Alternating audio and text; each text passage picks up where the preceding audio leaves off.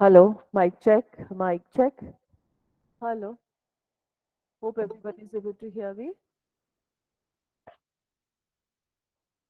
Yes, I can see some questions. Yesterday's feedback.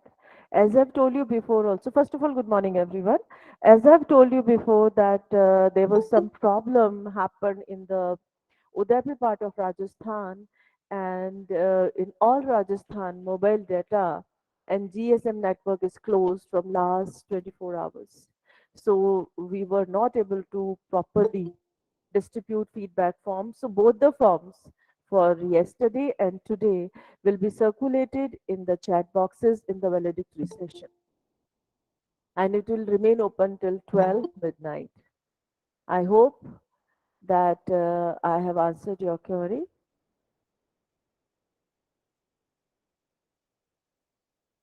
Mic check, mic check. We are starting.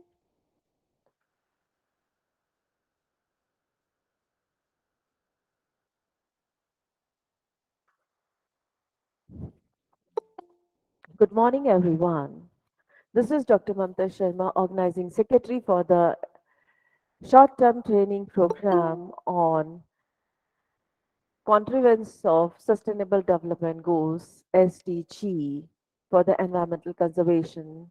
Signing in from the campus of Rajrishi Government Autonomous College, Alwar, which is popularly known as RRC.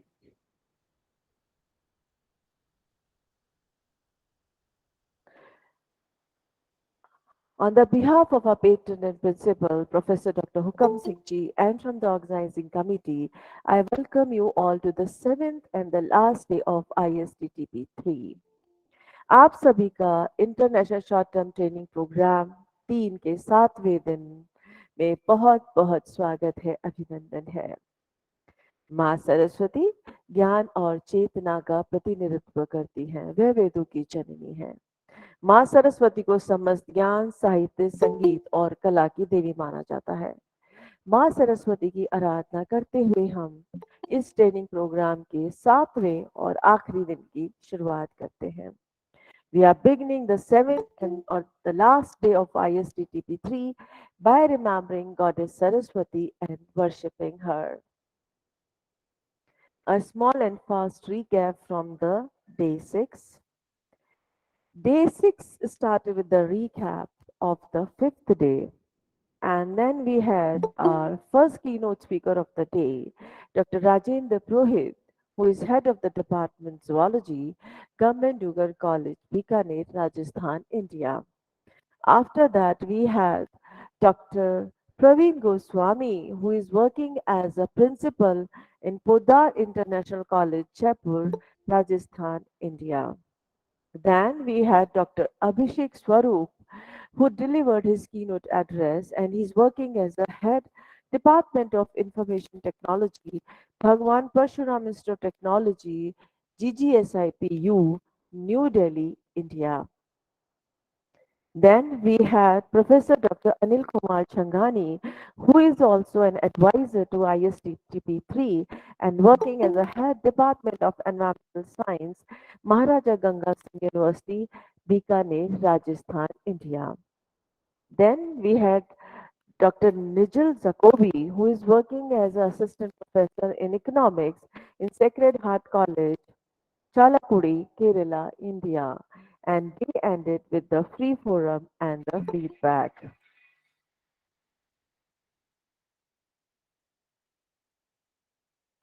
A true conservationist is a man who knows that the world is not given by his fathers but borrowed from his children.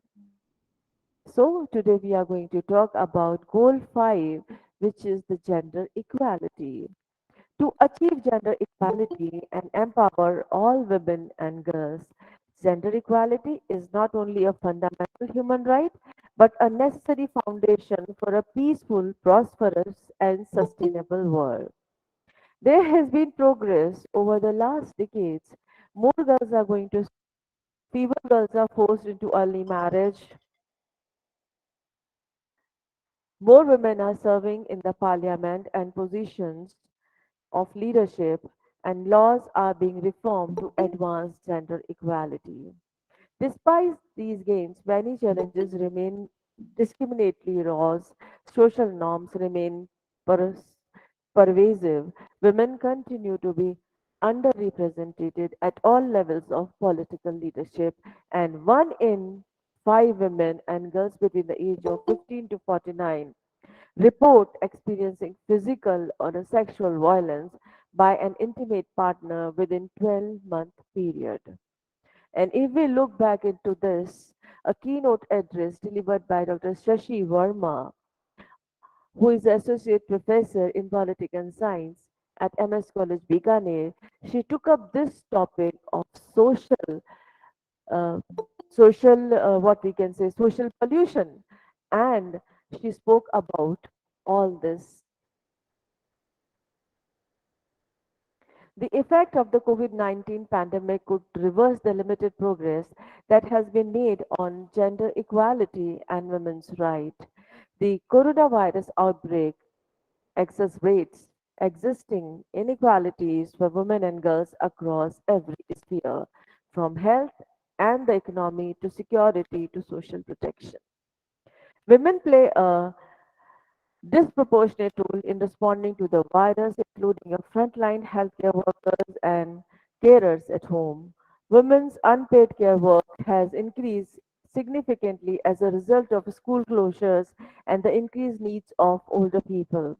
Women also harder hit by the economic impact of COVID-19 as they disproportionately work in insecure labor markets.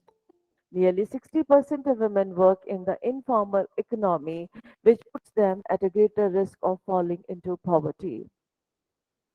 The pandemic has also led to a steep increase in violence against women and girls. With lockdown measures in place, many women are trapped at home with their abusers, struggling to access service that are suffering from the curbs and restrictions.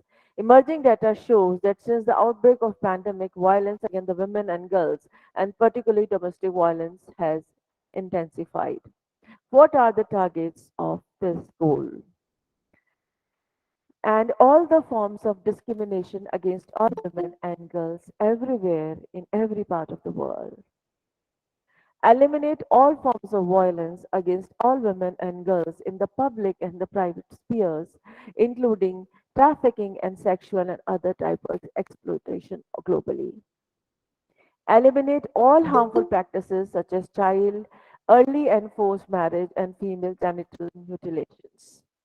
Recognize and value unpaid care, and domestic work through the provision of public services, social protection policies, and the promotion of shared responsibilities within the household and the family as nationally appropriate.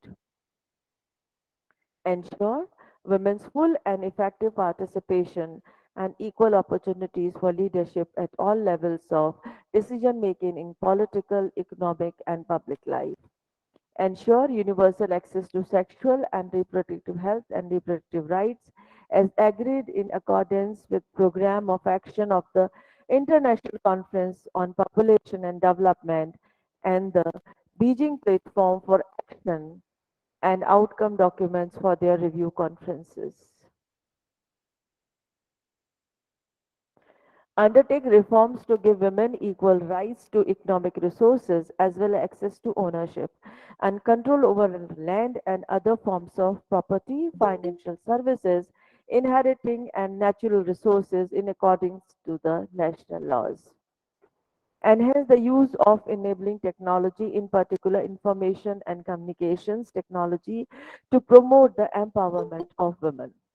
Adopt and strengthen sound policies and enforceable legislation for the promotion of gender equality and the empowerment of all women and girls at all levels. I think there's one or more people are asking one same question again and again. I think you were not there in the beginning, but I'm reiterating again and again that the feedback form for both the days, yesterday and today, will be circulated in the valedictory session. So I would request please bear with us because there is a network problem going on in all Rajasthan. All GSM and mobile networks are closed here. We are somehow able to connect you through LAN. So please bear with us. We will be circulating both the feedback forms in the chat box during the validity session. So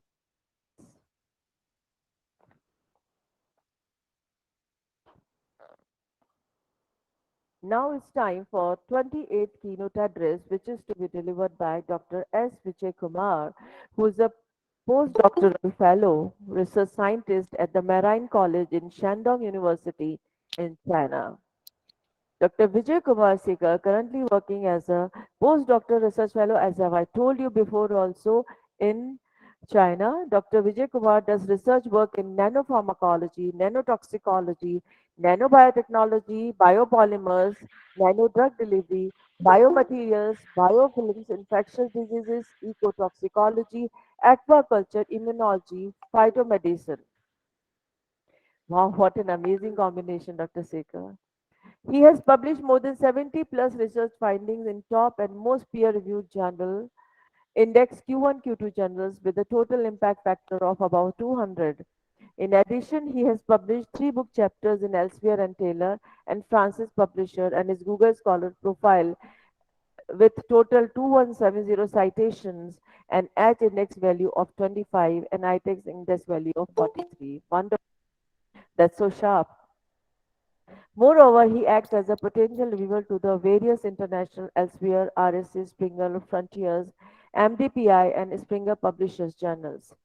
He has recently received the Best Young Scientist Award in Nanobiotechnology at National Conference on Smart Summit in 2021, conducted by Pearl Foundation, Madurai, Tamil Nadu. India's heartiest congratulations to you.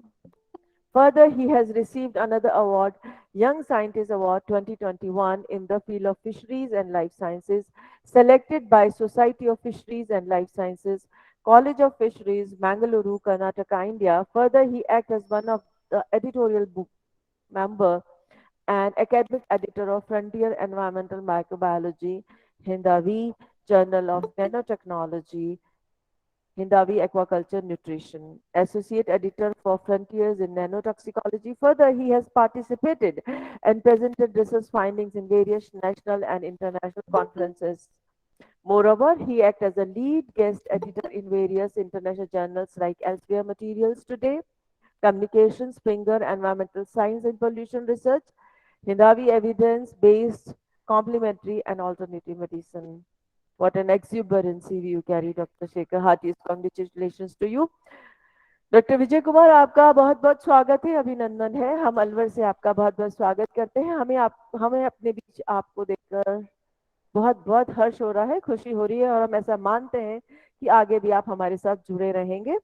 Before I request you to start with your keynote address, I would like to extend my invitation to you for our offline conference. We just received an approval from the government of Rajasthan for it.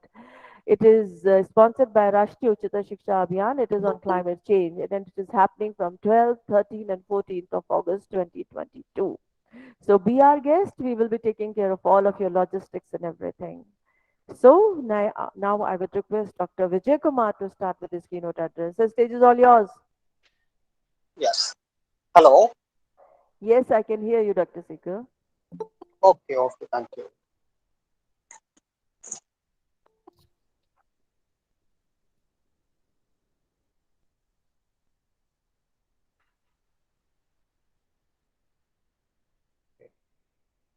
First of all, good morning to everyone. Uh, First, I would like thank to the program organizing secretary Mamta ji. Thank you so much. Uh, and program coordinator Muskan and Rajrishi College Higher Authorities for this wonderful opportunity for my talk and sharing knowledge about environmental conversation bioplastic. Today topic of bioplastics in the biopolymers related production of biopolymers and eco-friendly approaches. So I'm glad to accept your invitation offline conference next month. That's wonderful. That's amazing. Thank you so much. Yeah. It's my pleasure. Definitely, I will come there in August. So I'm glad to accept your invitation in this occasion. So today I'm going to talk regarding my today topic bioplastics. Just a minute, I will share my PPT.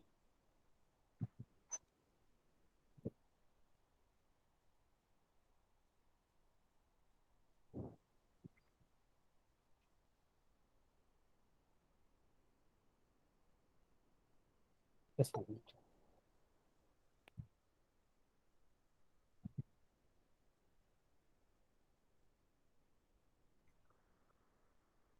It's loaded now.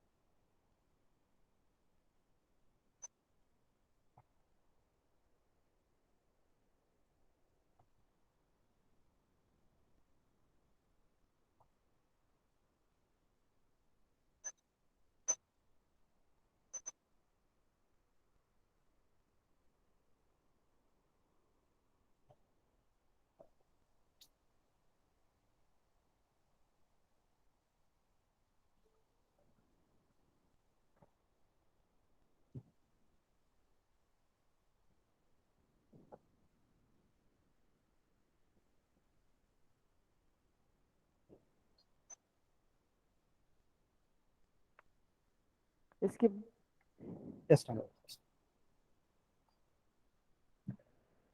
Okay.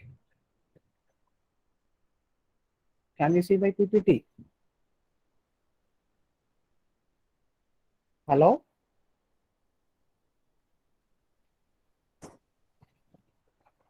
Yes, Dr. Hello? Shekhar, we can see your slides very well, Okay, okay, fine. and Okay, we can hear you as well. okay, okay, fine. Okay, already introduced me for Mamtaji. This is my university, Shanghai University. It is located at Wuhan in China. It is one of the very good place in China. Wuhan. It is like very coolest place and very good place for the all foreigners like this place in China. It is Eastern China. It is front view of my university, Shanghai University. We are working on the research field, developing the biomaterial from the marine sources or natural resources to treat the various diseases, human diseases, and the health promotion management, as well as eco-friendly producing material for the medical application, as well as aquaculture applications also, feed supplements for the marine resources. So today I'm going to the topic. Sorry, if you want, I think in this forum, all researchers available, I think, like uh, uh, zoology people, mostly botany peoples, and regarding chemistry peoples. If you want any related regarding the research, any queries or collaborations or doubts, you feel free to contact my mail IDs and other details in my mobile number also. I'm included this. So feel free to contact me regarding the research. So today I'm going to the top production of biopolymers based eco-friendly plastics and environmental conservation and human health. So nowadays it is a very important topic for the, I think, the short training program. It is very useful. Already Mamtaji, it is the I think this short training program, three short training program, third short training program. The Mamtaji organizing well because of the students as well as in the society. It is very useful for the short training programs. So it is a very good approach and awareness of the environmentally approach and environmental safety assessment. So in this forum, I choose this topic for this production of biopolymers based eco-friendly plastics, environmental conservation and human health. So nowadays it is a very important topic because day by day increasing the plastic productions. We have used to for the various materials to in the plastics. The plastics are only chemicals. It is very harmful to the environment not only to the environment, it is also affected to the ecosystem, finally affected the human health. So we have discussed this topic. It is very important for current scenario and the current time and the very good time of the in the short training program. I think it's very useful for the researchers and as well as pupils or everything people. It is very important to the topic. I think. I hope. So first one. Uh, we have already used for the plastics. It is a non-degradable. It is in case it is degradable, it is maybe 1,000 years. So lot of animals ecosystem like human also affect. So current scenario increase in the plastics or from the increase in the nano and microplastics. So how to the nanoplastic and microplastic information are converted to the micro and the nanoplastic into the plastics. The plastics, the mass production of in the nanoplastics, the mass production of plastics has brought to the conventional human daily life. However, the emergence plastics that brought the global threat. So day by day, we have used it for the various materials and like materials of the things. So increasing the number of studies reported that plastic litter widely exists almost all habitats in worldwide. So the plastic fragment produced industrial production, synthetic fiber in clothing, and microbeads in daily chemical in the main sources of plastic litter. So the nanoplastics are widely distributed, mostly how to the transformation into the daily usage. The nanoplastic widely distributed in the aquatic environment like the river, ponds and oceans, mainly it affected in the aquatic aquaculture environment in the marine, the seashore and the oceans in the nanoplastic pollution. It is a because become a global concern current scenario. So finally affecting the human health system. So the nanoplastics is a more toxic than the larger plastics. It is a very minute particle. Nano means nothing but it is the 1 to 100 nanometer size. It is a size as a nanoplastics. It is a power of 10 to the power of -9. It is the very, very toxic. It is easily penetrated into the human cells as well as like animal cells also. So the nanoplastics have the character small size, large surface area, so easily penetrate into the damage human health and systems. So uh, So compare with the larger plastics, it's easy into the biological tissue already I'm at fine. So the studies, the mostly we have the shown the very nanoplastics, it is a polyester nanoplastic. The polyester nanoplastics production toys and other materials also it is developed. It is strong ability to the inflammation to the large surface area. So it is a very impact into the ecosystem and human health. So nanoplastics can easily stretch through the water body resulting in the environmental pollution and contamination. So the nanoplastics shown the toxic effect in the aquatic organism. For example, some studies reported nanoplastics can accumulate in aquatic organism after digestion and absorption. It is inhibit the antioxidant effect. So the immune system, energy reserves, and decline the reproductive capabilities. So reduce the population and the ecosystem will be collapsed for the nanoplastic increased productions. Ultimately, nanoplastics may enter the human food chain through the aquatic organism, affecting finally human health. So, you can see this slide. In human activities, how to the transformation or the distribution of the plastics, like plastics and the microplastics or nanoplastics in the daily plastics waste. We can use the lot of things in just in the plastics package. So daily plastic waste is a non-biodegradation in case degradation under the environment, and finally it is converted to the nanoplastics. So contamination of aquatic food chain. So it is transferred to the biological transfer through the food, industrial application, nanoscale plastic particles, finally human activities or human health effects. So the nanoplastics, it is mainly in case used for the in converted, it is marine resources. We have used for the fish nets into the convert to the nano nets, nanoplastic, some of the polyester particles to the nets. It is the fully engulfed and accumulated with the marine resources to affect the aquaculture fisheries and the crustacean systems.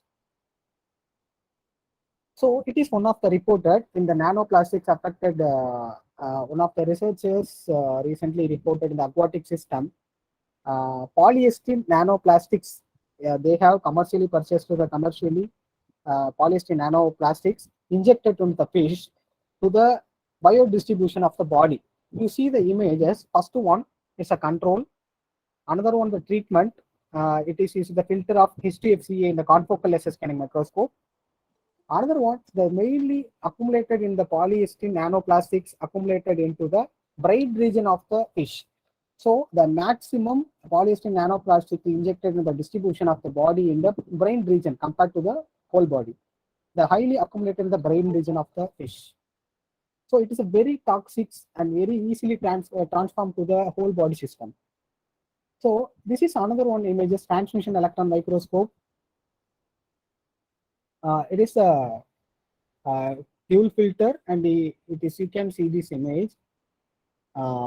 It is the zebrafish for the in the brain region and head region to the polyester nanoparticles, nanoplastics to accumulate it in the system of the fish. So another one, it is the mechanism. It is one of the Daphnia magna. It's a Daphnia magna. It is a zooplankton. It is a very good model organism for the ecotoxicological studies. So it is very easily transparent, easily cultured to the laboratory. So tested the polyester nanoparticle treatment, low concentration export, high concentration export. There are some research. At the molecular level, it is to the subcellular level, cellular level, individual level. So it is affect the polyester nanoplastics, affect the Daphnia population and the reproduction in the health. Some induce the oxidative stress and the growth inhibition. So totally collapse of the ecosystems in the Daphnia population and then the fish and finally affect the human. So another oxidative stress to confirmation to the nanoplastics effects in the confocal laser scanning microscope HTFCA filter. You can see this image in a higher concentration too. The highly fluorescent. It is a highly oxidative stress of the Daphnia magna in the confocal laser scanning microscope observations. So it is the difference, no difference. So it is highly stress. It is the effect of the systems.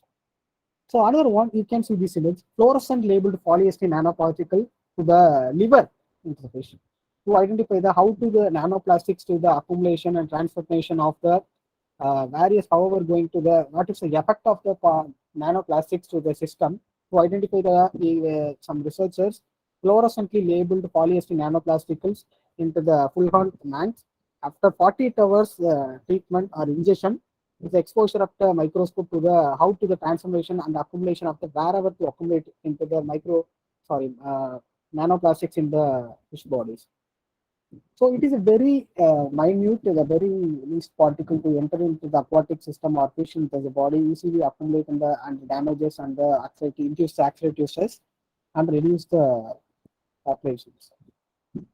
So you can see this is the Daphnia magna. The Daphnia magna is the intestine. It is a very good fluorescent color. It is the fluorescently labeled polyester nanoplastics inside the gastrointestinal tract. It is accumulation of the nanoplastics. So using the epifluorescence microscope, in the easily is accumulated into the body and finally it's reducing the population, the oxidative and the damages. So day by day increasing the microplastics, nanoplastic production. Then we have needed alternatively some eco-friendly and non-toxic plastics. So currently researchers in our research group also working on the bioplastic production, eco-friendly, non-toxic,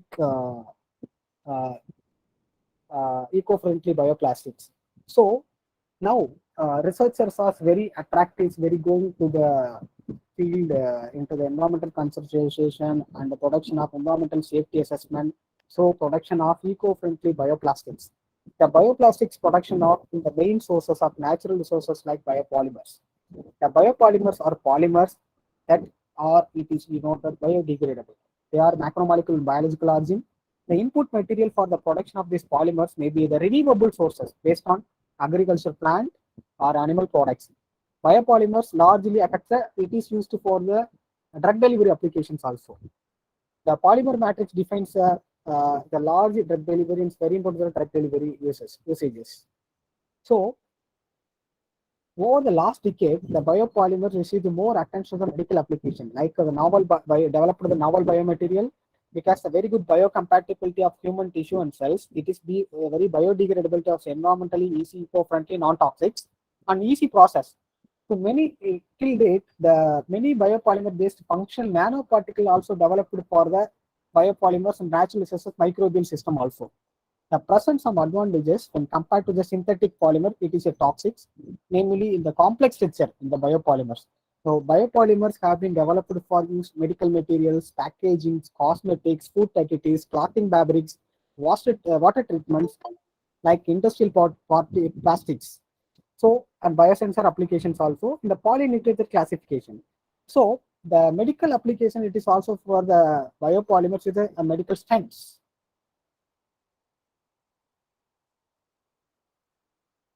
So mainly one of these materials, biopolymers, a kind of polymers that produced by living organism, such as some alginate carrageenan, which produce naturally occurring anionic polysaccharide, isolated from the some of the seaweeds, algae, and chitosan found in the insects or crustacean cells. So some of the biopolymers it is available in fungi, algae, and yeast. Biopolymers, their derivatives were in plentiful important for life. They exhibit the characteristics wonderful and introduced in the various application.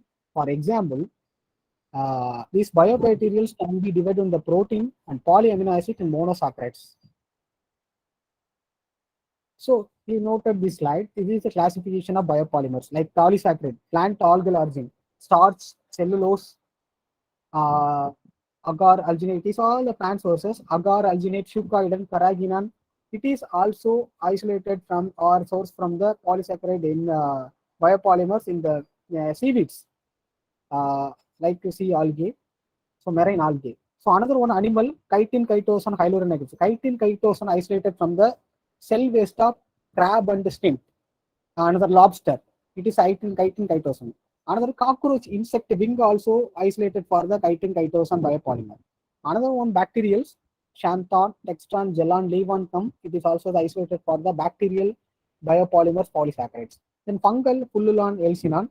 Then protein, silks, collagen, gelatin, elastin, adhesive, polyamino acids, zein isolated from the biopolymer cornstarch, corn, and then the serum albumin this is so the gelatin we have eat the tablets, the tablet capsules made up of gelatin. It is a biopolymer, so it is the gut resistant, so easily biodegradable. It is made up of the capsules in gelatin in water.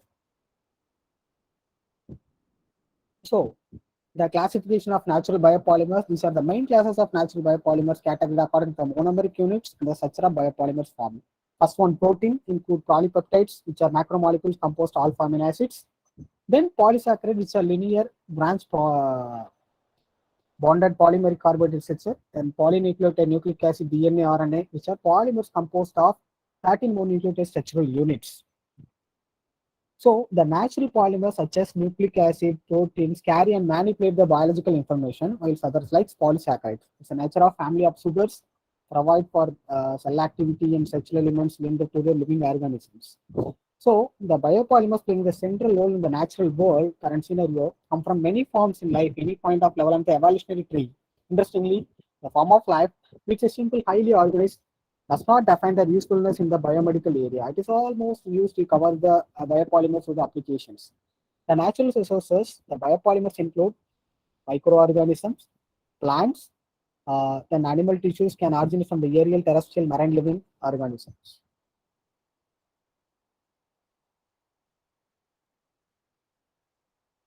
So the microorganisms including bacteria, mites, nest, yeast, molds, fungi, many other forms it is contained to the primitive can be very valued provide. The polymeric biopolymers with excellent structural and biochemical characteristics. Like these polymers include polysaccharides, cellulose, dextran, protein, silk, keratin, etc. Plants solve the over time, the cellulose starch. Animals, chitin, heparin, elastin. These are the animal origins. So you see this slide, it will alginate some marine seaweeds, natural biopolymer cellulose, cationic chitin, chitosan, the crab or shrimp cell waste, and gelatinous polymers. These are the cationic anionic polymers. It is found in the many bioactive compounds within the biopolymers. So various biofunctional groups or biofunctional compounds present in the biopolymers. So it is used for the medical applications. Then glucan, seaweed glucan, cellulose, dextran, starch, alginate, carrageenans use the glycan for polysaccharide structure of seaweeds in biopolymers. So proteins are the from variety of natural tissues and organs. Some of the most familiar protein material biopolymers include gelatin, collagen, silk. The protein are the large biomolecules used as a protein drug delivery application or protein mediator applications. Current scenario, it's very vast growing research. So most essentially proteins are collagen and elastin. For example, can be derived from extracellular matrix in the mammalian connective tissue and cartilages are the crucial components. Other important essential protein keratin, it is from the hard filamentous such as hair, nails, feathers, hooves. Some of animal cells used for this protein biopolymers. So these are the structures: amino acid, the peptide bond to the dimensional. It's developed for the molecular mechanisms. So the lysine, hydroxyproline, chemical structure of collagens. So what is the advantage of a biopolymers? It's a main advantage is recycling. It is a easily recycling, eco-friendly, non-toxicity, bio collection of bio waste collection and compost, then biological degradation, biomass, photosynthesis, renewable to raw material, harvest extractions, then again processing. It is a easy process to the biopolymer produced bioplastics renewable carbon content. It is already reported in the one of the research in 2019. So applications of biopolymers related works. So I'm already previous slide I am explained the biopolymers find application in every field in life. They are used for medical, agriculture, automotive packaging. The packaging is a very important. You noted in the packaging for the bioplastics applications. I will explain the coming slides. So drug delivery applications. Control drug delivery, targeted drug delivery, hydrophobic drug delivery, tissue specific drug delivery for the biopolymers. Used for the these are the drugs used for the biopolymers. Then controlled drug delivery. The controlled drug delivery occurs when a polymer, natural or synthetics, combined with the drug or active agent, such a way released from material in the predefined manner. Controlled release, zero order release. That is the release time and the irrespective concentration. The controlled particular targeted delivery is for the biomaterial in the biopolymers resources. In any case, the kind of the controlling drug delivery achieve more effective therapies with the eliminating of the potential overdosing some of the material that's currently being used for steady control drug delivery, including hydroxyethyl macrolide, N-pyrrolidine, polyacrylic acid. These are the used for the treatments or research. So, however, in recent year, polymer design primarily medical application that area in the polylactates, polyglycolides, polyaldehydes. This is the greatest advantage of the degraded polymers used for the medical purposes. Hydrophobic drug delivery. Hydrophobic drugs are very difficult to control. They are not soluble in water. So these are the transported different in the body. So developed for the overcome this problem that's hidden to the large biopolymer matrix is soluble water to stimulus behavior. Then tissue-specific delivery system, synthetic water, soluble polymer delivery system, we used for the mineralized tissues, and the histomorphometry to the biocompatibility for those applications. So in the field, drug delivery applications, biosensor diagnostics, medical implants, antimicrobial membranes, skin tissue repair, wound healing application, these all used for the biomedical field, medical science field of the biopolymers used. So rods, screws, wound management such as switches, tables, clips used for the biopolymer related material development. In the biodegradable polymer generally used for the medical application, natural. In the fibrin, collagen, chitosan, gelatin, hyaluron, polylactic acid, PLGA. So it is using for the medical purposes. So in this point, collagen, protein-based biopolymers, natural polysaccharide, chitosan, it is used for the thin films used for the medical purposes. Hmm. This is for the films used for the medical usages. So protein-based. So coming to the topic in the plastics. So these medical materials are to developed for the bioplastic production. It is the very good biocompatibility of human tissue, non-toxics, reduce the infections. So developed for the bioplastic related production of biomaterials for the medical applications. So the protein-based bioplastics in natural derivative polysaccharide, it is a self-growing biomaterial. It is isolated from the protein-based bioplastic production, the chitin, chitosan, and the other sources in the wound care management. It is the if the bandages or dressing material for the bioplastics or biopolymers related, it is a very good antibacterial activity, sustain drug release biodegradation, and the processing the versatility, feeds, fibers, and production of hydrogels. It is in the environmental sustainability. Okay, so uh, you note and you see this slide, it is very important. European bioplastics. The polybioskin develops biopolymers high demand skin contact application. It is a bioplastic production, the European company. It is developed for the various developed the times and applied for the company purposes production of bioplastics materials. Again, the cosmetics, personal care, sanitary pads, in the biomedical products. So designed for the protein-based or biopolymers-based bioplastic production for the biomedical application for the in the European Polybioskin company. So the company production the biodegradable diaper. It is provided with the skin compatible surface enriched with the antimicrobial antioxidant functionalities to prevent the reducing the inflammation of the biopolymer based super absorption in the napkin or diaper. It is in development for the particularly kids in the pediatrics in the newborns and particularly in the women's. It is a reducing the menses infection also the development for the biodegradable diaper and reducing the some vegetable infection also. So biodegradable and biodegradable beauty mask. Some of the women's like the likes and the makeup kits and the like etc. Some mask and toner.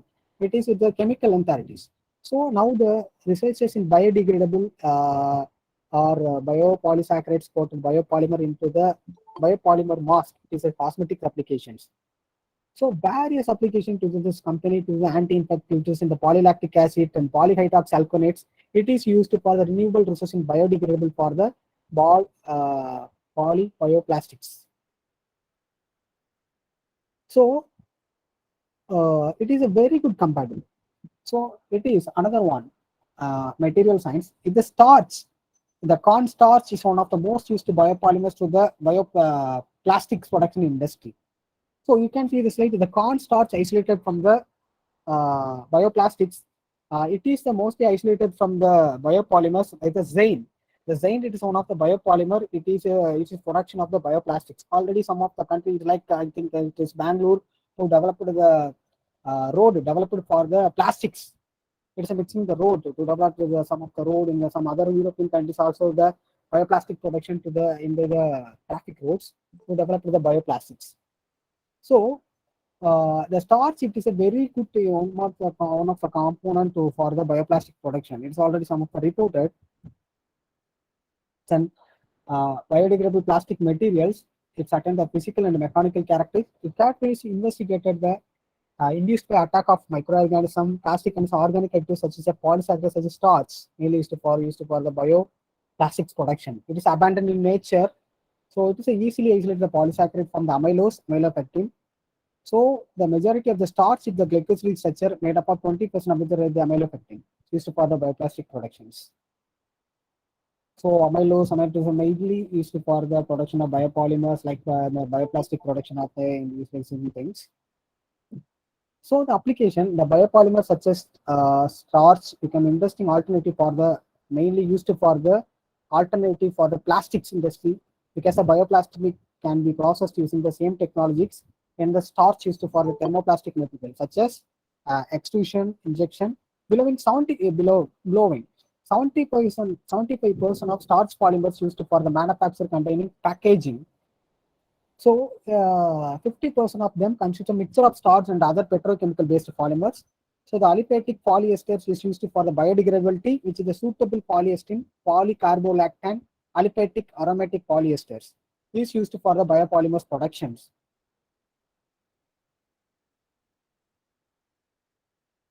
So it is easy disposed and eco products and processing and renewable resources the con.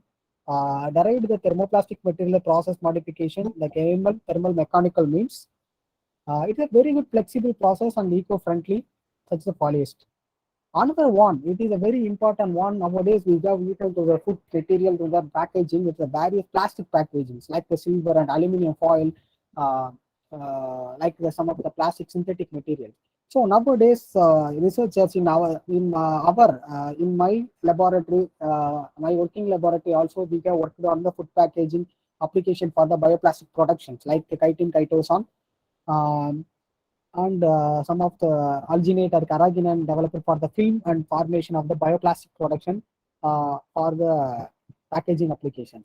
So we have incorporated into the nanotechnology also the antimicrobial purposes, food packaging structures incorporation. So like we have developed the films and the nanoparticle coated, it is also developed the antimicrobial agent and reducing the food contamination and reducing the bacteria into the food material.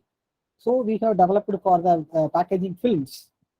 So it is one of my collaborator lab worked on the developed for the uh, thin films. It's the packaging films developed for the copper nanowire coated films reducing for this red paprika. It's a bell pepper. It is the you see the images in the 3 days and 7 days. It is in the first one's control. After the 7 days, the color changes. After the treatment, the red paprika, the paprika will be not change any of the same like control. It is the reducing the fungal infections also. You see the microbial plates in 3 days, 7 days, it is a control say in the growth of the fungal. After the treatment, the developed for the copper nanowire coated films, the reducing the fungal contamination also protect into the shelf life extension of the food. It's also the food packaging. It is eco-friendly, non-toxic, very good one of the material. So it is in the reducing the food poisoning causing pathogen, Salmonella species. So it is one of the very good important research. In the our also working on this one. So another one, you can see the grape. Like one first one, it is a preservation of red grape packed in different material. Like one is a control, that is a 76 for 6 days. It is a plastic, bare plastic wrap. B, it is a pure chitosan film. Chitosan is one of the biopolymer. Already I previously explained the slide. Isolated from the marine chitin and chitosan, isolated from the crab and stem to cell waste to develop the chitin chitosan, isolate the chitosan to develop the film. It is coated to the pure chitosan film. Another one C, it is a chitosan coated titanium dioxide film. It is the you can different. First one's a control. It's a very affected. In the B and C, not affected. It is easily control the bacterial contamination and the protection of the grade. It is an extension of the shelf life. So it is the advantages of the biopolymers related bioplastic production nowadays. And then we have also working on the aquaculture meat products in our my laboratory. We have to develop the biopolymers related bioplastic products in the packaging in the aquaculture, fish and crab shelf life extension and reducing the bacterial contamination and the eco-friendly non-toxic packaging material products in the commercialization products. So these are the today and my talk. I hope all are like enjoy my topic, and I hope you get something new. So thank you so much. Thank you very much. If you want any queries, questions regarding this topics, feel free to ask me. Thank you. Uh, Thank you so much, Dr. Seeker. That was a wonderful presentation uh, about biopolymers. If any participant has any question, you can write it in the chat box and Dr. Seeker will answer. Dr. Seeker, I can see a lot of appreciation for you. Thank you. Thank you so Excellent much. presentation, wonderful session. Thank you so much, sir. Very informative session. Thank you so much. Thank you. If there are any questions, you can kindly ask in the chat box and they will be answered.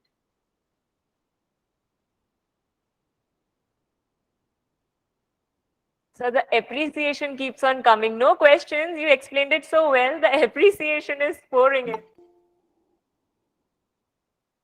Okay, thank you. So if there are no more questions, then I would like to formally thank Dr. Seeker. I would like to take this opportunity to thank you, Dr. Vijay Kumar, for the stirring deliberation you gave us. You spoke on production of biopolymers based on eco-friendly plastics and environmental conservation and human health. The slides were very beautiful and self-explanatory. You clearly showed that biopolymers and bioplastics is the future. Everyone present at the occasion was not only in wonderment of your knowledge, but also greatly impressed by your presenting style. It was a great pleasure to listen to your wise words and learn so much from it. I take this opportunity to thank you on behalf of our entire organizing committee and delegates who were captivated by your talk. Thank you so much, Dr. Seeker, for joining us. Thank you so much, Muskan. Thank you. And as Yeah, Dr. Mamta Sharma mentioned and extended the invitation to you, so I would like to remind you again regarding the 12th to 14th August upcoming conference, offline conference, and we would love to have you as our keynote speaker in India, and we would like to take care of all of your logistics, travel, stay, airfare from our end. yes, Muskan. I am already planned. Next week, I think I'm arrived in India. So definitely, I'm already planned to the. I'm already confirmation of your offline conference. I will be there. We'll meet you in August. Sure. So I can see that there is one person who has raised their hand and they would like to ask you verbally. So just give us a minute. We are going to unmute that person so that person can ask you the question. So just give us a minute. Okay.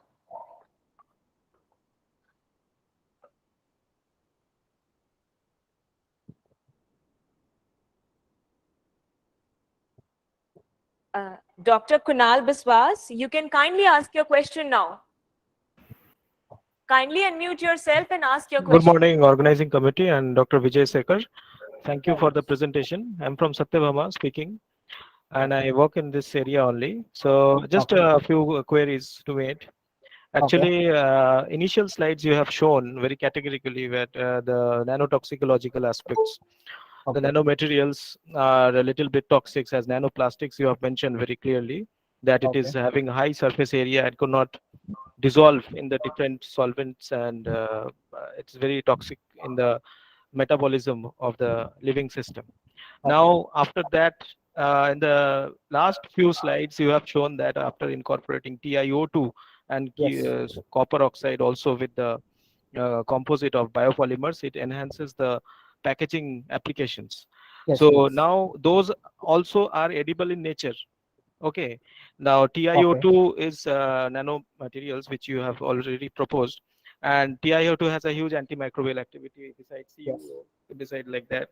But just juxtaposing both the slides in terms of like first slide, which is very the negative impact of the nanotoxicity in the living system, and simultaneously using the same nanomaterials as a preservative and a positive aspect. How you will address this in terms of societal aspects, and what message a learner will take actually, because there are several ethical issues also with the nanotoxicities. So which part you will stress on, the positive part or the negative part of the nanomaterials? Thank you. Okay, okay. Thank you for your wonderful question. I'm in this slide. I'm already in the titanium dioxide. It is also used for the some various purposes, like in the already used for the some cosmetics items. I think it is used for the titanium dioxide in the particular range. It is a some of the acceptable level used for the titanium dioxide. It is coated with the biopolymers related to the packaging application. So we have only used it for the acceptable material like zinc oxide or titanium dioxide. Not any other, not most toxic material we have not used for this packaging applications. So that is only I mentioned this slide. But this TiO2 and CuO itself having so many toxicities also at after a threshold level of different toxicity Yes, concentration. yes. I am So, already explained. This is a mm, particular acceptable level only we have used, not higher mm. concentrations. So have you screened that levels already? No, that I'm not mentioned. I like the 0.1, 0.2, 0.3 microgram per ml only. okay.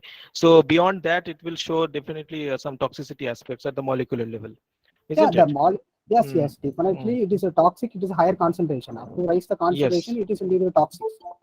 Yes. So you have to screen actually. So the message is that any new material of the nanoscale, if you want to incorporate in the packaging or drug delivery or controlled drug delivery system, the screening of the dosimetry is required, isn't it, sir? Yes.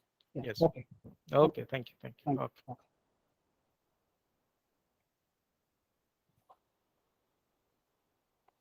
Thank you so much, Dr. Vijay Seeker and Dr. Kunal Biswas for the wonderful deliberation on the topic.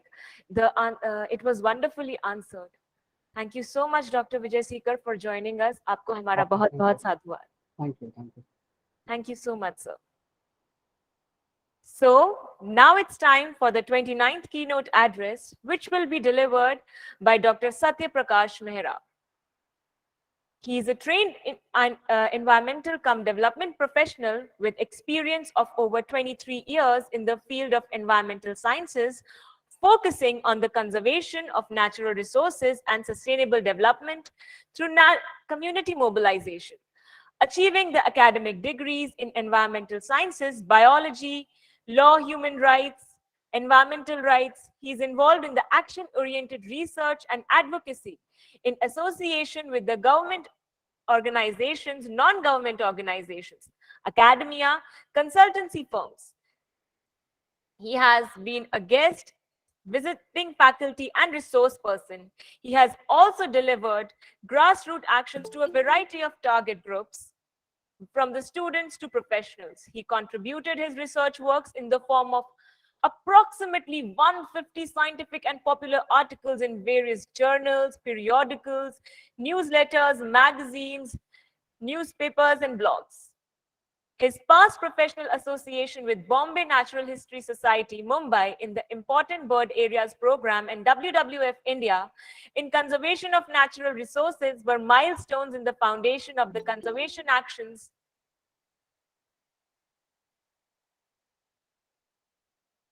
especially within and or nearby human habitation or industries.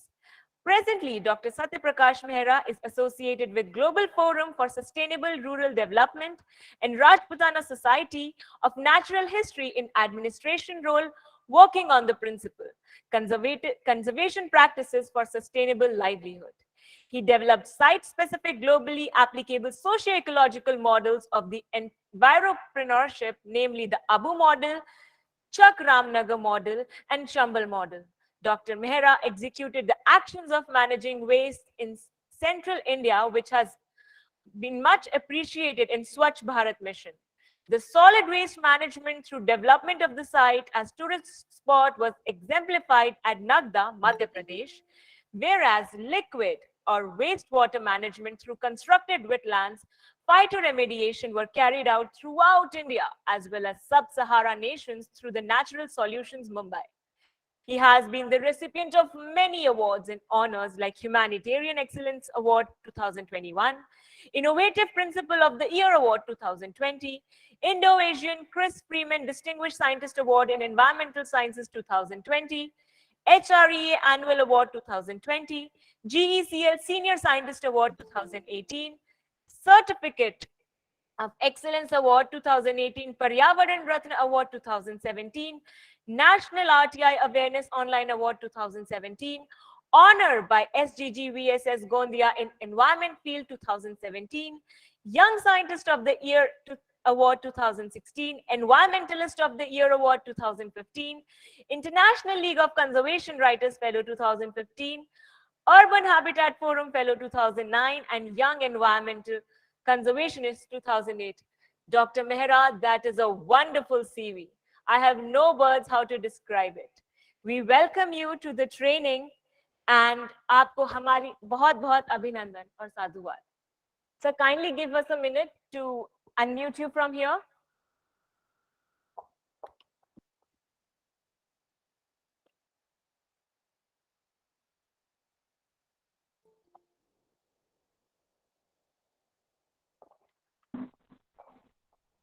Sir, kindly check if you are able to speak, sir.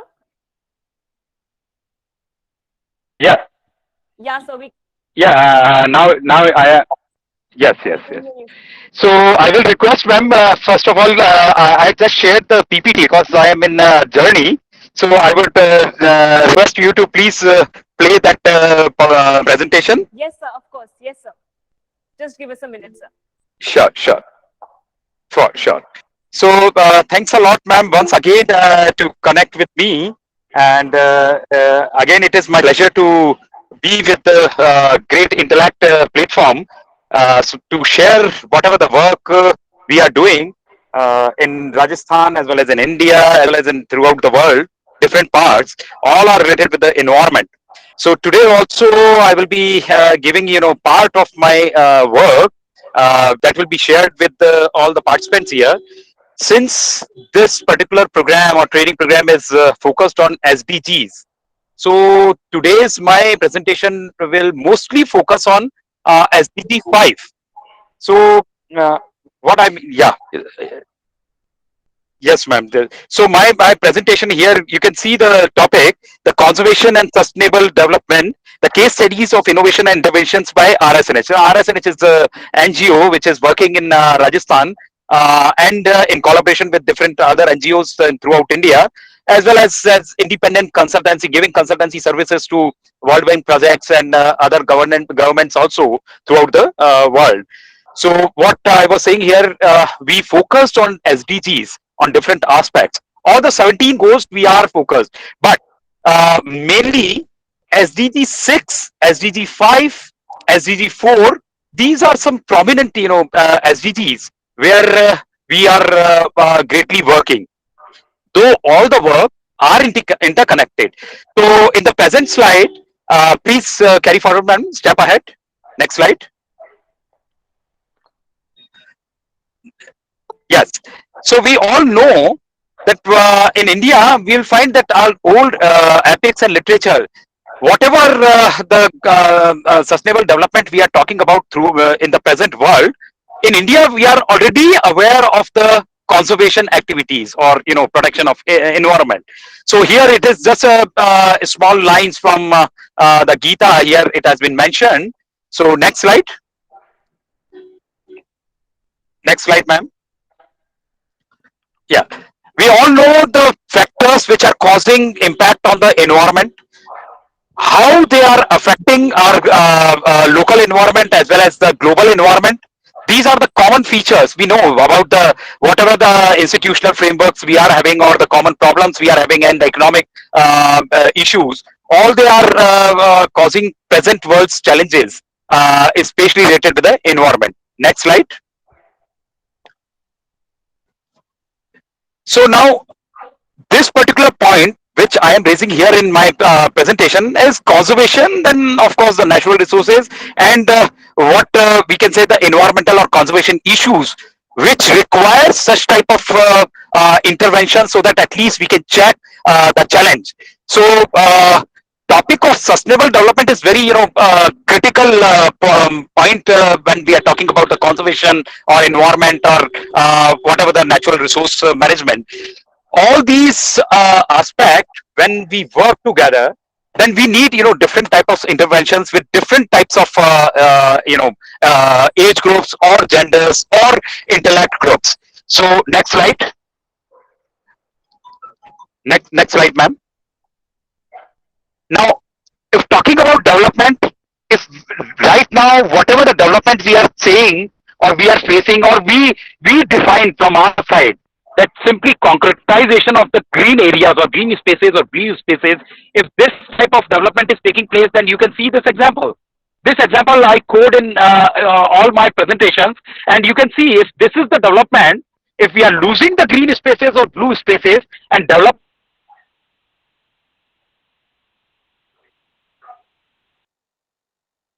the concrete gray jungle or gray spaces, then I think we should rethink about the development. And that's why the global community, they next slide, ma'am. So, but next slide. When we talk about India in our concern, it is not the new term, as already I mentioned. And sustainable, when we talk about, then definitely whatever development processes we are taking place, whatever actions or activities we are taking place, that should be in such a manner so that at least we can retain our ecological profile in their natural origin for the future generation for the infinitive time. So that was the concept already existing in India. Next slide. Next slide. How we were existing, we were very close to nature. You can see in my next slide here. So India is the land where we were having the concept of Aranya Sanskriti or concept of Prakriti Purush, and of course we were working on Vasudev Kutumbakam, the one planet, which is the main punchline of this SDG. One planet for all or for everyone.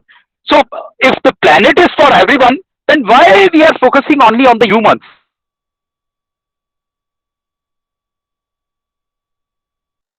But in India, that was not the scene.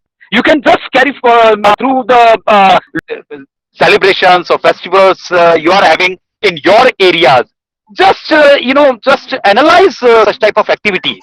We'll come to know that all these are having the ecological affinities. All these are somehow related to the ecological setup of the local areas. So these are a few of the pictures which I am presenting here, which are related with the issues which we can think that we are whether we are going in the right direction or not, or we should revive our age-old eco-compatible traditions, the eco-culture. That's we have to rethink, because when we work on our festivals, or we follow our root cultural attributes, then we are termed as orthodox or conservatives or like that. Then we have to rethink in the present world whether we were right or wrong, or if we were right, then should we revive in the present concern? How we should revive? That is the challenge, and that is the point for all the researchers, all the intellect world, that in the present modern world, how we can again customize such type of eco-cultural traits so that at least we can overcome the challenges of environmental issues. Next slide, ma'am. I think I'm a little bit faster, but still, due to connectivity issues also, we are facing a lot of challenges since we are dependent on the IT sector right now, technology. And the modern world in India, we can say that these are the few legal constitutional frameworks which are giving or providing us to work in the direction of environment. So, although I'm talking about the women empowerment or economic empowerment of women, but since my core competency is in conservation, so that's why all my slides are related with the conservation. Though I'm taking different aspects in my work, but again the focus is environmental conservation. So that's why all the slides, all the work, everything you'll be finding related to the environmental protection here. Next slide, ma'am. So here you can find what exactly there it is, the sustainable development in community.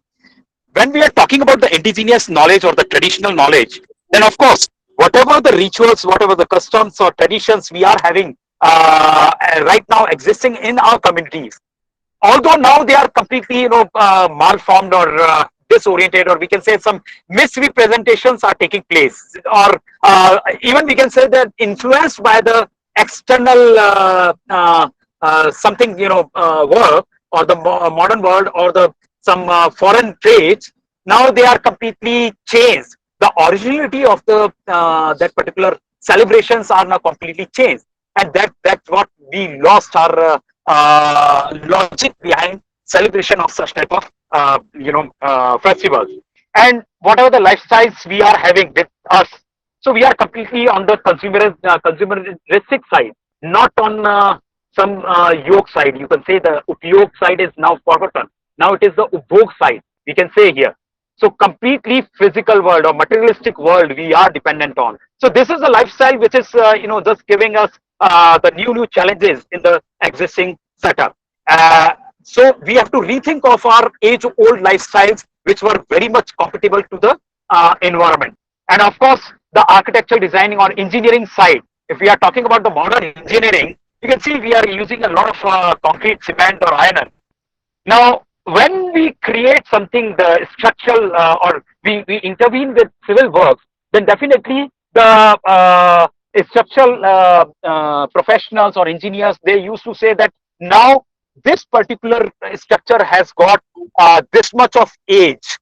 For such certain period, we need again the new formations or restructuring of the same thing. But see the forts or the palaces, they are standing still.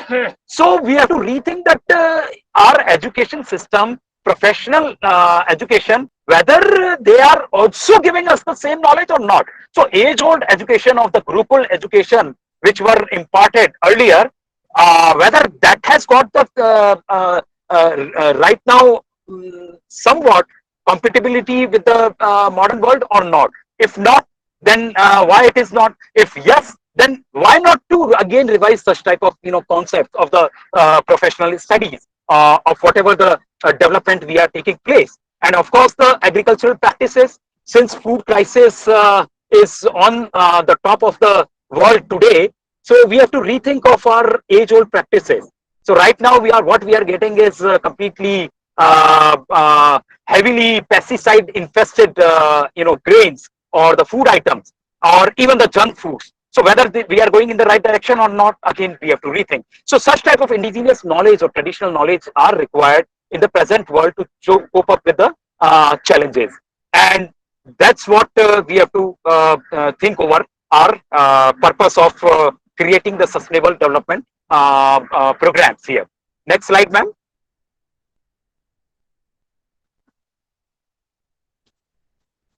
So already India has got a lot of potential. No need to define India. We are one of the 17 mega diverse nations of the world. We are having the plenty of natural resources in form of flora or fauna, and that's too the same with our food crops also. We are having lot of varieties of fruits. We are varieties of grains, including the modern intervened biotechnological, modified grains also, the hybrid grains also. Still, we are having the natural or indigenous varieties of food items with us. So that's we have to rethink, we have to revive. And right now, I'm in Maharashtra, where we are again reviving the same concept of getting the ethnic food of our culture, so that we can work on the issues of health, the proper health or well-being. How the agriculture crops of natural or indigenous origin could be revived. That is one of the major focus right now, from where I am delivering this lecture. So in this particular belt, we are working on the same aspect. Next slide, ma'am.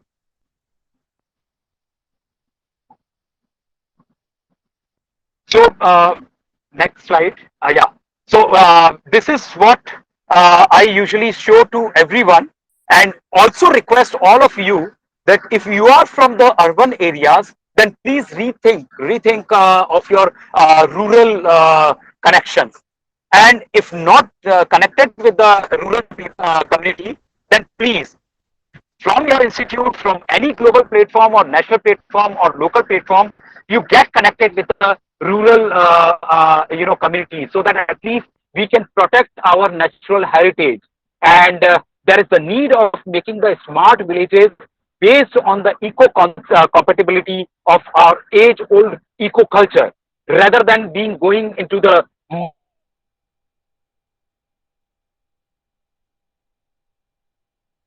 modern so-called against the environmental culture of consumeristic approach. So sustainable development model in real sense, not on the superficial level. Next slide, ma'am.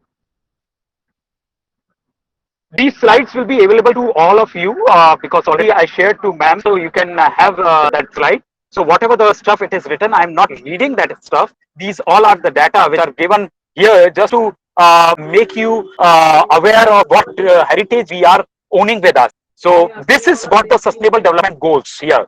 So 17 sustainable development goals we are talking about and 169 targets. So all these presentations, all our work after 2015, because before 2015, that was MDGs, and the 7 MDGs were there. And then 17 SDGs were created in 2015 with the aim of 2030. But recent pandemic already again made us rethink whether 2030 is the good optimum period, or we have to come earlier.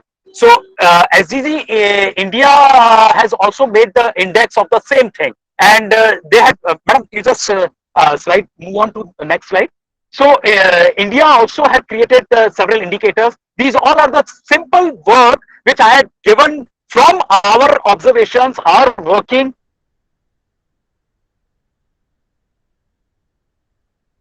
in the Indian concern, that what interventions are required for each SDG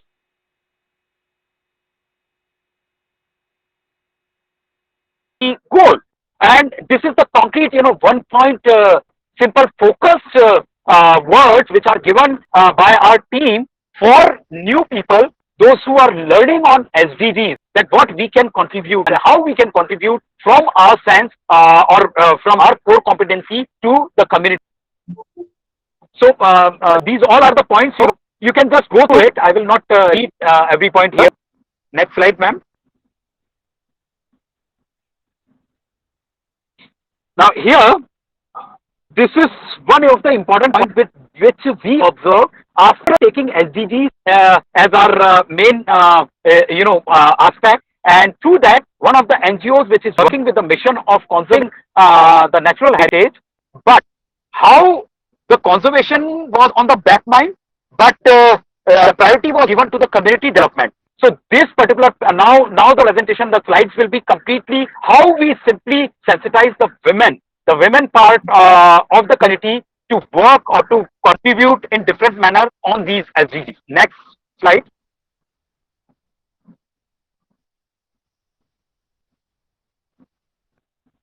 Next slide, ma'am. So here it is SDG 5. Now SDG 5 basically on the women empowerment or gender equality, whatever we can say. Now this is what the women power from this organization, who are the leaders. This is all not only the part, but we are having a big team. We are having the big team, and we have created very small butterfly groups of young ladies or young generations. Or we are having the adolescents women group with us. We are having the intellect group of researchers of women with us. We are having rural women with us. Such type of different groups were created by all these team members. Next slide, ma'am. Now, see here how they used on whatever the work I had just described here. They had created on their own. Now, here you can see different roles of the women, and different roles. You will find the board of members of this particular group, from NHI, GM to banking sector professionals, to IT professionals, to environmental professionals, to rural leaders. All are there on this particular platform. I will not give the name of all the team members right now here. Next slide. And how the mission was taken in different angles. Now here you can see, first of all, the SDGs were created. Now SDGs, self-help groups, is the common term which is being given by everyone or used by every development sector. But our concept of SDGs is completely different. What we did, first we economically empowered the women, and then we created SDGs, and then we linked the SDGs with the banking sector. Otherwise, when you come across the SDGs concept, then they says that first you create the group and then link it with the bank, and then you just develop some working professionals or some employment for those particular group, giving the loans, joining with the loans. But this all concept was reversed by our team members here. So that's why our SDGs are completely different, and that's what why we created the environmental entrepreneurship programs. And already these women were first sensitized, how they sensitized and what the work they did. Now you see in the next slide. Next slide, ma'am. Now here, first we mobilized the women through training programs, various sort of training. Now this training is not, we are enforcing particular work. What the talent, the natural talents they were having in them, we simply value added the natural strength of the women of those particular target areas, and then took that particular natural talent, linked with that to the national or some international platforms where they can get the economically empowered or income generation sources. That's what we did here. What were the sources here? We can see the next slides. Next slide, ma'am. Now, this is the common approach which we had taken. Now, LIC micro insurance, I think you all are aware of the LICs, but I don't know whether you all are aware of the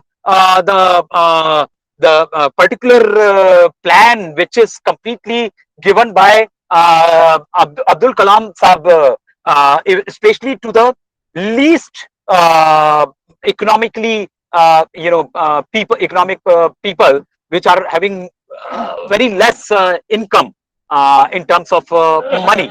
So LIC micro insurance, some plans are there which are only given to the NGO sector or the group of people who are working in this direction. So we linked such type of policies with the women of those areas, and we had even taken the males also, because many times women were facing the challenges of movement in the field. So their counterpart, their male counterparts were also included in that, and the family micro insurance plans were undertaken. All these plans I am not describing here right now. I am just giving the point guidelines that how we took one of the SDGs. This is one guideline to all of you, that you can take any of the SDGs and you can create marvelous miracles in this particular modern world of full of challenges. Next slide, ma'am. So here, see how we transformed by simply taking one of their issues that they were facing. I will simply state one point here. In Rajasthan, you will find many of the villages where the ladies are not being married. Why? Because they used to put the pots on their head, and due to that, they lose the hairs. And losing of hairs means they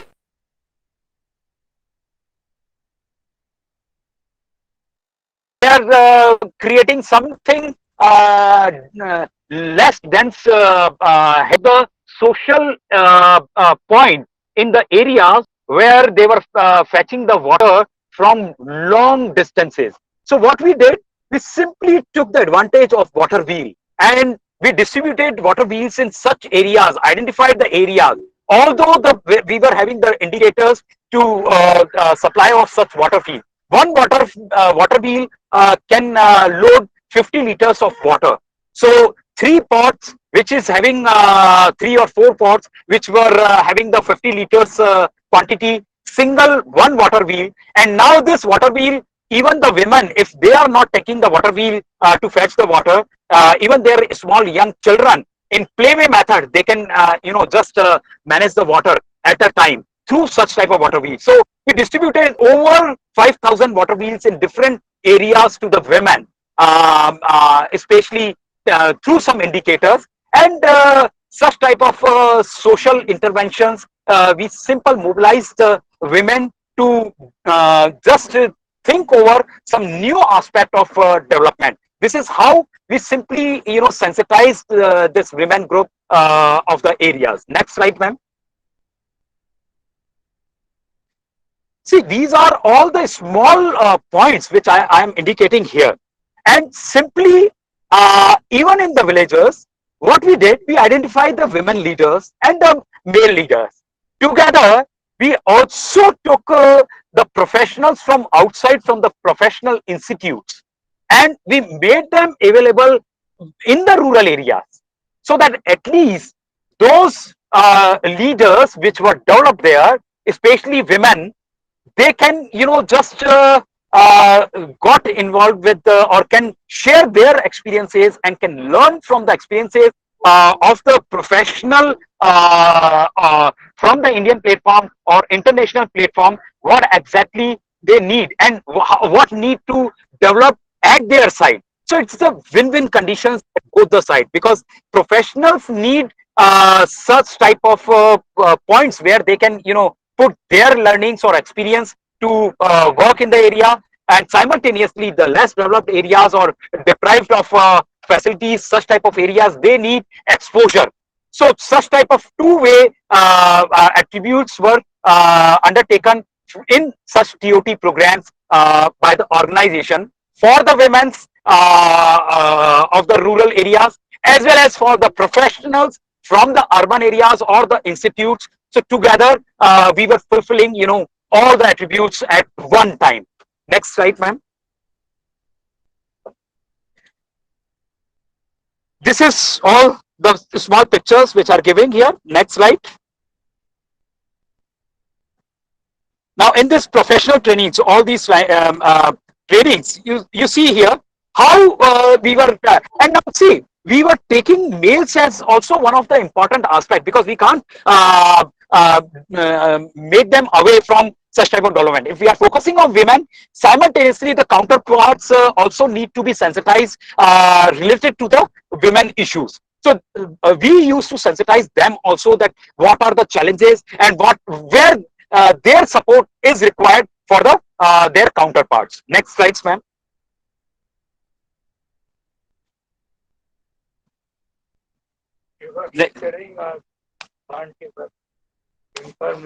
Yeah. Ma'am, next slide.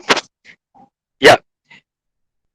See, you can see here, all these are the learning the local traditions from the international participant.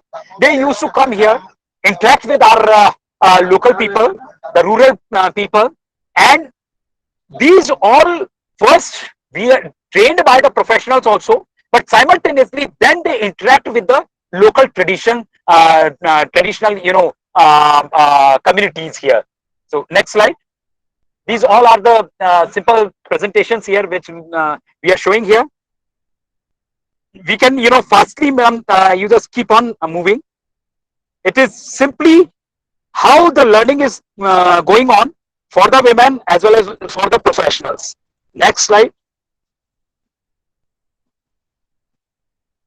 Madam, keep on, you can just fasten this, fastly you can run the slide show here.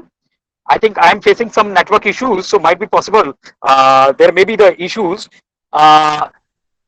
So all these slides are representing different types of activities which were undertaken by our team just to make them learn, the youngsters, the rural women, and the local people. Next slide. Yeah, next slide. You just move on, ma'am.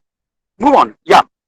See, all these are the simple training programs. Yeah, keep on moving. Yeah, here, just wait for the slide. Now, here you can see the lowermost on the left hand side, lowermost side. These are the young 7 girls who took, the responsibility of sensitizing the women of their areas. So right now we are having 34 active villages, women with us who are involved in such type of programs, whereas some 100 villages, over 100 villages are there where indirectly the impact of such type of development works are taking place.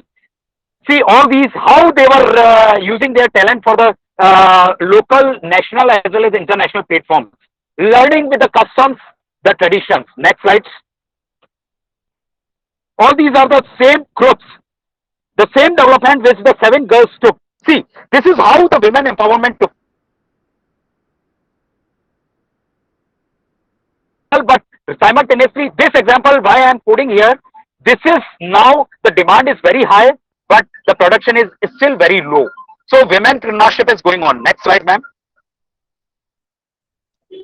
So simply we had value added. Now the women were saying that we know we are having the natural talent, but we also want some modern interventions. like tailoring or fashion designing or textile designing. Such type of attributes we also started. See the enterprises here, what they develop. Next slide, ma'am.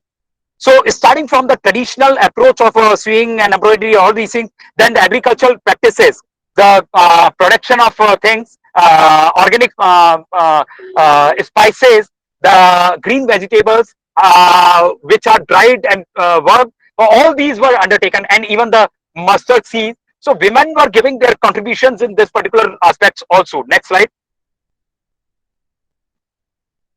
See, this is, yeah, see, all these mushroom culture, all these are the simple interventions which were undertaken by the women groups or the even the male groups of those areas. Next slide. Keep on moving. They also realize use of such type of sources. So these are just the model samples which are being installed there in Rajputana Shakuntalam. But now these all people are involved in such type of activities. Yes, keep on moving, ma'am. See, this is vermicomposting. These are the organic culture. Next. Now see, this is one of the example which earlier I had given here. How the economically they were empowered using their natural talent. Yeah, keep just next slide. So simply we value added all their natural skills. Next slide. In natural skills, if we are undertaking, then definitely they feel something closeness by heart, and they give their efficiency. The 10% they are involved in such type of practices.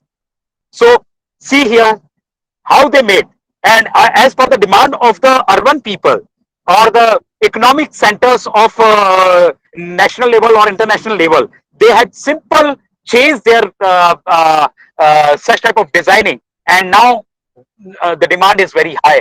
Already I mentioned here, and behind this grass is very good for soil compacting nature, but due to large urbanization, urban sprawling as well as agricultural practices, they were simply uprooted. Now they realize that what they lost. So our purpose was conservation. See, all those activities which I am showing here, in the back mind of our team was simple conserving the natural heritage. That's what. These are the simple approaches which we had taken. See, this is, yeah, next, continue, ma'am. Next slide. No issue, because all these are the live examples. You can even work out in this direction. I'm not giving you the theoretical, already it has been explained earlier. So this is the practical live example which is going on. Next slide. And in the present modern challenge of pandemic era, how these here. Next slide. As per the demand of the local people, see, change, how they change, and see the group on the top of this. So 1500, more than 1500 women are completely, changing themselves to fulfill the demand of the modern consumers. So how they are changing, and in the era of pandemic, see change. Next slide. This is how they transform themselves. This is the example. So development of mask, which is required in the present world. So the supply of masks from the rural women, even it was started when the global community or Indian community, I will rather state this, that they were not knowing what is 2-layered or 3-layered. So in 20, they started manufacturing the 1-layer mask. It started and then transformed to the 2-layer and 3-layer. It was nationally certified, internationally certified, and it was supplied throughout the nation. And this is what it is going on. So how they were, they transformed themselves. So this is the change which has taken place. So such, and without affecting their local traditional approaches or local setup of eco-compatibility. This is how they transformed themselves and made them economically empowered. Next slide, ma'am. So other example is of SDG 6, keeping water scarcity or water as one of the core issue. So very quickly, ma'am, you just run because time is almost out. So just run the slide. So how we took one of the challenge of SDG 6, which is providing the drinking water or the fresh water. This is what you will see in few slides here. So I had taken all the example from the SDG 5 and SDG 6 here. Otherwise, we are having all the example, and especially SDG 4, especially in 4 also 4.7 environmental education, which we are imparting. So I had got one of the paper. So if anyone is interested in SDG 4 quality education, focusing on target 4.7, then you can just keep on working on that also. Madam, next slide, please. So please run the slide. Yeah. See, this was the simple 2 hours Nala. And keep on moving, ma'am. 2 hours Nala, and now this is the 12-month river. Now this is the actual river, and after this river, since this SDG 6 was directly connected with SDG 13 also, the climate change issue. So when the water was detained, the moisture content was also going on. So simply we checked the underground water, not the upground or surface water. Surface water was only checked up to certain level, which as per the Supreme Court order, not than 1.96 meters height. The dam check dam was made here. You can see here in the photograph, lower photograph. And this river was revived and maintained. And with this river, almost the area of 4,000 hectare land, there now due to the horizontal moisture content, the indigenous vegetation, the indigenous plants, they started growing, and greenery of this area. Now you can visit this area and you can find this river throughout the year. Otherwise, it used to be only the 1 hour or 2 hour nala. As the rain started, it used to flow, and after rain stops in 2-3 hours, all the water just flush out and just get mixed with the Chambal River. But right now, every year, every month, every day, you can find the availability of water, and 20 villages around this river, they had their water pumps were recharged, and they are receiving the good quality water. Next slide, ma'am. And how after getting simply resolving issue, see the women of that particular Dholpur area. Earlier the women from Bharatpur, and this is from Dholpur. So this river is river Bamni from Dholpur. So we use the same water wheels also to them to fetch the water. And see the transformation in other sector from the SDG 6. Next slide, ma'am. So this is what the gender mainstreaming done in this particular area. See the bacha parties, the tiller parties, completely digitized with using the renewable source of energies in their schools. The schools were completely collaborated with us, and we started in their summer vacations or at the time of holidays just to digitally literate them. Because financially, we are also giving the financial literacy to the women, as well as digital literacy to the women, as well as the children of those areas. Next slide. Especially the girl child. We are focusing on the girl childs of these areas.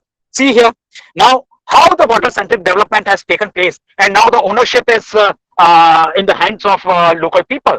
Now, completely we transform the ownership to the local communities here. Next slide, ma'am. So here, see here, the bacha parties, they had taken the responsibility of reviving them. So climate change through such type of activities are going on in the areas. We simply sensitize the local communities through SDG 6. SDG 6 means availability, making them availability of the quality water. That's what we did. We did nothing. We did nothing. It was simply the work of the local people, their interest, their participation. Our purpose was simply to execute whatever the knowledge we gain from our side. Next slide, ma'am. So these are the two SDGs here, and I would like to stop from my presentation. Otherwise, I had got a lot of stuff with me. All the 17 goals, whenever you find anyone interested in any of the goals, you can just get in touch with me so that we can, how we are planning to have these sustainable development goals to work with the local community at the local level to with the global vision. That's what we are doing. So all the local actions at our side, they are having with the global visions, we are working in the direction. So I think I will complete my presentation here. Any questions you can ask me? Over to you, ma'am, please.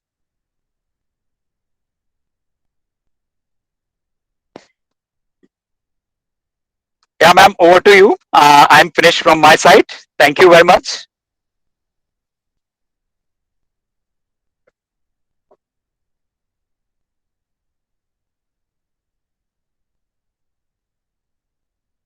Ma'am, your voice is, I think, not audible.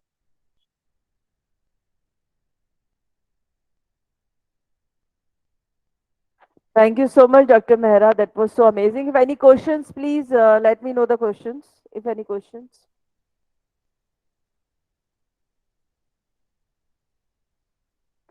There's a lot of appreciation for you, Dr. Mehra. Thanks a lot to everyone. Although I was very fast and I'm also moving to certain other thing, so I was quite some thinking that whether I would be able to present each and everything in right manner or not.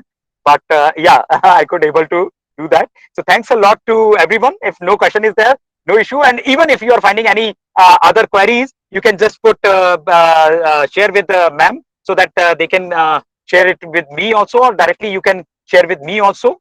It's simply drspmehra@yahoo.com. When the Yahoo started, my email is the same. So no, very simple, Dr. drspmehra@yahoo.com. So thank you very much, ma'am. If no question is there. Thank you so much. That was so amazing, and I can see very well presented, very nice and informative, and somewhere I've written very excellent presentation, lot of knowledge. Thanks so much for you, Dr. Mehra. Thanks a lot. Thanks a lot to everyone, So ma'am. I would like to take this opportunity. Please stay back. I have something else for you also, Dr. Mehra. Can you hear? Okay. Yeah. Yeah. Yeah. Yeah. I'm hearing. Dr. I'm Mehra, hearing. I'm here. Dr. Mehra, I'm very pleased to invite you. We are not. I think you are stationed at Bharatpur, right? Yes, yes, ma'am. But keep on moving because the wheels is my house right now. So I keep on moving, and I'm taking a lot of tour. If I will send you the Google map of my movement, then you will be amazed. Right now, also I'm traveling right now from central India, means Gondia to Nagpur. Then in the evening tomorrow I will be at Delhi, and again for the UP tour, and then Rajasthan again back to Maharashtra. Likewise, I will be on completely on the wheels. So one thing, आपका question है कोई? Sir, we have a visitor from Alwar. He want to ask a question from you, Dr. Mehra. Sure, sure, sure, sure. Please go ahead. Sir, अपना introduction दीजिएगा. आप यहाँ आ जाइए, sir. आप यहाँ बैठिए. आप यहाँ बैठ के बात करिए, sir, आराम से. So we have a visitor from Alwar. बहुत बहुत धन्यवाद आपको, सर। बहुत बहुत धन्यवाद. आपने अच्छा प्रदर्शन किया कि वाटर कंजर्वेशन की कैसे मुहिम हो भारत के अंदर. क्वेश्चन ये है कि अगर हम पूरे देश के अंदर बिल्डिंग का कंस्ट्रक्शन करते रहेंगे और रोड का कंस्ट्रक्शन करते रहेंगे तो जिस देश के 130 करोड़ लोग के पानी का प्रोडक्शन कौन करेगा, बिजली का प्रोडक्शन कौन करेगा, ऑक्सीजन का प्रोडक्शन कौन करेगा और खाने के लिए अन्न कौन पैदा करेगा, ये बहुत बड़ा क्वेश्चन है. तो क्या पैराडाइम शिफ्ट होना चाहिए सस्टेनेबल डेवलपमेंट के, लोकल एरिया डेवलपमेंट के लिए, access to water, access to environment, access to energy, and access to livelihood as a local level, as a economic development. Sir आपने बहुत ही बड़ा सवाल मेरे से कर लिया है. आई थिंक अगर मैं इस पे थोड़ा सा बोलने लगूंगा, क्योंकि मेरे पास आपने जो एक साथ 3-4 बात बोली है, आपने बड़ी चंद शब्दों में बोल दिया, लेकिन मेरे पास विशाल शब्द है इनको, क्योंकि उसमें भी शायद पूरी एक्सप्लेनेशन नहीं होगी. क्योंकि सस्टेनेबल डेवलपमेंट अपने आप में एक इतना बड़ा टर्म है जिसमें जिस फील्ड में आप काम करेंगे, मैंने यहाँ पे केवल आपको बहुत छोटी सी स्लाइड प्रेजेंटेशन में कम समय में ये देने की कोशिश की कि एक सस्टेनेबल डेवलपमेंट गोल कैसा. मेरी आवाज आ रही है ma'am? Am I audible? Hello. Yeah so मेरा कहने का मतलब ये था कि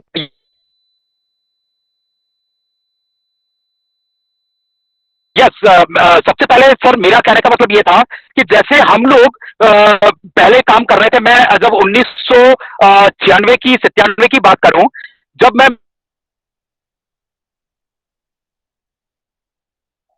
बात कर रहा था कि पर्यावरण विज्ञान मैंने पढ़ा और मैं अपने आप को पर्यावरण विज्ञानी मानने लग गया, और मैं जब गाँव में गया या प्रोटेक्टेड एरियाज में गया, वहां जाके या जंगल गलत कर रहा हूं मैं, क्योंकि गांव के लोग सत्यानाश नहीं कर रहे हैं, सत्यानाश कर रहे हैं हम शहर के लोग, और हम केवल वहां जाके भाषण दे रहे हैं।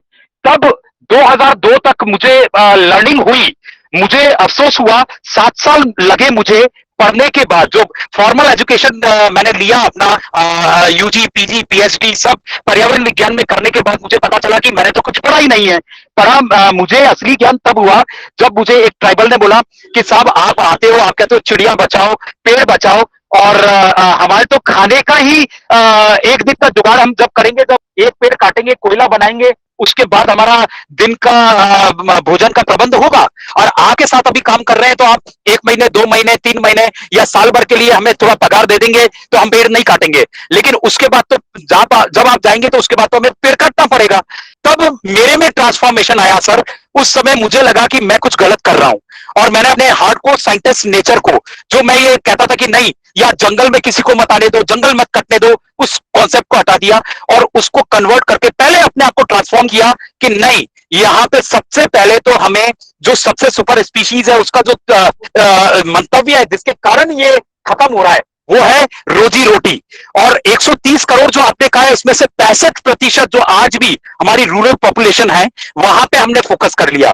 हमने कहा कि नो डाउट कि 10% उस समय थी, आज जो है 30-35%, और आज भी रूरल माइग्रेशन हो रहा है, उसको ध्यान में नहीं रखा। हमने उनसे केवल एक ही निवेदन किया कि हमारा ये 65% 7% जो पॉपुलेशन है ट्राइबल्स या रूरल कम्युनिटीज का, इन पे हम कार्य करते हैं और इन्हीं के साथ रहते हैं। तो हमने जहां पे भी, नो डाउट यत्र तत्र सर्वत्र, मैडम ने जैसा कहा कि आप बेस्ड कहाँ है स्टेशन, मेरा घर अजमेर में भी है तो मेरा घर उदयपुर में भी है, तो बीकानेर में भी है, सिरोही में भी है, तो फिर भरतपुर में भी है, लेकिन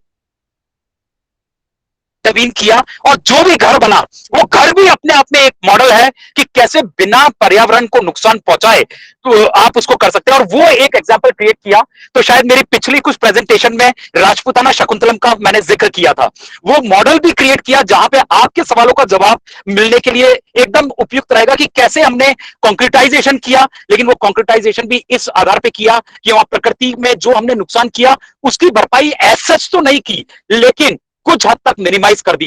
वो पूरा घर घर नहीं है, वो हमारा घर नहीं है, हम तो केवल उसके रक्षक भी नहीं कहेंगे, केयर टेकर हैं, हम चौकीदार हैं उसके। बाकी वहां पे जो हमारे जितने भी सृष्टि के बच्चे लोग हैं वहां पे, कि वहां 150 प्रकार के प्लांट 50,000 स्क्वायर फीट में रह रहे हैं, या वहां पे 134 प्रकार की चिड़ियाएं रह रही है, या वहां पे पानी जो कि खारा कहा जाता था आज वो मीठा हो चुका है, और किसी प्रकार का वहां पे बिजली का और उसका उपयोग नहीं हो रहा है। क्यों? क्योंकि वहां पे सोलर एनर्जी का उपयोग हो रहा है। बाहर की एनर्जी के सब कुछ सोर्सेज है, लेकिन बावजूद उसके वहां पे कहीं पे भी बिजली की वैसी जरूरत नहीं। हम जियो थर्मल भी यूज करना चाह रहे थे उसमें, वो मॉडल होता राजस्थान के लिए कि कोई घर भी ऐसा यूज कर सकता है जियो थर्मल एनर्जी, लेकिन कुछ जगह की हमें वहां पे कमी पड़ी जिसके कारण हम उसको इंप्लीमेंट नहीं कर पाए और प्रोजेक्ट आधा ही रह गया उसमें, बाकी उसको आधे अधूरे में आप देख सकते हैं। तो ऐसे इंटरवेंशन हमने एक जगह किए। अब ऐसा हम एक विलेज चाहते हैं जो इन सबको इंटरवेन करें। हालांकि मैं अन्ना जी के साथ जब रालेगंज सिद्धि था तो वहां पे भी जब मैंने आपकी बात को मैं करके कहूं तो मैंने अन्ना जी से एक ही प्रश्न किया था। मैंने कहा अन्ना जी आपके बाद कौन, अगर आपने कहा कि ये हमने बचा लिया ये कर लिया तो आगे इसको सततता ले जाने के लिए कोई है क्या? वहां बच्चों से जब बातचीत की तो उन्होंने बोला आज अन्ना जी है कल पता नहीं। बड़ों से बात किया तो वहां पे ऐसे ही हिवड़े बाजार जो पोपट राव का है, या हमारे यहाँ पे आप देखिए कि लापोड़िया विलेज कैसे उसको तैयार किया गया, या जैसलमेर में कैसे तैयार किया गया। आपके इवन आपके राजेंद्र सिंह साहब से भी मेरे कई प्रश्न हुए कि अलवर में उन्होंने जो इंटरवेंशन किया क्या आगे कितना आगे लेके जाएगा, क्या हम अपनी रूपा रेल रिवर को कितना ले पाए, क्योंकि रूपा रेल को रुकने से या बाणगंगा के रुकने से या आपकी जितनी भी और गंभीर रिवर है उसके रुकने से भरतपुर का क्या हाल हो रहा है। भरतपुर का जो वर्ल्ड हेरिटेज कह रहे थे वहां की क्यों हो रही है, और वहां की पॉलिटिक्स वाटर पॉलिटिक्स जो आज चल रही है क्या हो रही है। मतलब ऐसी तमाम चीजें हैं। मैं आपका जवाब देते देते मेरे पास कई उदाहरण आएंगे, लेकिन उसका सवाल का जवाब एक ही है कि जब भी मैं भरतपुर पहुंचता हूं आपको अगर मौका मिले तो मैं आपको लेने आ जाऊंगा अलवर से। आप भरतपुर का वो मॉडल देखिएगा, वो मॉडल अगर आप वहां पे लगता है कि ये उपयुक्त हो सकता है, एक प्रयास किया है हमने और उस प्रयास को जगह जगह ले जा रहे हैं। और सर उस प्रयास में सबसे पहले हमने अपने आप को तैयार किया, क्योंकि मैं अगर बड़े बड़े उसमें रहता हूं और फिर अगर मैं भाषण देता हूं किसी को, तो शायद ये सही नहीं होगा। इसीलिए पहले तो अपने आप को परिवर्तित किया। 4 ड्रेस मेरे साथ हर वक्त साथ में रहती है, 4 भी नहीं है, अभी तो 2 ही मेरे साथ रहती है, और बाकी कुछ नहीं। यहाँ लैपटॉप और मोबाइल मेरे साथ रहता है हर जगह, बाकी मैं कहीं पे भी कुछ भी नहीं है। एक समय भोजन करने वाले व्यक्तियों में से हूं और सुबह वही योगा अभ्यास करता हूं। इसलिए नेचर के साथ रहने के कारण आज भी वही तंदुरुस्ती है और वही एनवायरमेंट के साथ है। और यही आपने जो सवाल किया उसका उत्तर है कि वो जब आएगा जब हम सतर्कता लेंगे। और रोड को मैं रोक नहीं सकता, क्योंकि कई जगह एनएचएआई की जीएम डायरेक्टर एनवायरमेंट की, वो हमारी टीम की पार्ट है, वो मेंटर करती है हमारी टीम को। उनसे जब मेरी बातचीत हुई तो ग्रीन कॉरिडोर्स को लेकर जब बातचीत हुई कि रोड्स को हमें नहीं रोकना है, लेकिन ग्रीन कॉरिडोर्स, तो कॉरिडोर इकोलॉजी अपने आप में बहुत बड़ा एस्पेक्ट है, कभी उसके ऊपर भी आपसे चर्चा करेंगे। लेकिन क्या ग्रीन कॉरिडोर्स बन सकते हैं या हम बचा सकते हैं? और जिस तरह रोड ने पानी की आवक को, पानी के नालों को रोका है, उदयपुर जैसी जगह जिसको 99 नालों का शहर कहा जाता था, या ऐसी किंवदंतियां या ऐसी कहावतें हमारे यहाँ पे हर जगह कही जाती है। आपके अगर अलवर की बात करो तो जयसमंद या सिलीसेब लेक, वहां के क्या हाल हो रहा है, अलवर जिस तरह से डेवलप हो रहा है, क्योंकि अलवर में ही आयशर कंपनी ने हमें बुलाया था। उन्होंने कहा था कि हमें भी वेस्ट वाटर ट्रीटमेंट पे आपका सहयोग चाहिए। तो कैसे वेस्ट वाटर को हमने प्लांटेशन के द्वारा, देखिए मशीन का यूज नहीं करा, मैं जो भी एग्जांपल दे रहा हूं वो प्रकृति को ध्यान में रखते ही आपको दे रहा हूं।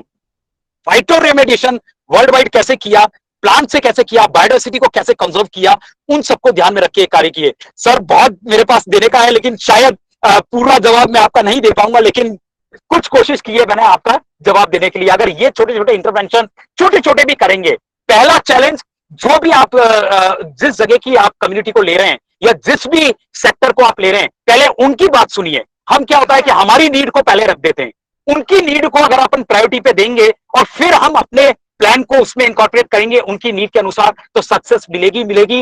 Ownership, transformation, respect to the target community, ये कुछ टर्म्स हैं जो अगर हम करेंगे उन कम्युनिटी के साथ, उनकी सहभागिता को बढ़ाएंगे, तो डेफिनेटली हम सक्सेस अचीव कर सकते हैं। हम जो पॉलिसी का निर्माण कर रहे हैं, हम उस पॉलिसी को भी सक्सेसफुली इंटरवीन कर सकते हैं। यही मैं जब कलेक्टर्स की मीटिंग होती है उसमें जब हमें बुलाया जाता है, या फॉरेस्ट डिपार्टमेंट के ऑफिशियल्स का होता है, उनकी ट्रेनिंग के लिए जब हमें एज अ रिसोर्स पर्सन बुलाया जाता है, तो हम उनको यही बताते हैं कि हम ये लॉस जो बना रहे हैं, लॉस हमें अलग कर रहा है। पहले हमारे नीति निर्देशक हुआ करते थे, नीतियां होती थी जिसमें ओनरशिप, सहभागिता होती थी, जिसमें अपनत्व होता था। पहले मनुष्य अपने आप को इकोसिस्टम का पार्ट मानता था, आज वो अपने को केंद्रित करके बोल रहा है। इकोलॉजी से वो इगोइस्टिक पर्सन हो गया है, इकोलिस्टिक पर्सन नहीं है।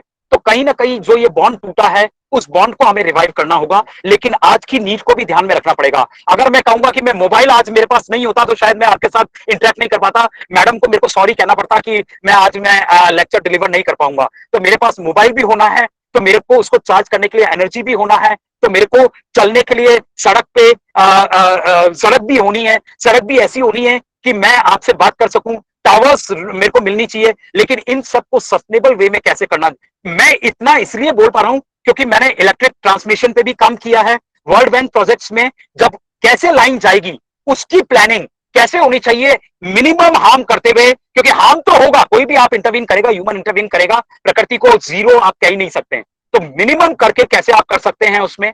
तो ESIA, ecological social impact assessment studies में हमने यही सब प्लानिंग उनको दिया। वो भली अफ्रीकन कॉन्टिनेंट हो, इवन यूरोपियन कॉन्टिनेंट, वहां पे भी जब हमारा वर्क रहा तो वहां वाटर कंजर्वेशन पे बात हुई हमारी। उस पर हमारी बात ये हुई थी कि जब उन्होंने हमें बातचीत की, उनके वहां पे एल्प्स की बर्फ गल रही है, और वो इतनी रफ्तार से गल रही है, ग्लेशियर्स इतने गल रहे हैं कि वो चिंतित होने लगे कि आगे क्या होगा।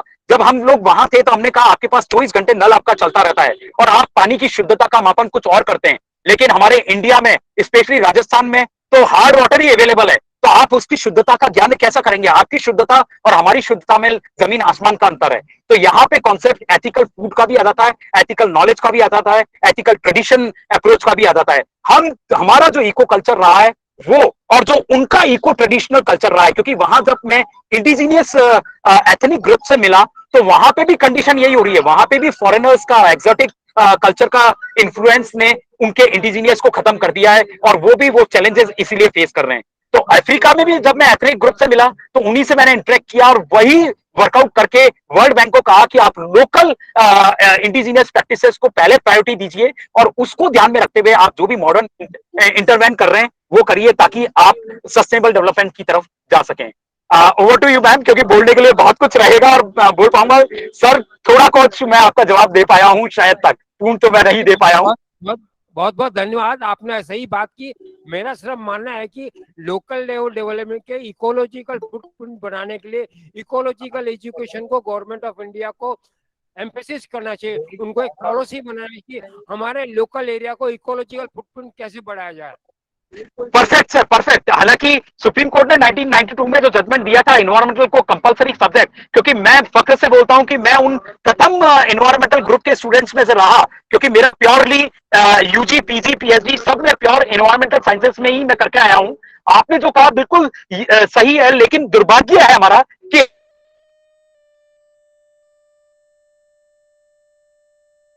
माफ कीजिएगा, यहाँ पे इंटेलेक्ट ग्रुप भी होंगे, टीचर्स होंगे, प्रोफेसर होंगे, वो इसको एक कैजुअल वे में ले रहे हैं। वहां पे वही रेक्टिफिकेशन का काम चल रहा है, मगिंग ऑफ द नॉलेज जा रही है।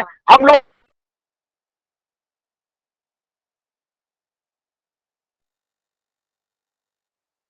को फॉरेन ऑथर्स की बुक पढ़ाई जा रही है। हमारे जो इको ट्रेडिशनल है उसको है कि हमारे जो ट्रेडिशनल इको कल्चर है उसको रिवाइव करने की जरूरत है, उसको इनॉर्पोरेट करने की जरूरत है। लेकिन नई शिक्षा नीति में जिस तरह से एसडीजी 4 प्रायोरिटी रख के उन्होंने बात कही है, मेरा एसडीजी 4.7 जो आपने बात कही है, मैंने अपने लेक्चर में भी कहा था, 4.7 पे मेरा एक आर्टिकल है, उसमें मैंने यही बात कही है कि चलत मुसाफिर मोलियो रे पिंजरे वाली मुनिया। अगर ये बात आपको मालूम हो जाएगी तो हमें जरूरत नहीं पड़ेगी कि कोई चिड़िया जो है थ्रेटन स्पीशीज हुई है, वो स्वतः ही बच जाएगी। जब पब्लिक को पता चलेगा ये मेरी है, ये मेरा कर्तव्य है कि उस जीव को बचाना है या उस सृष्टि को बढ़ाना है, तब जाके हमारा पर्पस सॉल्व होगा। जो आपने कहा है यथार्थ, बिल्कुल सत्यता है। Over to you ma'am. Sir धन्यवाद।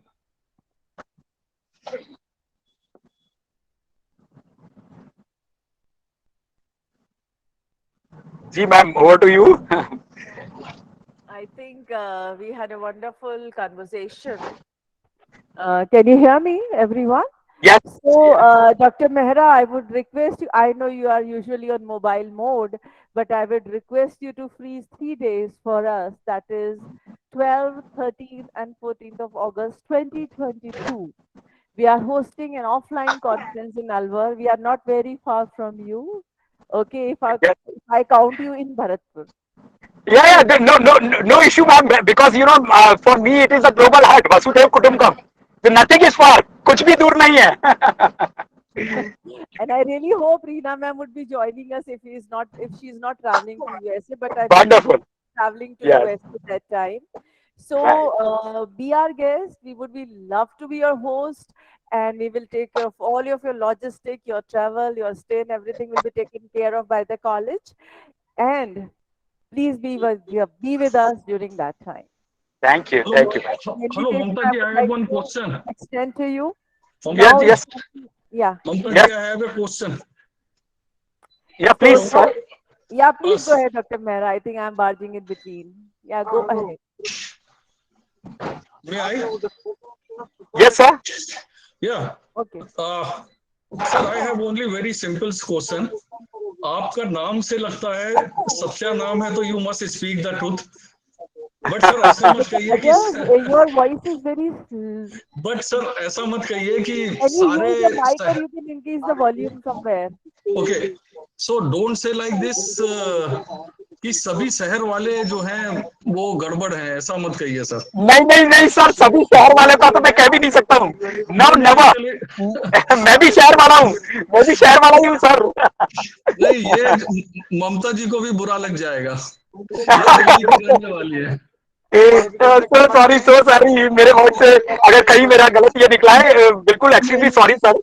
नहीं तो क्योंकि जनरलाइज वर्ड हो जाता है तो थोड़ा सा जी जी जी जी, sometimes I am also taking care of whatever I can do with my capacity.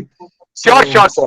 sir, but your dress sense is very good and you are always looking like the forest ranger because of your caps. So thank you very much, you are an excellent person sir. Thank you sir, my pleasure sir, thank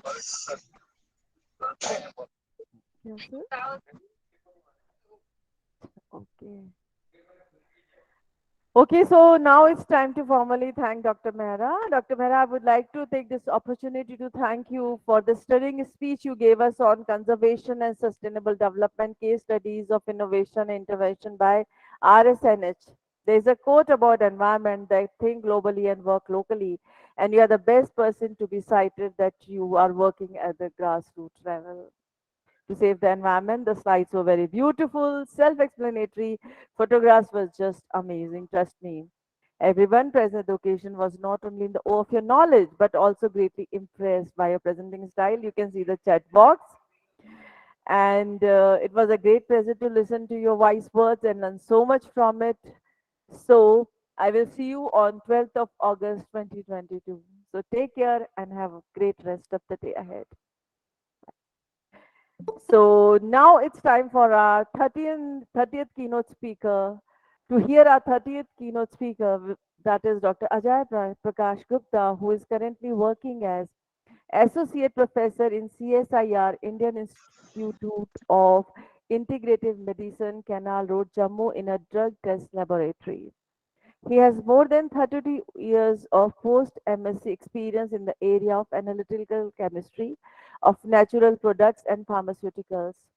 Expertise in method development, identification, validation, and quantification of bioactive constitutions of microbes, medicinal plants, tissue culture samples using sophisticated equipments like GCMS, UPLC, HPLC, LCMS, MS, LCMS, TOF, and HPLC.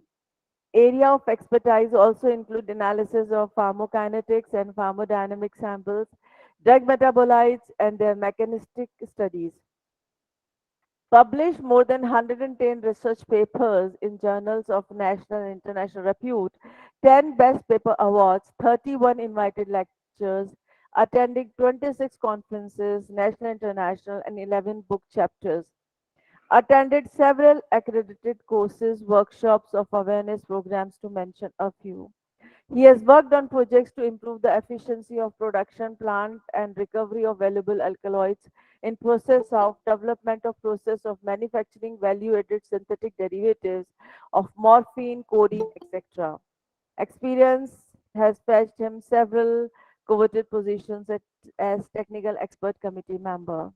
Sir आपका बहुत बहुत स्वागत आपका अभिनंदन और हम बहुत खुश हैं आपको अपने बीच पाकर Now I would request Dr. Gupta to kindly start with his keynote address. The stage is all yours, Dr. Gupta. Thank you, Mamta ji.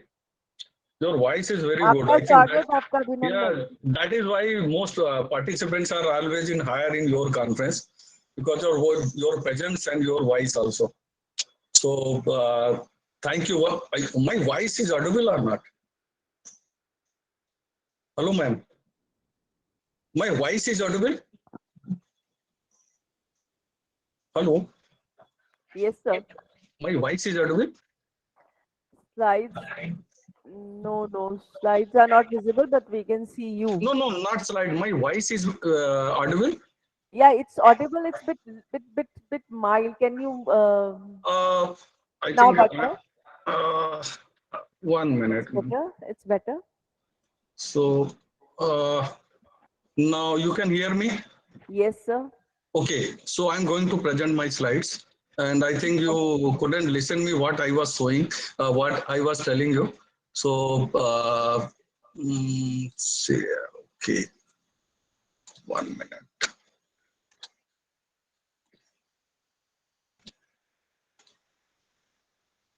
So I hope my slide is visible. Yes. Yes. Okay, so once again, thank you very much, ma'am, for giving me the opportunity. I am again, I will say I am not very fit for this type of conferences, but still I will try to justify my presentation. So you are So, very much fit, and I yeah. think you are asset to us. So my work is little bit different from that field work. So whatever people are doing in the field, after that, what next? So that part is called the quality control. And another thing, whenever anything will come from the field, it needs value addition also. So the quality control and value addition of medicinal and aromatic is my today's topic. My slide is visible. Yes. Change also. Yes, very much. So you can Did see you this change is, your slide? Did you change your slide just now? yeah, just change. No. We are on the first slide. Why universal? Why can check it, ma'am? Why it is not changing? Again, the issue is same. I don't know why this is happening. No change. No, not yet. So, ma'am, presentation is already shared with you in the morning time. So you can Yeah, allow now it's changing, changing. but now it's gone. Nah, yeah, it's changing now. Changing. I think there is a network issue, but my office network is all good. I don't know why it is little bit slow. So this is what is called is that is Gita, that is in chapter 2 and the sloka 47 karmanya dhikaraste, and the next part will come in the last also. So this is my overall scientific presence in the world. My slide change, man. Hello, ma'am. See the second slide right now. What are the issue? Sheetal, can you help him? Sit.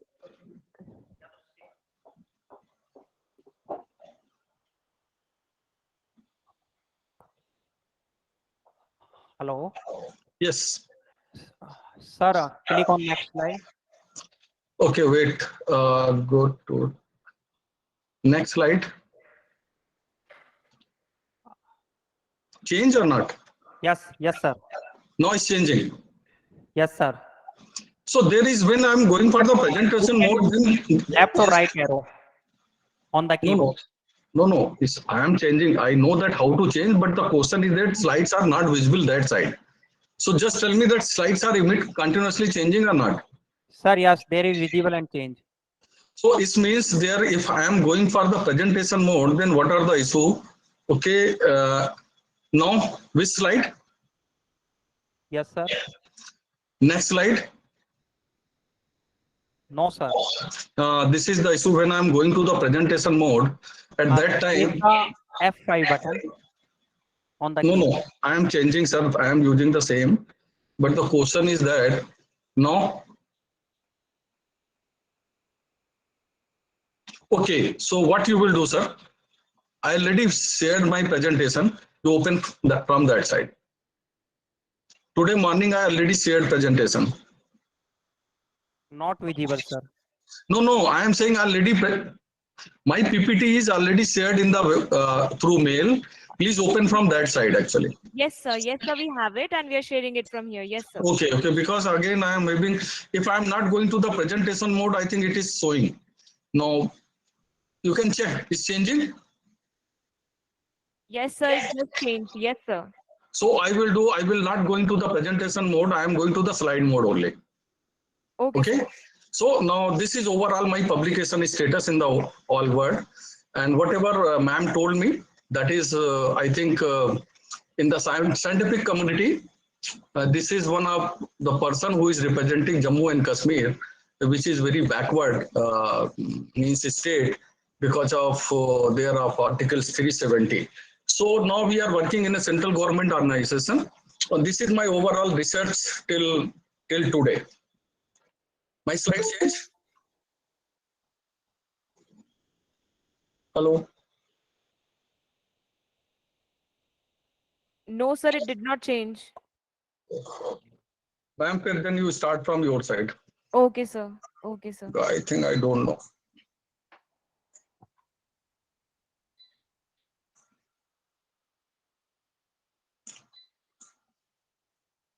I think something is blocking or something. I don't know. What is the problem?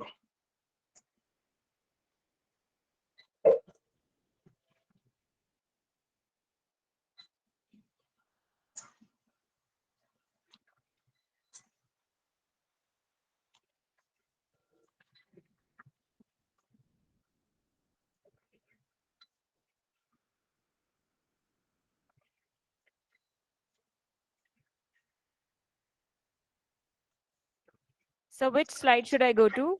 Go to third one. This one, sir? Next one, ma'am. Next one. Okay. Okay. Go to back. Yeah. Thank you.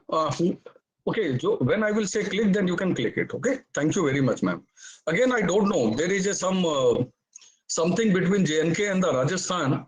I don't know what are the reason why JNK is not transferring my data to the Rajasthan. I think there must be something. I don't know why. Okay, so this is I will say that this is overall my research activities in last not in 32 years. I'm not in last 32 years in the research area, but last from 25 years I'm working in the research area.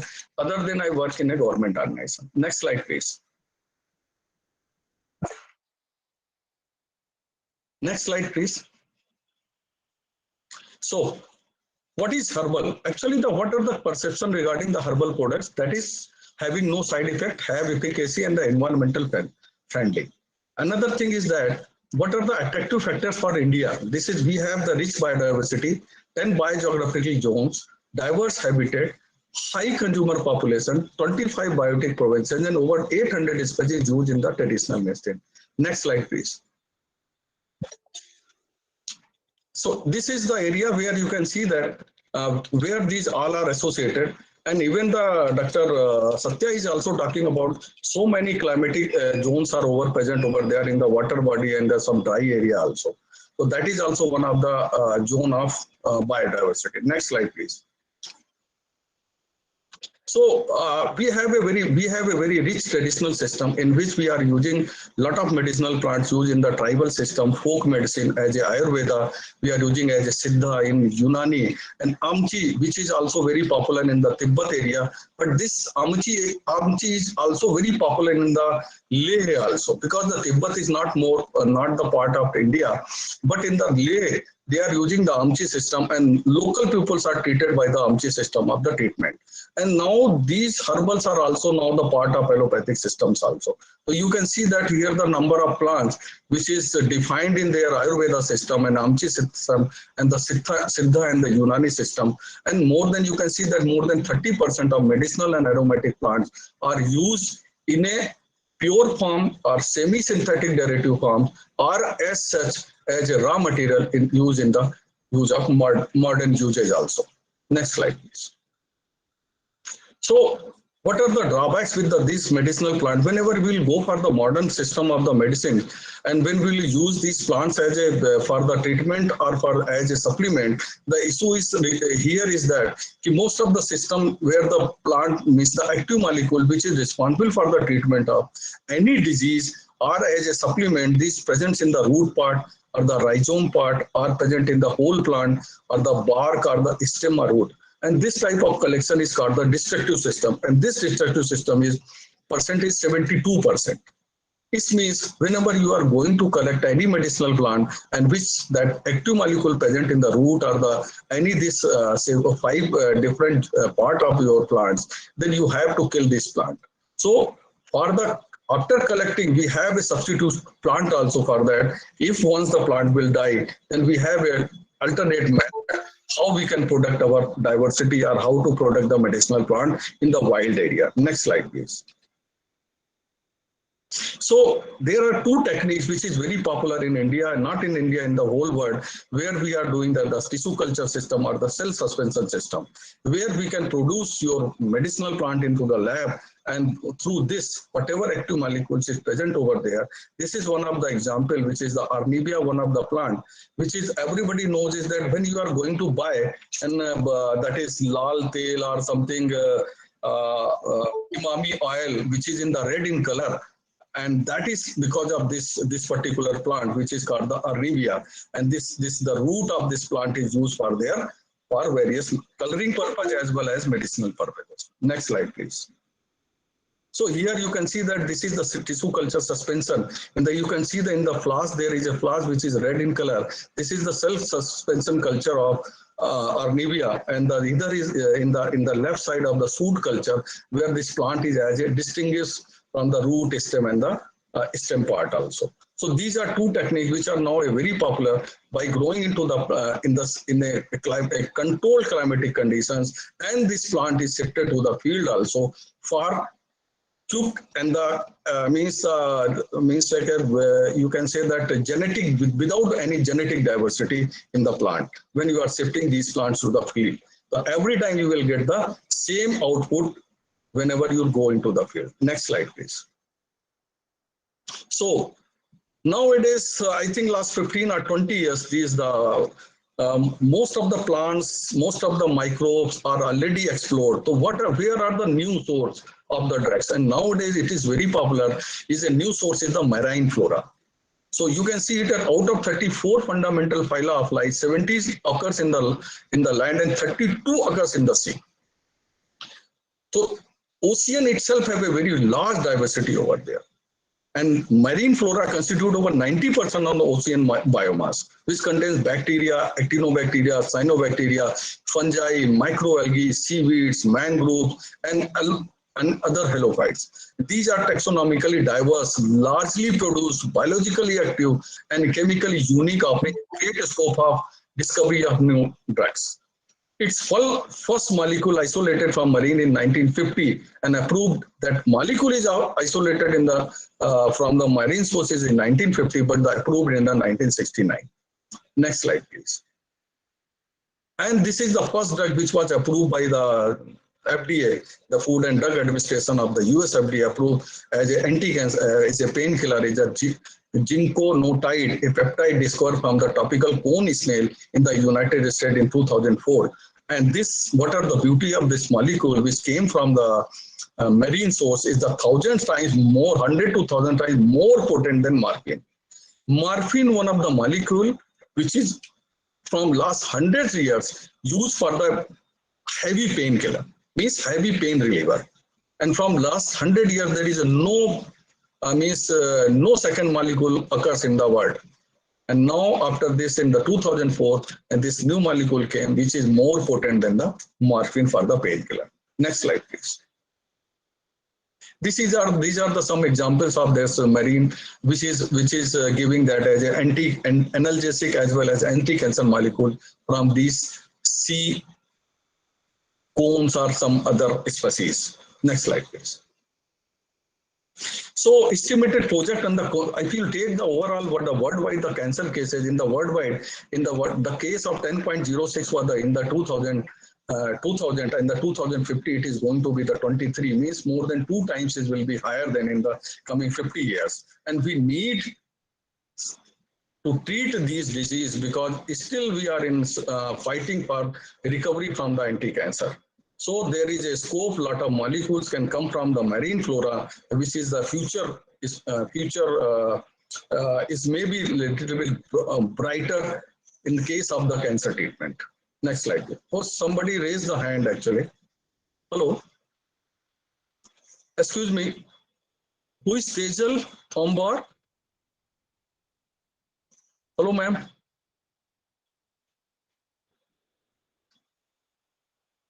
Okay, so again the problem again with the as such as in the medicinal plant as well as in the marine sources also, we have always in the threat, because once something is came from the any source, we start exploiting as much as possible without thinking that there is a damage in that flora. Or then in the marine also, lot of you can see that lot of cases are coming where we are damaging our system.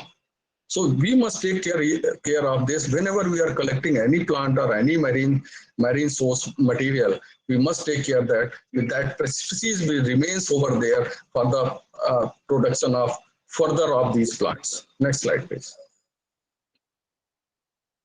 Next slide, please. So standardization. Next slide, please. Next slide, please. So what is important thing is there, whenever we are going for the any plant material, it is a aromatic or is a medicinal plant, we have a proper identification as well as quantification parameters over there, which is called the passport data of any plant. Is any herb, any plant or any aromatic plant, what are these parameters are here? The collection information of raw plant drug, which is called the crude drug, correct taxonomic identification and the authentication also. Still, study of the medicinal plant, because the most of the cases, the active molecule which is responsible for their medicinal property, they are not so very rare. This particular thing is present in the whole plant, and the most of cases these are specified in a special part of your plant. So it must be cares must be taken over here, that particular means compound. Like if you take the example of Rolpia, where that reserpine is present in the root, and if you take the camptothecin, then it is present in the stem. And sometimes if you take the example of anti-cancer Taxol, that present in the bark. So whenever you are going to collect any plant material and for going for the any research work or for producing some any enriched material of that, take care must be taken that that particular plant must be collected, rather than you can go, if you are selecting any wrong plant part, then there is a problem with the your formulation, or if you are going for the any research activity. So collection detail is also very important. At which area, because the medicinal plants are basically geographical region is most important for that. If you are not only temperature and humidity, or you can rainfall, it is also important that in which altitude you are going to be collect that material. On the basis of their altitude, their location and their rain and their moisture content, all is important of the active molecules present over there. So whenever you are going to collect any, so please take care that what are the location, what are the stage and development. Some molecules are present in the early stage, some are present in the mid stage, and sometimes is on the flowering stage also. So whenever you are going to collect, please take care of collecting all the information, so you will get the final is a very good information regarding the medicinal plant. And these are, if you go for the evaluation, then there is a organoleptic or the microscopic or molecular examination, and the final and the one of the best nowadays technique, which is very popular for the identification of the chemical composition by HPTLC, GCMS or HPLC. And now the DNA fingerprinting is also very popular. Why? Because for the correct identification, this DNA fingerprinting is most important by the biotechnologists. And the another thing is this, whenever you are producing any medicinal plant batch, please take care that batch to batch consistency is very important. Next slide, please.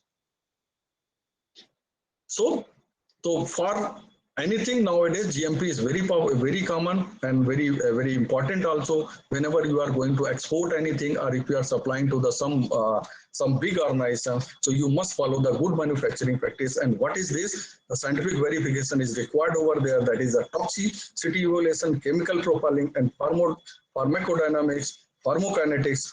Dosage is also very important.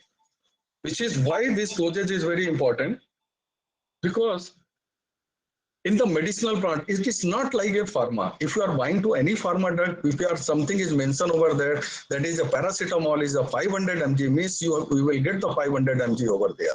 But in the case of herbal, this is not defined, because it depends upon that what are the doses sizes is there. If you are taking 100 milligrams, if you are taking 100 milligrams, so maybe that active molecule present may not be present equivalent to the 100 milligrams, because this present in a very less quantity. So whenever you are making any formulation, cares must be taken that what are the active molecules present over there. Just hold on, please. Call.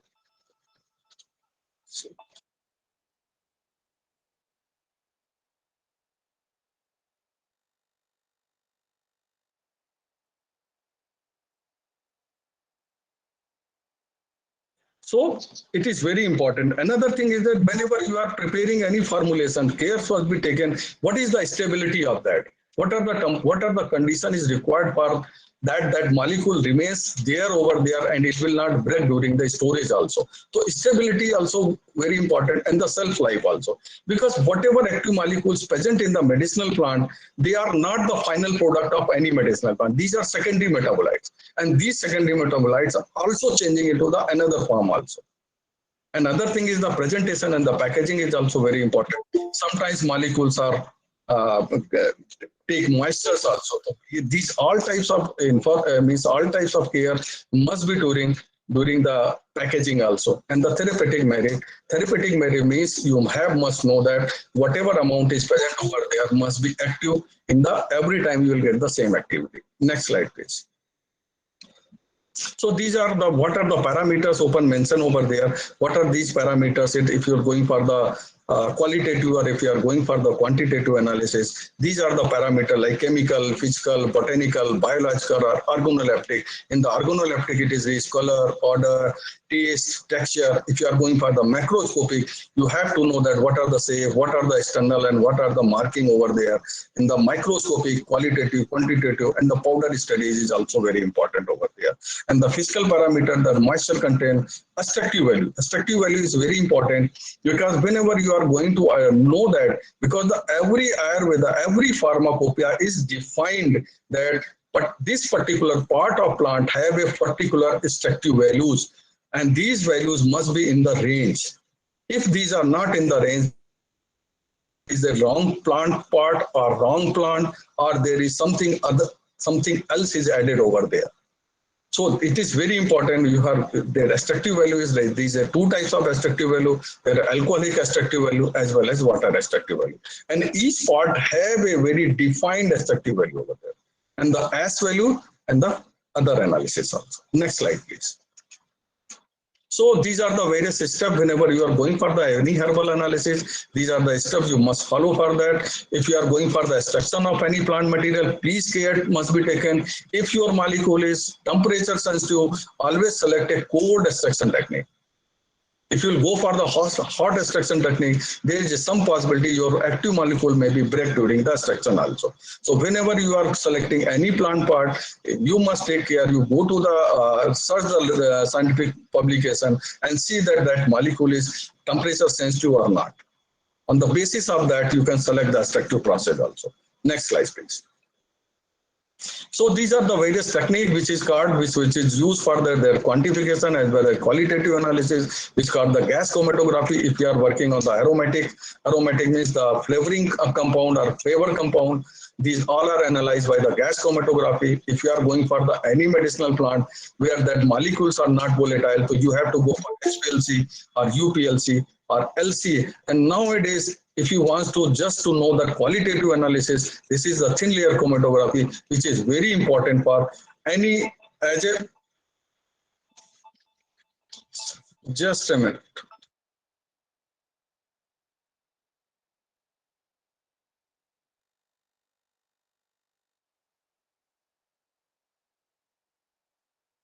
So these are the analytical tools which is very important for any type of analysis of medicinal plant or the aromatic plants, and then medicinal plant coming from which area, it is not important. But nowadays these are most important techniques in the pharmacopoeia also. If you go for the Indian pharmacopoeia also, you can see these type of techniques are very important for the correct identification as well as quantification of their active molecules. Next slide, please. So these are some hyphenated technique. Nowadays, because the science is going a little bit more means faster and more accurate over here, and which this type of techniques is called the hyphenated technique. Hyphenated technique means when you connect some high-end equipment with the one of the system like HPLC. HPLC is the one of the equipment. When you connect with the MS, then the sensitivity of these molecule and the identification of these molecules is more accurate than normal HPLC. In the same case, in the gas chromatography, if you connect with the MS, then you will get not only give the number of compounds present over there, it will tell which compound is present over there by library search also. In the case of HPTLC, which is an essential part of every pharmacopoeia, in the herbal pharmacopoeia, MS is also over there. If there is a wrong diagnosis over there, so you can connect the MS, and on the MS mass basis, you can identify the right molecule present over there or not. And the another one is LCNMR, which is not very popular in India. Next slide, please. So what are the challenges? Because we know that lot of agencies in all over the world, but we are still facing lot of challenges over here. Like this, what are the regulatory challenges all over the world is the product and the ingredient registration, animal testing is nowadays animal ethics committee is very strong in the system. And whenever you are going for the any test in the animals, we have to take the permission from the ethics committee of animals. And that is why a lot of like if you go for if you go for the cosmetics, lot of countries are the banned in the testing of cosmetics in animals for the cosmetic. So these are the challenges which all over the world facing regarding the testing and the efficacy of your herbal products, like if you are cosmetic or if you are as a pharma, pharmaceutical, as a use as a food supplement also. In every case, we are facing these type of challenges. And the regulatory complexity is also very. Sometimes one agency is not saying something else and other agency is saying something else. And FSSAI, like if you take the example of India, that is Indian Pharmacopoeia Commission, they are talking something different and the FSSAI talking something different. So alignment of these regulatory agencies is also very important, because whenever we'll talk about the safety of human or safety of animals, we must align ourselves in a single line. Next slide, please. So these are, you can see that nowadays very common is in the chili powder. If you go for the sweets also, whatever is available in the market, lot of banned colors are used in this. And these all are carcinogenic. So this is I am taking today. I am taking only one example, because I am not taking, because every time Mamta is saying you are talking about this is not good, this is not good. So this time I will talk about more positive way also. So actually, whatever is going on in the world, we must be aware about that also. So this is very common in India. Whenever you are buying any chili, you must take care that there is a lot of possibility they are using that synthetic drug, which is very dangerous for human. Which is the cancer-causing chemicals are using, like if you can take the methyl yellow or Sudan 1, Sudan 2, Sudan 3, Sudan 4. These are the different color of dyes which are added into these to just enhance the color of this chili powder. Next slide, please.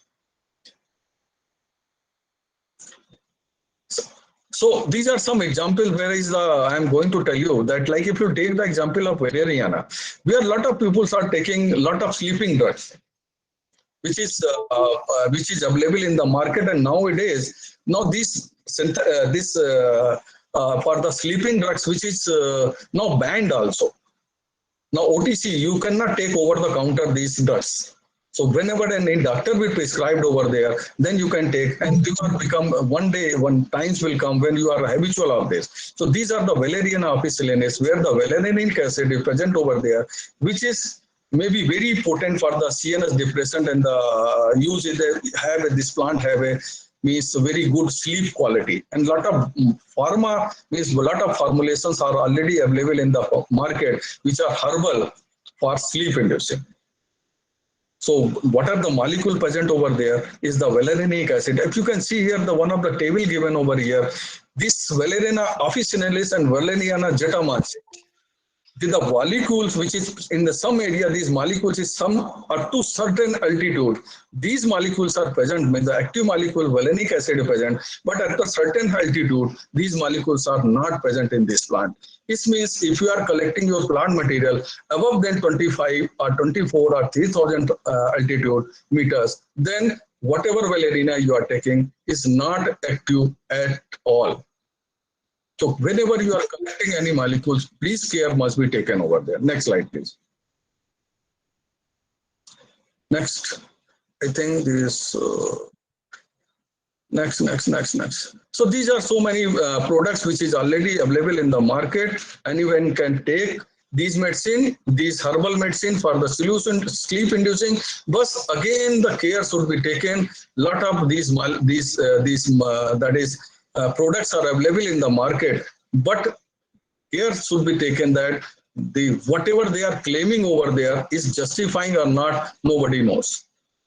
So if someone is claiming that this particular product contains this much hyaluronic acid, then only can buy this product. Otherwise, you don't know. Whatever you are taking, the drug is present over there, or nobody knows. Other than you can go for the quality control of that molecules, that sample. Next slide, please. Next slide, please. Next, please. Sorry. So this is another plant which is called the hepatoprotected, and you can see that the analysis was performed by us in 2005 and 2008. You can see a lot of products which are available in the market, not up to the mark. So whenever you can buy any product, don't go that this is like the Jandu, if you can the Deen Dayal, if you can the Maharishi, if you go to the Charak Pharma, it's not necessary whatever product you are purchasing from the very good good companies also, or very renowned multinational companies also. But this product, in the case of herbal, always care should be taken. Whatever they are claiming is mentioned over there or not, or they are only saying this plant, this sample, this product contains this much of raw material only, or they are claiming that this formulation contains this much quantity of active molecule, which is very important whenever you are going for buying any herbal products. Nitin Kumar is raised the hand. Please connect this way. Dr. Nitin Kumar Agarwal. He has any query? Hello, ma'am.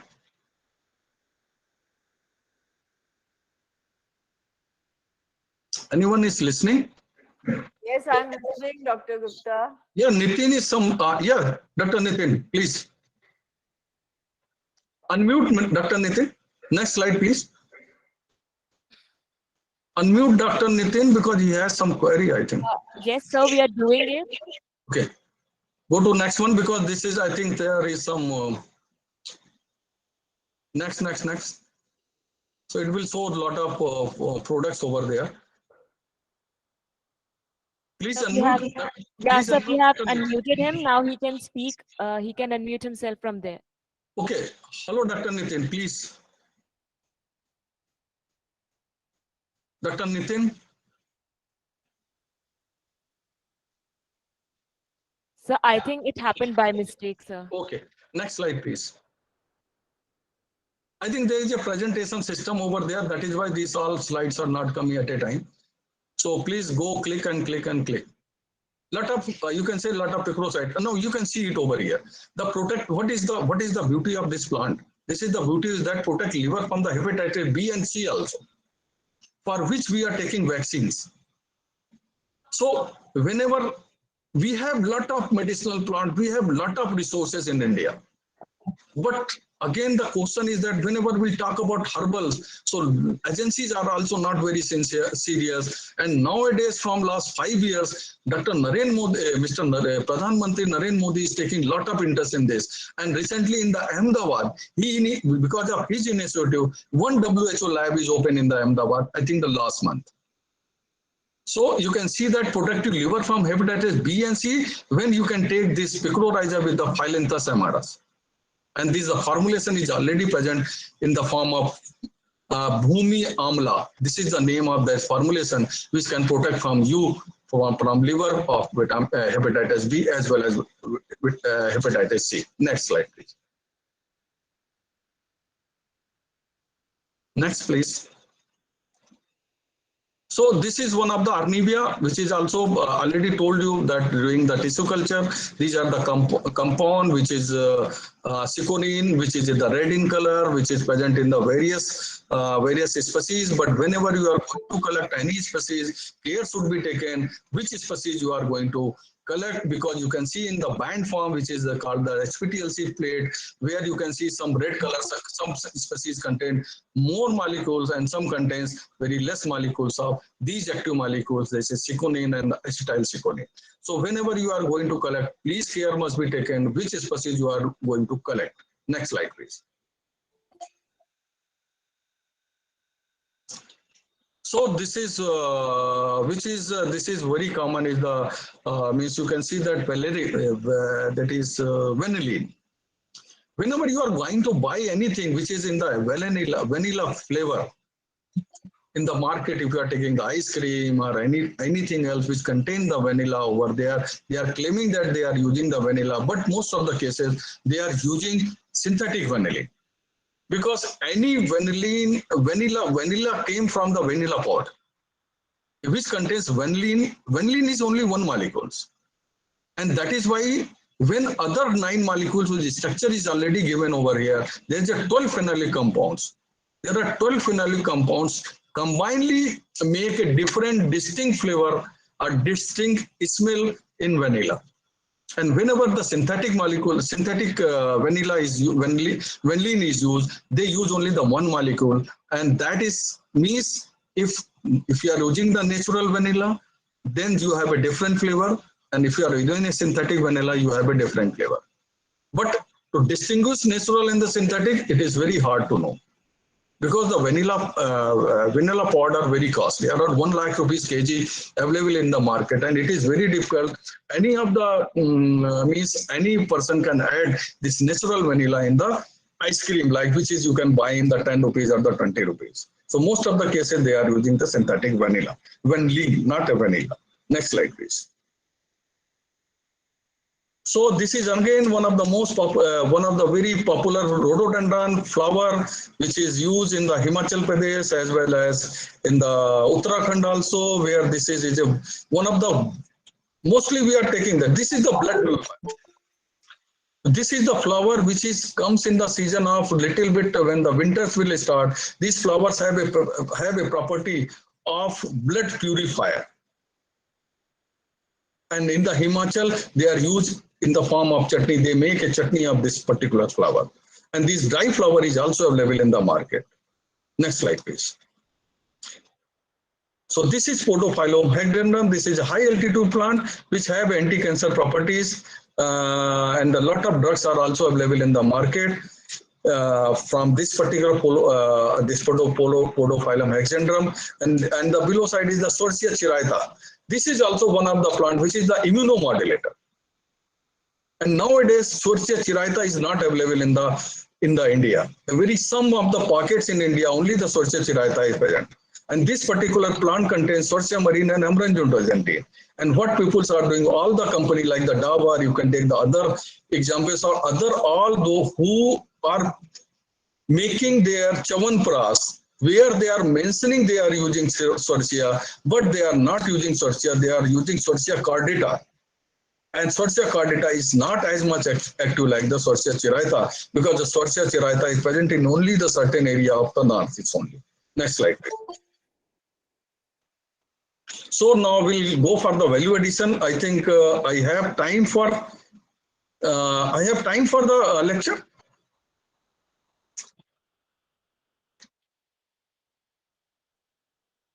How much time I have for the lecture?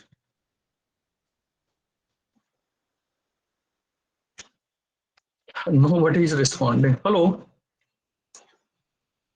Next slide, please. Mamta ji. Hello, Dr. Mamta. Hello, Sir. Dr. Mamta. Sir, just tell me how much time I have more. You speak till you wish to. Oh, okay. Thank you. Because this time little slides are little bit more. So now whenever you are going for the any formulation, please care should be the gap is one of the most important nowadays in the herbal industry. Why? This is good agriculture practice, good manufacturing practice, as well as good laboratory practice. And I feel with these three, one more thing is also added is the contaminant and the residue also. What is residue? Residue may be the solvent, residue as a pesticides also, residue as a aflatoxins also. Because during the drying, lot of aflatoxins are also grown during the drying period. So care must be taken, and this is very common in the nuts. This is very common in the nuts that the toxins are aflatoxins are present over there during the processing. So why this is important? For the healthy herbal or the food products with the minimum chemical use, safe and safety of herbal or the food towards zero microbial load, and the preservation of the environment while exploiting the resources. Next slide, please. Next slide, please.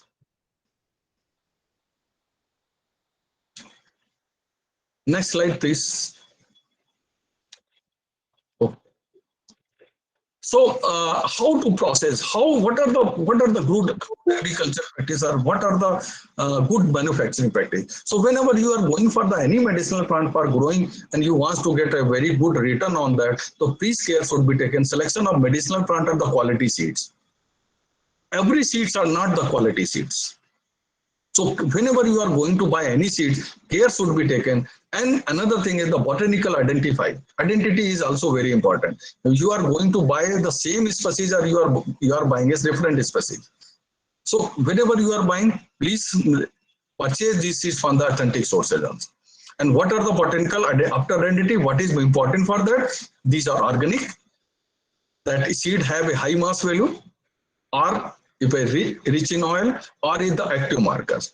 If your seeds are not good, then organic, I'm not talking about organic, then high mass value, if not good, then you will not get the high mass value. Maybe if the oil bearing seed plant, then you will not get the good rich oil. And if the seeds are not good, then there is if you are going for any medicinal purposes, then we have molecule marker which is not present up to the mark, which is required for making a formulation. Another thing is that you can use the organic farming. Means try to use biopesticide or the biofertilizer. And the right time of harvesting is also very important. Optimal season, time and period, and the drying. Again, this is most important part of after the harvesting is that the moisture content.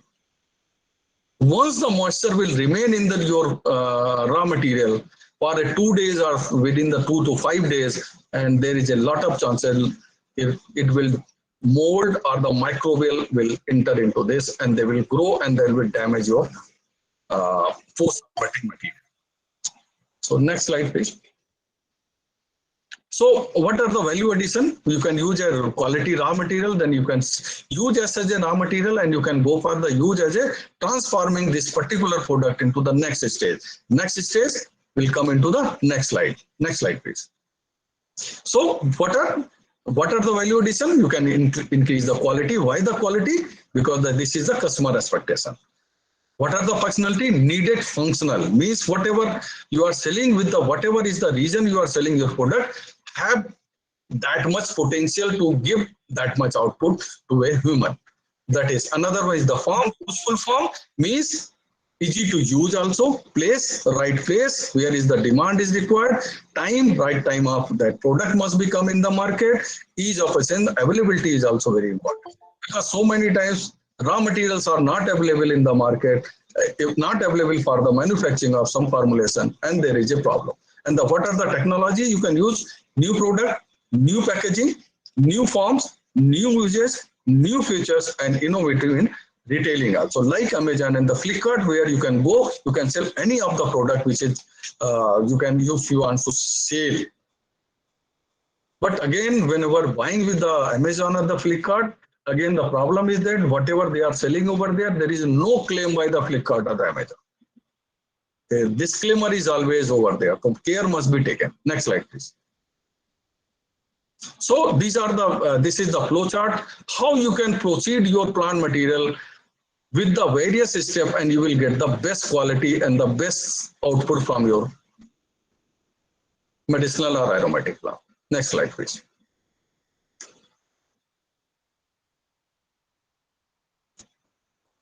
Next slide, please. So one of the easiest way nowadays, lot of things are coming in the dry packets or in the frozen condition. This is the easiest way you can apply to just value add in it. What is dehydrating fruits or spices? It's very popular. So what you will do, you can grading, sorting, then washing, peeling, trimming, size reducing, blanching, and then chemical treatment if required, and dehydration and the packaging. A lot of you can see the mushrooms and so many things are already available. Garlic, onion is also coming. If you go to the any country other than India, you can see, because the garlic and ginger and onion is very easily available in the India. But if you go to the Australia, if you go to the US, if you are go to the any other country, they are generally using the dries. These all things are in the dry condition, and berries are very popular. That the cranberry or blueberry or currant berry, all these berries are coming from the US in the dry form. Next slide, please. So, like semi-product, if you can say, you can the layberry. If you talk about now that this layberry product was came in the market around 15 or 20 years back, and the first time where the DRDO enter into this field, and this product layberry is started by DRDO and in the form of juice. What of the beauty of this layberry fruit is that this is not only this contain the highest concentration of vitamin C in the natural form. And nowadays, from the layberry, which is called the hippopea, nowadays vitamin C tablets are also available in the natural, which contains highest in the world, more than vitamin C present in the amla. And vitamin E also very rich vitamin E. And this fruit pulp, this is also used for the cosmetic purposes also, because this contains the highest quantity of your vitamin E.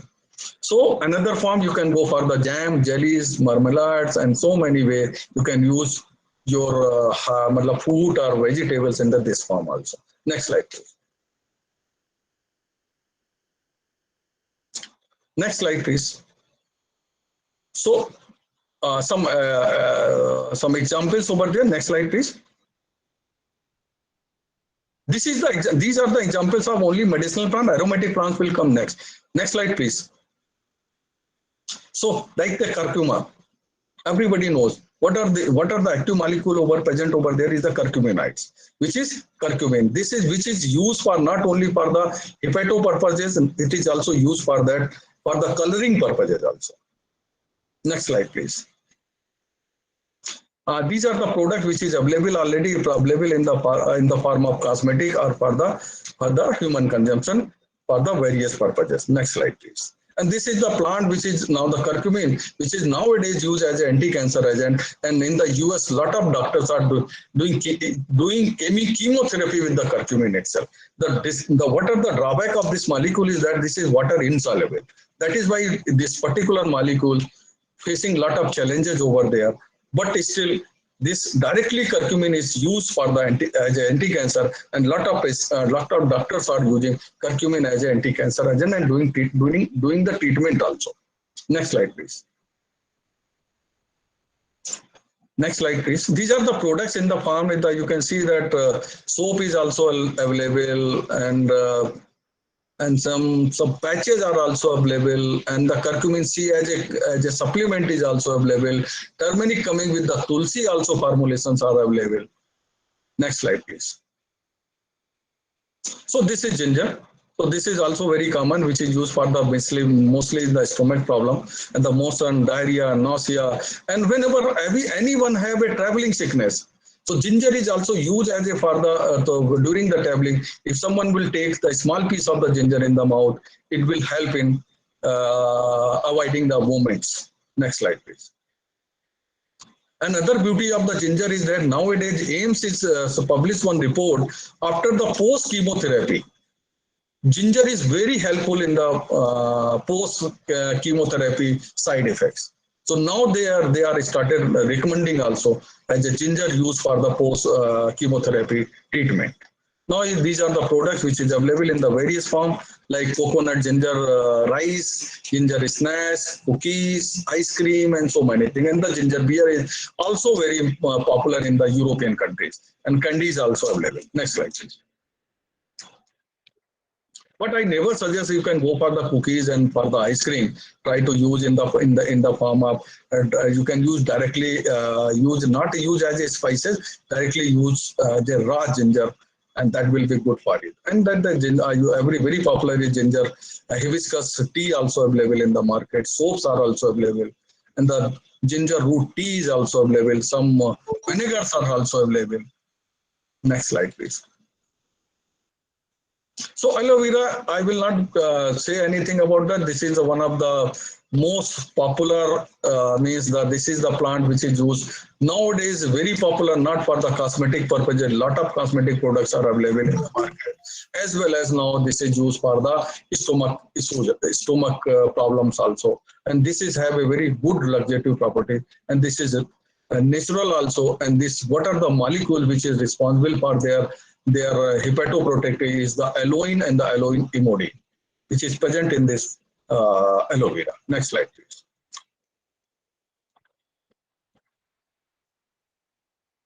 So these are the projects with the some Himalaya, and so many companies are producing this product in the various form.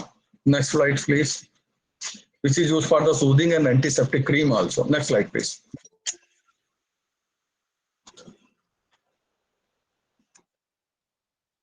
Next slide, please. So this is one of the glycerizer glaber. This is also one of the nowadays very popular. Not nowadays, this is very old plant from hundred of years. These plants are used for the various purposes. And for the cough also, this glycerizer mullety, this is a common name is mullety, which is present in the root, in the basically the molecule which is called the glycyrrhizin, which is present in the root. And this have a anti-cancer property. And nowadays, this is very popular for the cosmetic purposes also. And lot of some Bollywood stars are advertising mullety products in the cosmetic. So next slide, please. So these are what are the important molecules present over there, the glabradine and the licochalcone, which have a very good glabradine, which is present in a very high concentration in the glycerizer, and which is used as a whitening agent. So nowadays, this is why this plant is very now the very popular nowadays, because a natural white skin whitening ingredient present in this plant, and licochalcone, which is anti-inflammatory and antioxidant properties also, and used for the acne purpose. Next slide, please. Next slide, please. Next slide, please. Next slide, please. So a lot of products you can say, some big companies are also Lotus and Himalaya. They all are producing this product, and the soap are available in the market. Anybody can buy from market, which contains licorice extract over there. Next slide, please. So now that comes to the aromatic plants. Next slide, please. Okay, so aromatic plants basically used for the three purposes. One is most common is the perfumers, but nowadays used as a medicine as well as a flavor. So a lot of flavors available in the market in the form of ice cream or any other which is used their essential oil over there in the form of various plants, like if you go to the aromatic plants like the lemongrass, very popular in the flooring agent, and so many products, citronella, pomarosa, vetiver, geranium, lavender. And now tell you, I inform you that now the JNK is going with the purple revolution, because most of the JNK area is not covered with the lavender, and now this is high value crop in the market, and lot of farmers are getting a very good output from this plant also. Next slide, please. Next slide, please.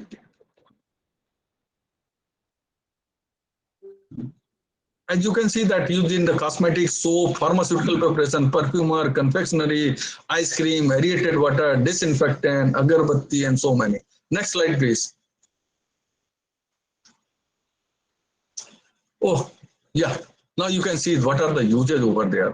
Food, beverages, medical, dental, cosmetic and toiletries, insecticide, motor industry, paint industry, petroleum industry, adhesive, tobacco industry, all are there essential are used by these. these are different type of different area of industry. Next slide, please. Next slide, please. So now this is the international situation in the global market of essential oil, and we are in the position 2 where we are sharing around 16 to 20% in the market, world market.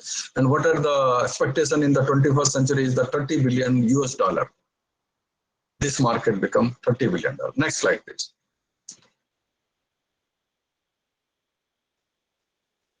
Next slide, please. Oh. Who is there? Please change slide. Oh. Next slide, please. So if you can see that what are the various big company which is market share is of the multinational companies in the business in the $15 billion is now you can the US, Switzerland, Germany, Switzerland, Japan, and some big pharma big companies which are using this flavor and fragrance is the essential oil. So we are nowhere. So all these companies are belongs to the some. We are in the part of 35.3% where we are in the some 2 or 5% of ratio in the form of market share. Next slide, please. So now you can see the point, whatever we are producing over there, you can see the India in a very good position. But again, we have a little bit issue in the export because whenever we'll talk about the quality, we failed over there because of we are not taking care of all the regulatory requirement in the European countries or US, and that is why a lot of batches when we'll export over from India, they return it back because of one or another reason of toxicity. Sometimes some toxins are present there, sometimes pesticides are present there, sometimes heavy metals are present in the more than limit area. That is what we are facing a lot of issues over there. Next slide, please. So what are the major categories of essential oil? That is citrus, which is highest one, and next one is the mint family. We are leader in the mint. We are leader in the mint in the worldwide. We have the share, India share is around 57% in the world. And the spices also we are represent around 13%. Because you know that spices are only mainly grown in the Kerala state, Kerala and Tamil Nadu and the Andhra Pradesh. That is why we don't have much area for producing this. Next slide, please.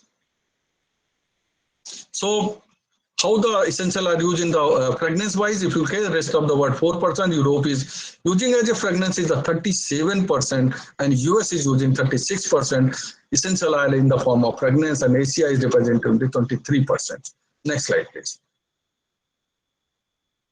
In the flavors, you can say that is again the Europe is using 45% essential oil as a flavor agent, and the America is using the 25%. Next slide, please. So important area of flavor: beverage, confectionery, snacks, dairy product, baking, meat, fish, poultry, sauces, condiments, and tobacco. Next slide, please. So distribution of flavors in India, if you can see in the how much ratio are used by the flavor, that is confectionery is using 25%, dairy products are using 15%, beverages are using the 20%, and the processed food are using the 10% of this flavor sector in India. Next slide, please.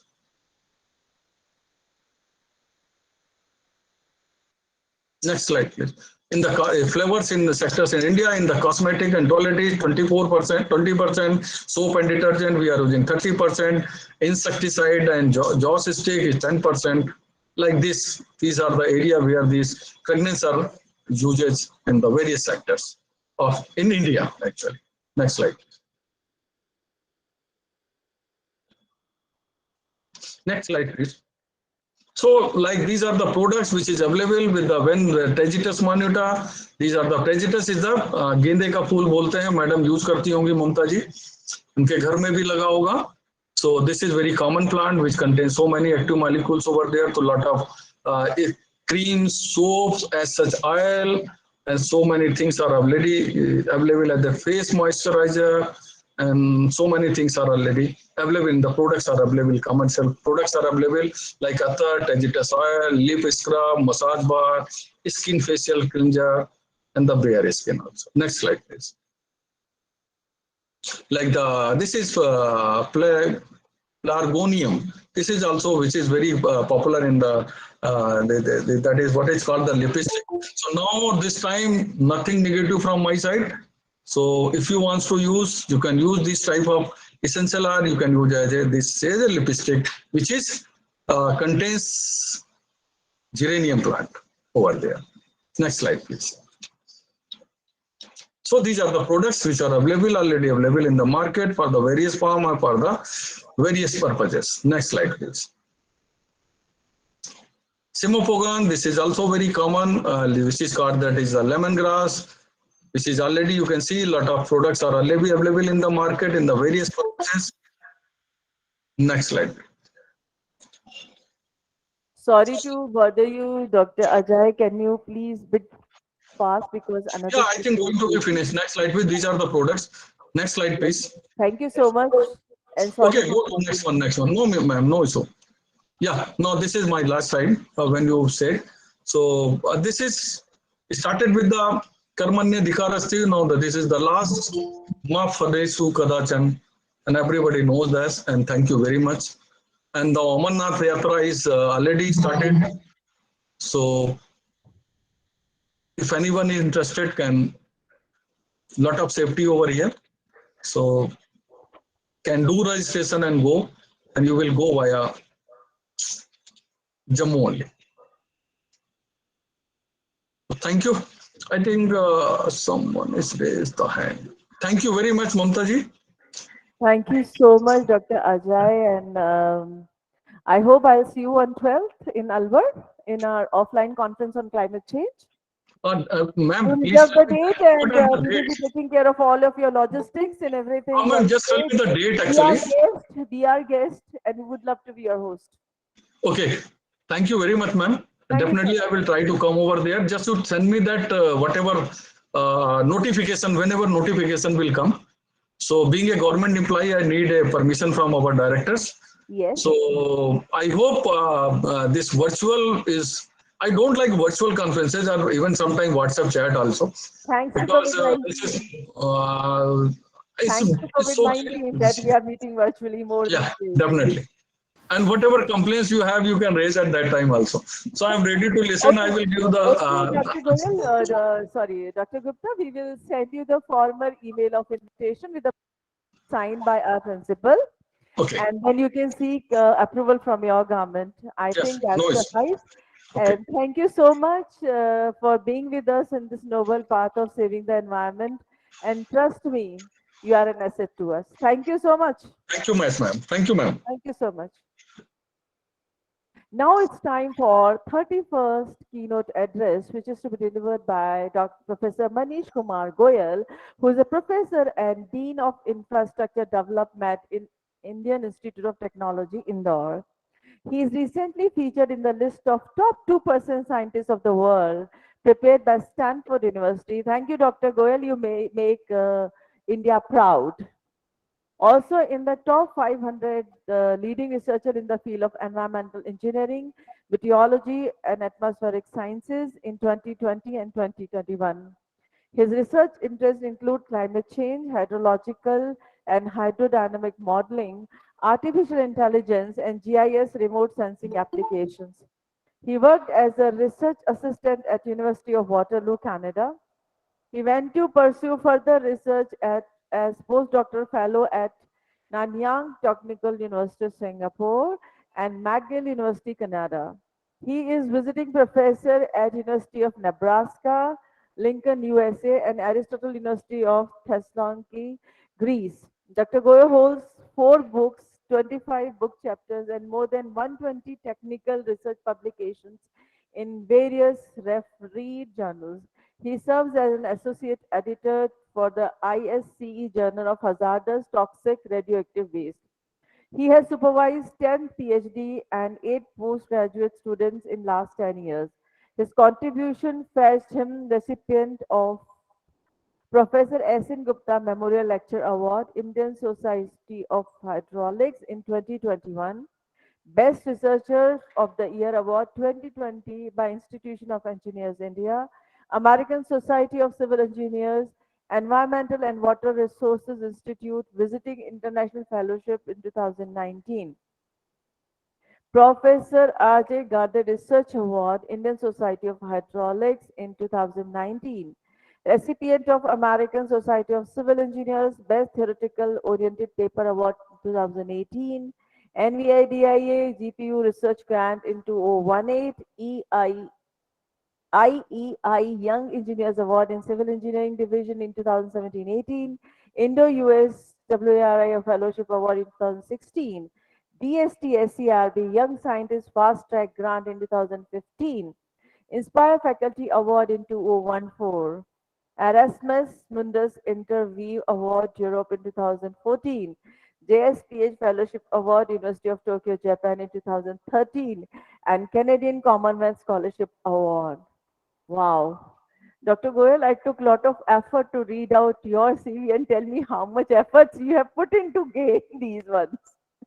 Heartiest congratulations to you, sir. आपका बहुत बहुत स्वागत है, अभिनंदन है। हम अलवर से आपका स्वागत करें। मुझे पता है आप राजस्थान से एसोसिएटेड, आप कोटा से हैं। काफी कुछ बातें इंजीनियर सुरेश शर्मा जी ने हमें बताई आपके बारे में। आपका बहुत बहुत स्वागत, आपका अभिनंदन, और हम बहुत खुश हैं, प्रफुल्लित हैं आपको अपने बीच पाकर। और मैं आपको कुछ और भी कहना चाहती हूँ। मैं कहना चाहती हूँ कि हमारी एक कॉन्फ्रेंस हो रही है क्लाइमेट चेंज के ऊपर 12, 13 and 14 in RR College, Alwar. This is sponsored by Rashtriya Uchchatar Shiksha Abhiyan, State Government of Rajasthan. We have got the approval as well. So no one be more suitable for us as a keynote speaker than you. Because I know climate change is your forte. So please accept, accept. I want your approval right away. Sure. We will take care of your every logistic possible. No issue, madam. No issue. Sir, you have to say yes. Yes, I'll come and Thank I'll join. you so much. Yeah, I'm so happy. Thank you so much, sir. So now I would request Dr. Goel to start with his keynote address. Sir, stage is all yours. Thank you, Professor Mamta Sharma, madam, to inviting me in this international short-term training program 3 on contrivance of sustainable development goals for environmental conservation at Rajrishi Government Autonomous College, Alwar. So I think last presentation given by Dr. Gupta was very wonderful. I learned a lot. I was not aware of many things, whatever he told, but it was a very wonderful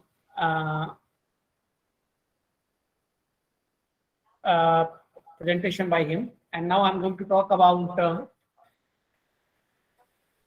hydro ecosystem resilience of Indian river basins. So can you see my presentation and can you hear my voice?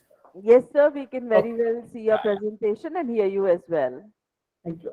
So today, I think in the next half an hour, I'm going to talk about water and food security in context to the Sustainable Development Goals.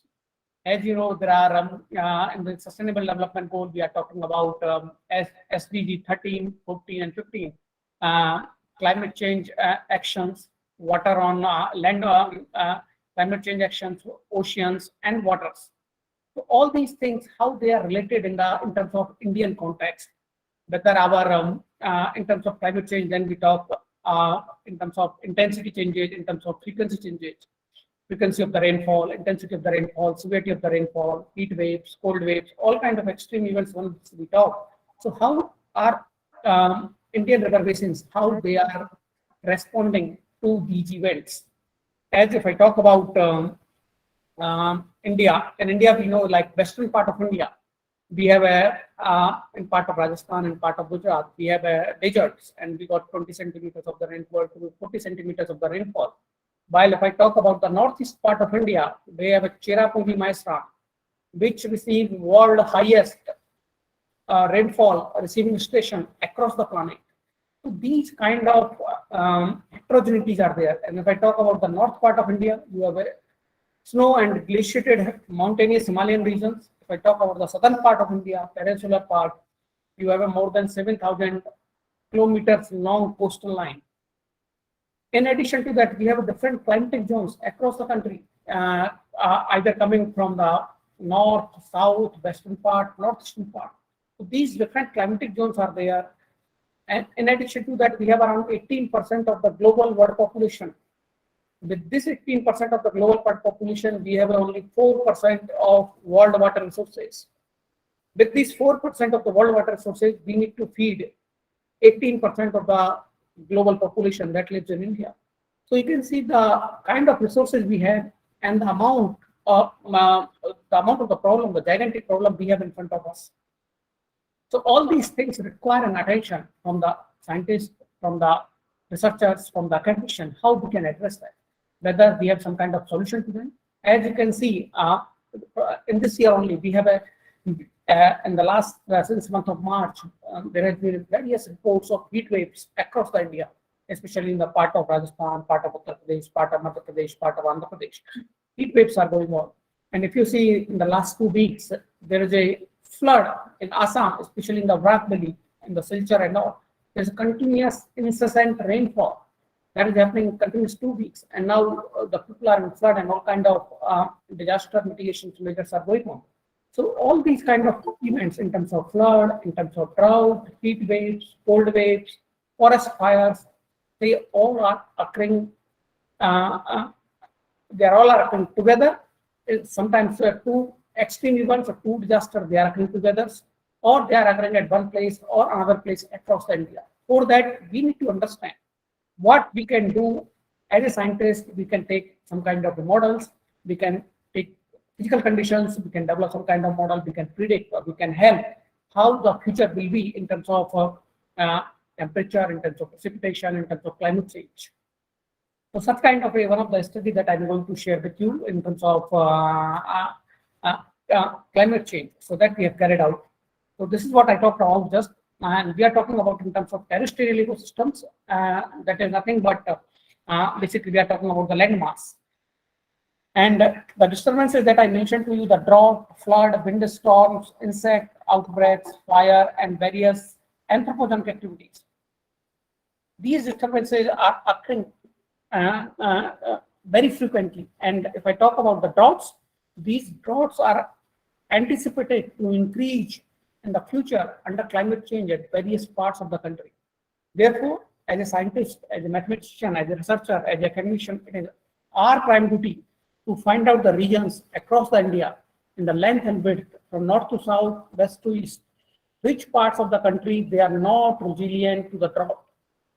There are many disturbances. We cannot talk about all the disturbances. So one hydroclimatic disturbance, drought, that we have taken for this study. It means drought means water limiting condition, where you have a deficiency of the rainfall. So in this drought, which part of the country is more resilient, which part of the country is less resilient. So that is about the motivation of this study, why we have carried out this study in terms of water security, in terms of food security. And they are also the goal of SDGs, Sustainable Development Goal of United Nations. So for this, if you see this map of study area, we have not divided India into the geopolitical boundary. It means either Rajasthan, Madhya Pradesh. No, we have divided this India into the in terms of water boundaries, that is known as river basin boundary. So one, you can see this is the Indus River Basin, that is around 4.5 lakh per kilometer of the basin area. And that you can see two river basin, Ganga river basins, where this workshop basically is going on. So this is around 8.6 lakhs square kilometers. And then you have Brahmaputra river basins, Barak river basins, Narmada, Godavari, Krishna, Kaveri, Suvarnarekha, Mahanadi, Pennar, Mahi, and all the east flowing rivers, and then the western Ghats. So these total 22 river basins we have defined as per India Baris CWC classifications of watershed atlas of India. I'll discuss the results based on these river basins, so that we can understand how each river basin is working with respect to in terms of comparisons. So once we have a motivation clear in our mind, once we have a study area clear in the mind, what are the data sets that we are going to use for this study? Or are these data sets are freely available, or what kind of things are there? We are going to talk about first data, that is net primary productivity. I'll come on to this. What is the meaning of net primary productivity? Sources we have taken from NASA websites, NASA Earth Observation System. This is a product called MOD-17A3 product, and the spatial resolution is 1 kilometer. Then we have taken the evapotranspiration data. This is also we have taken from MODIS, NASA Earth Observation Satellite, and the spatial resolution is 1 kilometer. The spatial resolution of 1 kilometer means in the grid of 1 kilometer length and width, 1 kilometer by 1 kilometer, I have one data point. Like that, I have data point across the India in 1 kilometer upon 1 kilometer by 1 kilometer. Then we have a land cover classifications. So we have taken the land cover types data from USDS Land Cover Institute. This is available of half kilometer, 500 meters, so 500 meters. Then we have a Köppen bigger climate classifications based on this climate research unit, University of East Anglia, and Global Precipitation Climatological Center at German Weather Services. That has a half degree upon half degree. That is approximately 52 kilometers by 52 kilometers. Then we have some data like precipitation, temperature, and solar radiation. Precipitation data we got from Indian Meteorological Department, Pune. That is around 1/4 degree upon 1/4 degree, similar kind of temperature. This is we got from Princeton University, and solar radiation we got from National Center for Environmental Prediction. So all kind of these data sets are available. These data sets are available at freely. So you can download the data simply from this website, and you can replicate such kind of studies. So motivation we know, study area we know, and data we know. So once we know all these things, we come to the methodology. And this before we go, this is the picture of mean annual precipitation across the India, different river basins. So in whichever river basins you are located, though this is an international program, we are talking about India. In whichever river basin or which part of the country you can locate, you can find how much the rainfall in that region or annual precipitation in that region per year. As I mentioned earlier, we have used a term called net primary productivity. Basically, I'm trying to relate to the food security, and I'm talking in terms of a sustainable development goal of food security. So net primary productivity we have used as one of the data. So, what is the meaning of productivity? Then I will come to the primary productivity, and then we'll talk about net primary productivity. Productivity is nothing but the generation of biomass. So whatever will be the generation of biomass in a given ecosystem, that I will say as a productivity. And generally, this is being measured as a how much is the gram per unit, gram per square meter per day. So that is the unit. And primary productivity we will call that if the biomass is being generated from the plants or autotrophs, that we will say primary productivity. If it is from the heterotrophs or animals, we will say as a secondary productivity. So that is all about productivity and primary productivity. Basically, all the life on the earth relies directly or indirectly on this primary productivity. It means whatever biomass is being generated from the plants. So, in the terrestrial ecoregion, we generally will talk about the plants, and aquatic ecoregions, we will talk about the algae. So, this study is limited to terrestrial ecoregion. So, we are going to talk about the plants. Secondary productivity, as I mentioned, is the generation of biomass of by the animals or by the consumers. That is heterotrophic, like it includes animals, prototists, fungi, many bacteria. So this is a secondary productivity. And then what is the biomass? Biomass, as we all know, the mass of living biological organism in a given area or the ecosystem at a given time. So like microorganisms, plants, or animals. So we can express it as a like average mass per unit area, how much it is there. So that is known as biomass. And we have spoken a lot about terrestrial ecosystems and ecosystems. So what is the ecosystem? Ecosystem is a community of living organisms where you have a living and non-living organisms, and they are interacting with each other in terms of either nutrient or energy fluxes, mass fluxes. So as a system, so this is known as ecosystems. And like a pond is a given example of ecosystem. And generally these ecosystems, they are the self-supporting, and they have both biotic and abiotic factors. Coming to the boundaries of ecosystems are generally not clear, and it will be difficult to see that one ecosystem where the one ecosystem will end and another will be begin. So ecosystem is two types: natural ecosystems and the man-made ecosystems. Natural ecosystems, again, we will define two types: terrestrial ecosystems and aquatic ecosystems. Terrestrial, we will talk about the land, and aquatic, we will talk about the water. So terrestrial ecosystems, generally we have three types: forest, grassland, and deserts. An aquatic ecosystem, that's a freshwater ecosystem, which means either running water or standing water, like you have a river or you have a pond, or another you have a marine ecosystem. So that's a general classification and our understanding regarding ecosystems. Coming after the productivity, primary productivity, coming to the gross and net primary productivity. So gross primary productivity is nothing but the amount of chemical energy as a biomass that primary producers create in a given length of time, let's say in a year. That is known as gross primary productivity. Out of this fixed energy, some is generally used by the plants for maintaining its tissues and respiration purposes. So that is known as net primary productivity. So net primary productivity is the difference between the rate at which plant in an ecosystem produce useful energy, that is known as GPP, gross primary productivity, and the rate at which they use some of that energy during respiration. So this is gross and net primary productivity, and net primary productivity generally gross primary productivity minus respiration by the plants, and this is grams of carbon per meter square per year. That's how we will measure this net primary productivity. So now I think methodology is getting clear. We have also very small term, it's X upon Y. This, we are introducing a new term called ecosystem water use efficiency. What we are doing in this ecosystem water use efficiency, we are taking the NPP that we have just introduced divided by ET. It means how much water an ecosystem uses relative to biomass generated. ET is nothing but the how much water an ecosystem using, and NPP, biomass being generated. So ecosystem water use efficiency is nothing but the ratio of net primary productivity to evapotranspiration. Okay, so having understood this part of motivation, study area, data, and methodology, let us see the results, how these things are happening across the India.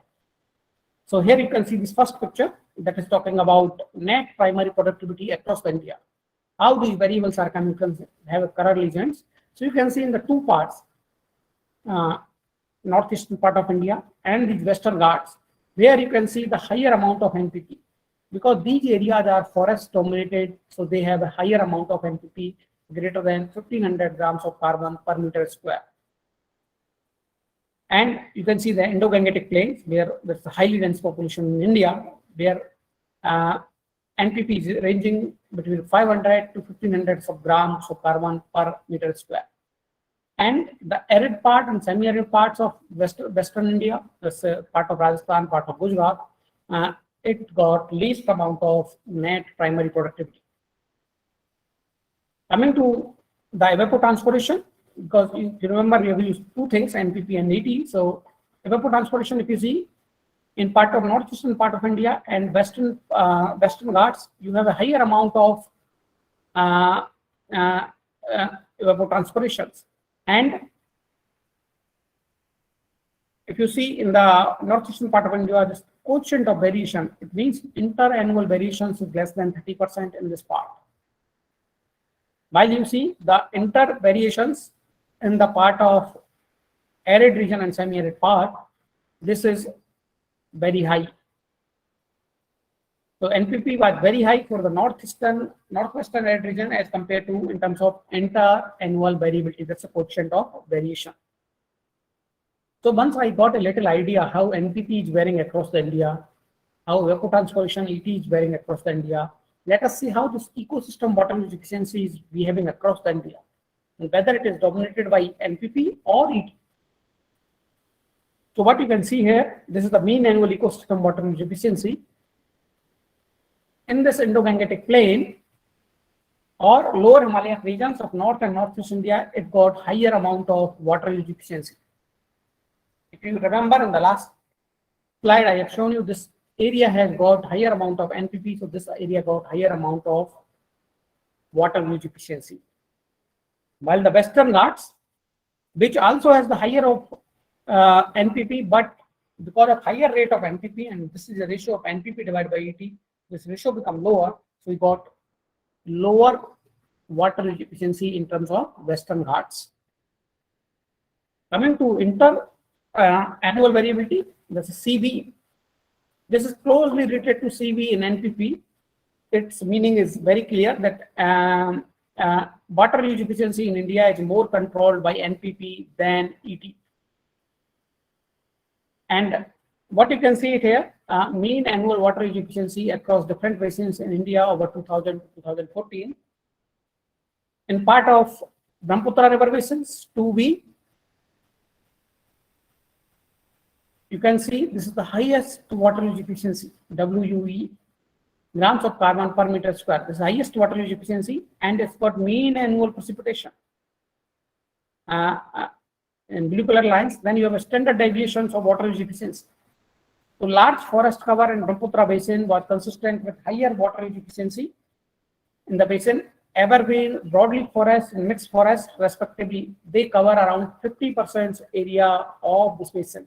So that's why this river basin, 2B, this got highest amount of water use efficiency. Another basin you can see, 2C, this is the Barak river basin. This got the second highest water use efficiency because around 60% of area is covered by the forest in this river basin. And lowest one, you can see this one, basin ID number 10, that is the Mahi river basin, got least water use efficiency due to absence of the forest, where the cropland covers around 83% of this area. Okay, another interesting aspect that I can see the standard deviation that we have talked. So standard deviation is highest for river basin number 1. That river basin number 1 is Indus river basin. So why it is highest? If you see this basin carefully, north part of this basin is snow and glacier dominated.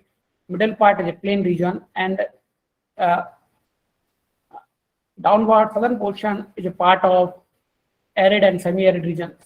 Another, this is a highly hilly region, that is a plain region. So all kind of multifaceted geography and climatologically conditions are there in this river basin.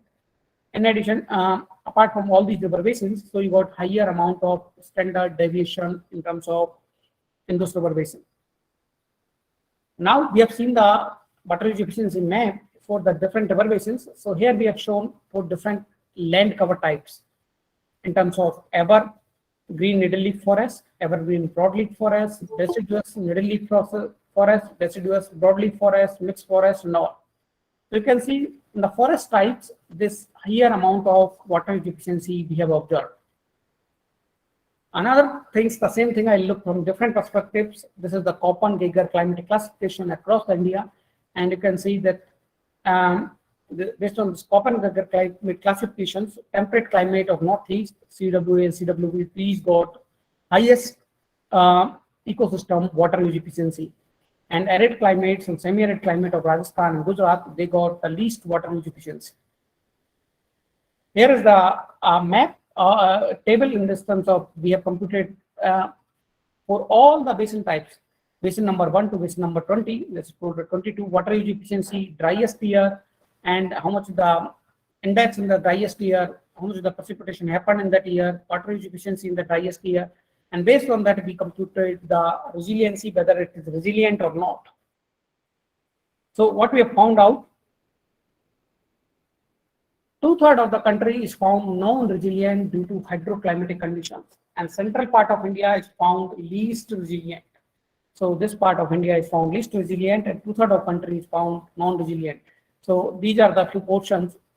Out of 22 river basins, there are 6 river basins they are found resilient. In those, Brahmaputra, Pennar, east flowing river between Krishna and Pennar and Kaveri, and Kutch and Saurashtra.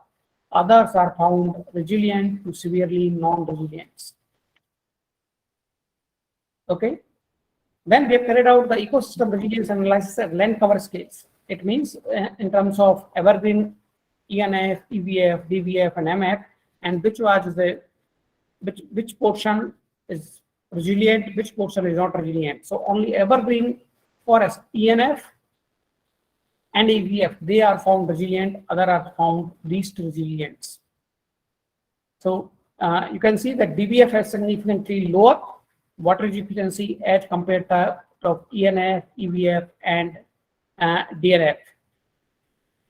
And the same thing we have carried out in terms of climatic types, climate types. These are all climatic types and whether they are resilient or not. So only CSA, CWB and ET, they temperate types and tundra, they were found resilient. Other climatic types, they were found non-resilient. So these are the few conclusions among all river basins. Since the Brahmaputra basin has the largest forest covers of EBF and MF, so and neighboring Barak basin has around 60% of the forest cover, though they have found highest water use efficiency. Mahi basin, because almost there is a nil forest and cropland cover around 83% of area, so that was found least in terms of water use efficiency. Another thing that we have carried out is how the trend is happening across the India of the water use efficiency. So this trend shows this is increasing. So we have shown the increasing trends, but the globally it's decreasing. So in India we have found increasing trend, globally they are decreasing, and there's a dip here in 2009. So why there is a dip? Because there was a drought here in 2009. Therefore there was less precipitation, less rainfall in that year. Therefore you got a lesser amount of water use efficiency in this region. So these are the few of the trend analysis that we have carried out, how these trends in terms of whether they are the statistical significance in terms of area wise or in terms of various land cover types. Another thing, sometimes we would like to know as a hydrologist, which part of the country is controlled. Plant control is by precipitation, temperature, and solar radiations. So precipitation is generally a major climatic factor across the India. If I talk about the western Himalayan region, both precipitation and temperature, and in the western Ghats and the northeast, there is solar radiation. It's controlled by the solar radiation. What are the controlling factors? It means what are the climatic constraints on these plant growth? It will give a little kind of understanding to all of us. Another thing we try to understand that we are talking about GDP and all. So whether this NPP, this is how this is affecting the gross state domestic product. We have taken some kind of data on this statewide. You can see this NPP for each of the states we have computed in terms of geopolitical boundaries.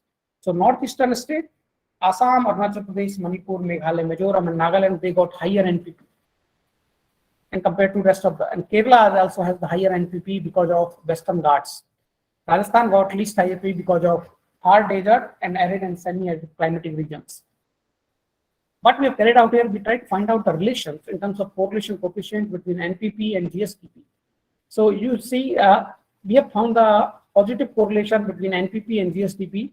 It means NPP is not adversely affected by the development activities in the states. However, you can see in the few Assam, Meghalaya, they have some kind of a negative correlation. So what we have found out, there is encroachment in the forest land, biotic pressure, and shifting cultivation. These are the few major regions by which we got these negative correlation coefficient between NPP and gross state domestic product. So finally, what is our summary? Summary is very clear. Out of 22 river basins that we have carried out, only 6 basins are found resilient to these drought conditions or hydroclimatic conditions. And where the country's maximum populations and population density, Indo-Gangetic river basin is found non-resilient. So 2/3 of the country was found non-resilient, and central India was found least resilient. And precipitation was the major climatic constraints over the most part of across the India. And we have found the positive correlations between NPP and gross state domestic product, which means that NPP is not adversely affected by the development activities of the states. So these are the few conclusions, and I hope I'm open to the questions now. Thank you so much. These are the references.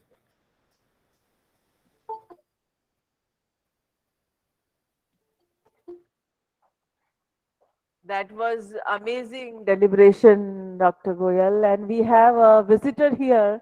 He has been hearing you for quite long. He wants to ask a question. Yeah, please. Sir, पूछिए आप प्रश्न पूछिए. Thank you very much. You give a very good outreaching of the ecosystem.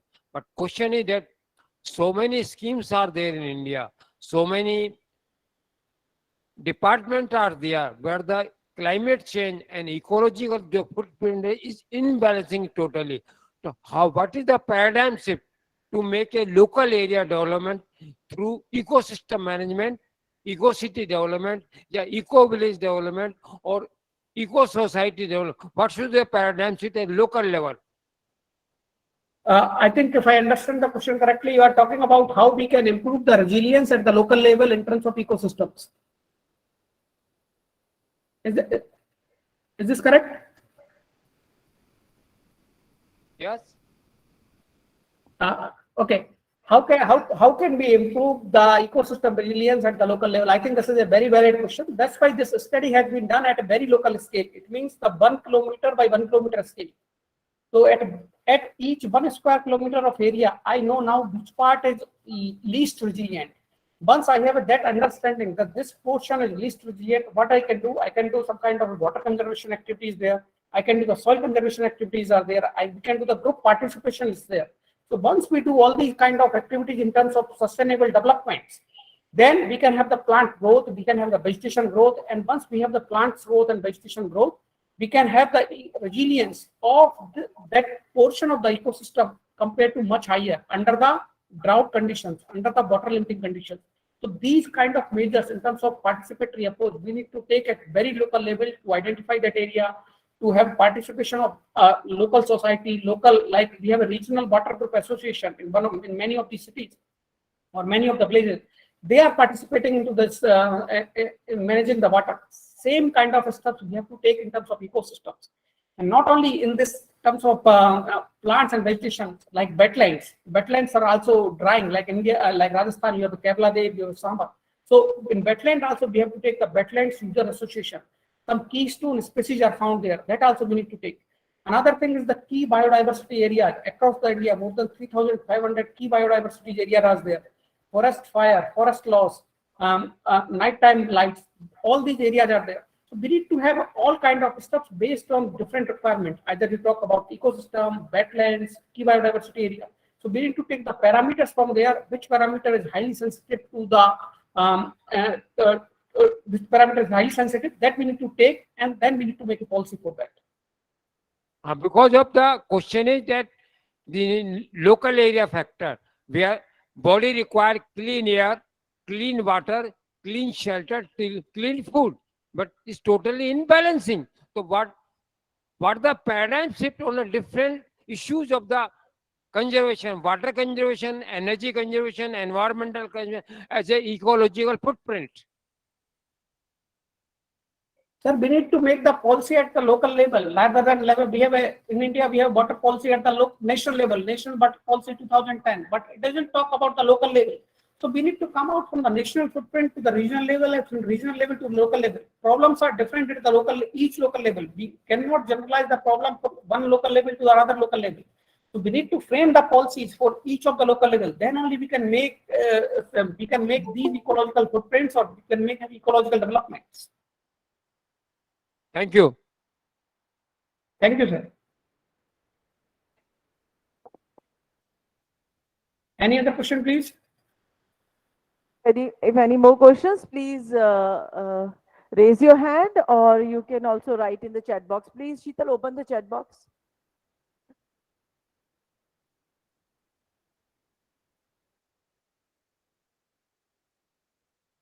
Lot of compliment for you, Dr. Goyal. I have not seen anything in the chat box. Yes. I have a question for you, Dr. Yeah, madam. This I always ask people who talk about water, and people say is that the third world war is going to be on water, not for arms, not for money, not for nations. Is it right? It's a very difficult question. Yeah, water scarcity is everywhere. Most of our cities, they don't have water either in terms of groundwater, and surface water we are also lacking in terms of quality.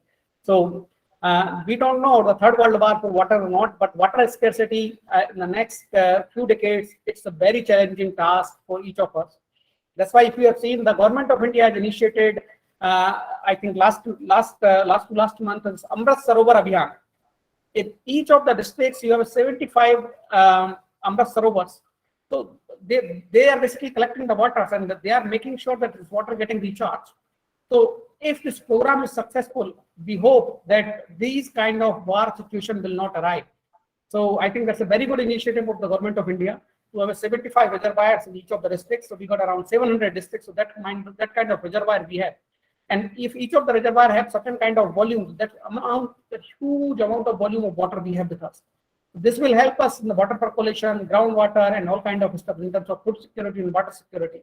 So I hope that program is successful. Then we don't have this type of water challenges that are coming in many cities as of now. Thank you so much, Dr. Goyal. And there is last compliment at 2:18. Someone has written very amazing presentation. Yes, it was an amazing presentation.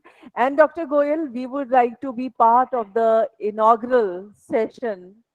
And hopefully we will be having a minister in it. And that will be on 12th August. So I will see you back on 12th August. Thank you so much for your presence, your amazing work, and your beautiful presentation. And trust me, it was treat hearing you. You are an asset to us. Thank you so much once again. Thank you, madam. Thank you so much. धन्यवाद आपका बहुत बहुत.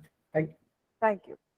So put on something on the environmental disasters till we start with the valedictory sessions. I would request all the participants to please stay with us. Our guests are here and we are going to start within a few minutes our valedictory session. And the feedback link for today and yesterday will be circulated in the chat box during the valedictory session. So stay with us, be with us. You have been the patient listeners. So we are coming to the end of the ISTTP-3. So keep your patience up and stay with us. Thank you so much.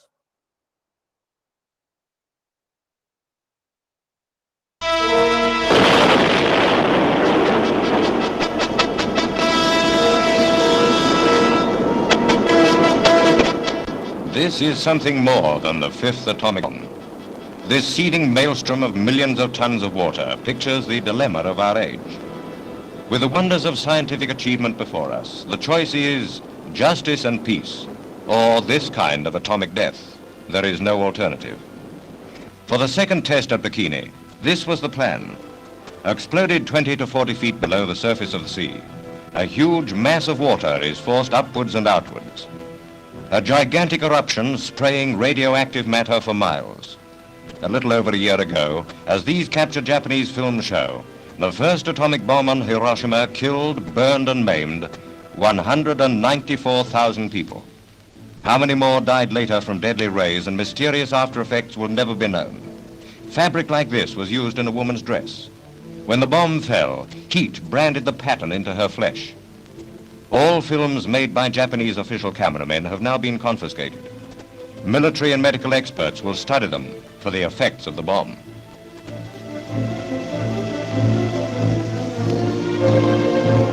Heat, indescribably intense, traced the outline of a man's body on the concrete roads, a permanent memorial to the first use of the world's most powerful weapon.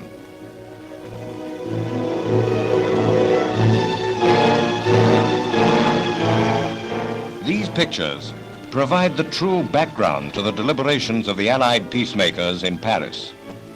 Their impact on our minds is itself a shock and a warning. This man is alive, but he was later to die with many thousands of others from the effects of gamma rays.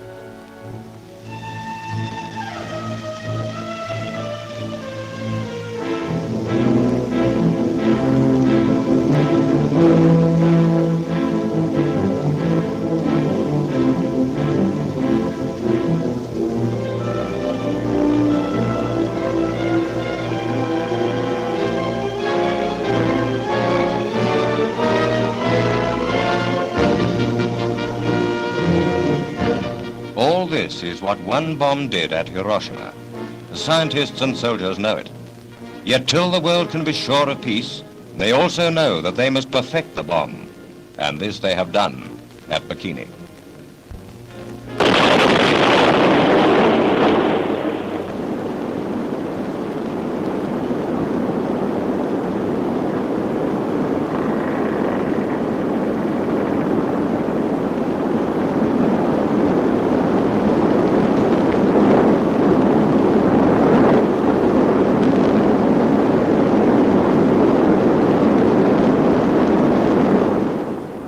hurled a mile and a half into the air, the huge tree of water sent a wave of boiling steam rolling outwards, engulfing the anchored ships of the test fleet.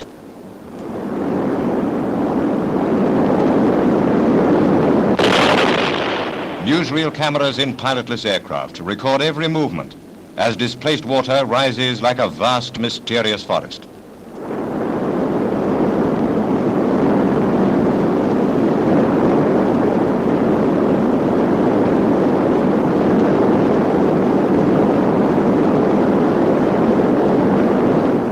Oil rings on the water are all that remains of the carrier Saratoga, the battleship Arkansas, and many other ships. The dwindled strength of the tidal wave that swamped them was picked up by television cameras on nearby islands.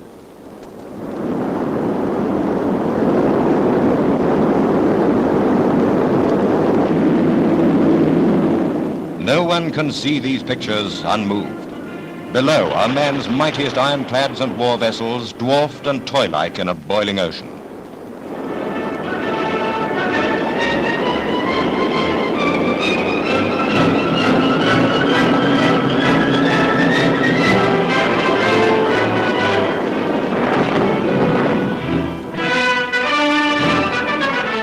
If lasting peace cannot be created except by fear of the atom bomb, then let us be afraid.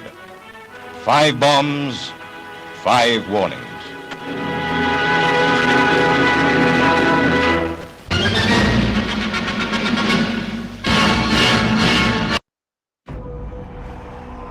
North Indian नहीं, south Indian नहीं, east Indian नहीं, West Indian नहीं, सिर्फ Indian कैसे होता है आदमी।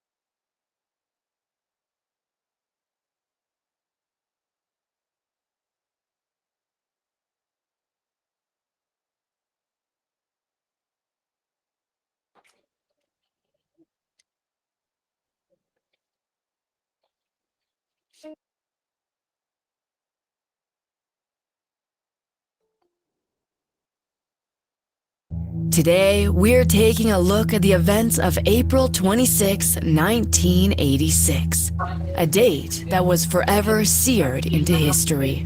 We will be discussing one of the best-known disasters of the 20th century, an event remembered today as the worst man-made tragedy and the biggest nuclear catastrophe in all of history. If you enjoy true crime, mysteries, and true stories, be sure to hit the like button and subscribe. Now, let's get into it. In 1986, Chernobyl, Ukraine was part of the Soviet Union. The first nuclear reactor in the area was built in 1977, and before April 26th, the nuclear power plant was beginning to look like a beacon of USSR success. However, there was no way to predict the catastrophe that would occur and result in altering the fate of those at the plant, as well as countless others in the surrounding areas for generations to come. At 1:23 a.m. on the 26th, the nuclear plant attempted to conduct a fairly routine test to see how the plant would function during a power loss. The test would last less than a minute. In total, only 36 seconds. The plant was shut down in order to conduct the test that was meant to check how the power from the steam turbines would transfer to the backup generators. During the test, reactor number 4 experienced a raise of output power. At first, this was expected. However, a series of missteps resulted.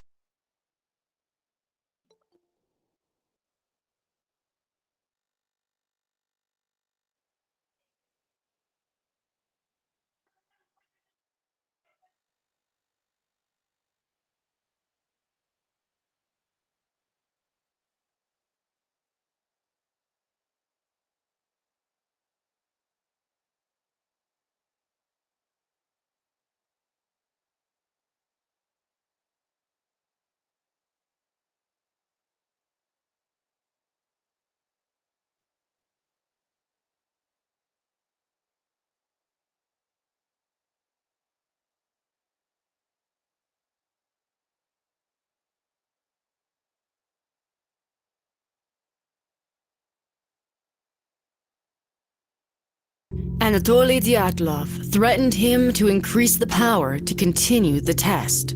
The workers then inserted control core rods into the reactor, which were made of boron carbide to reduce the power output.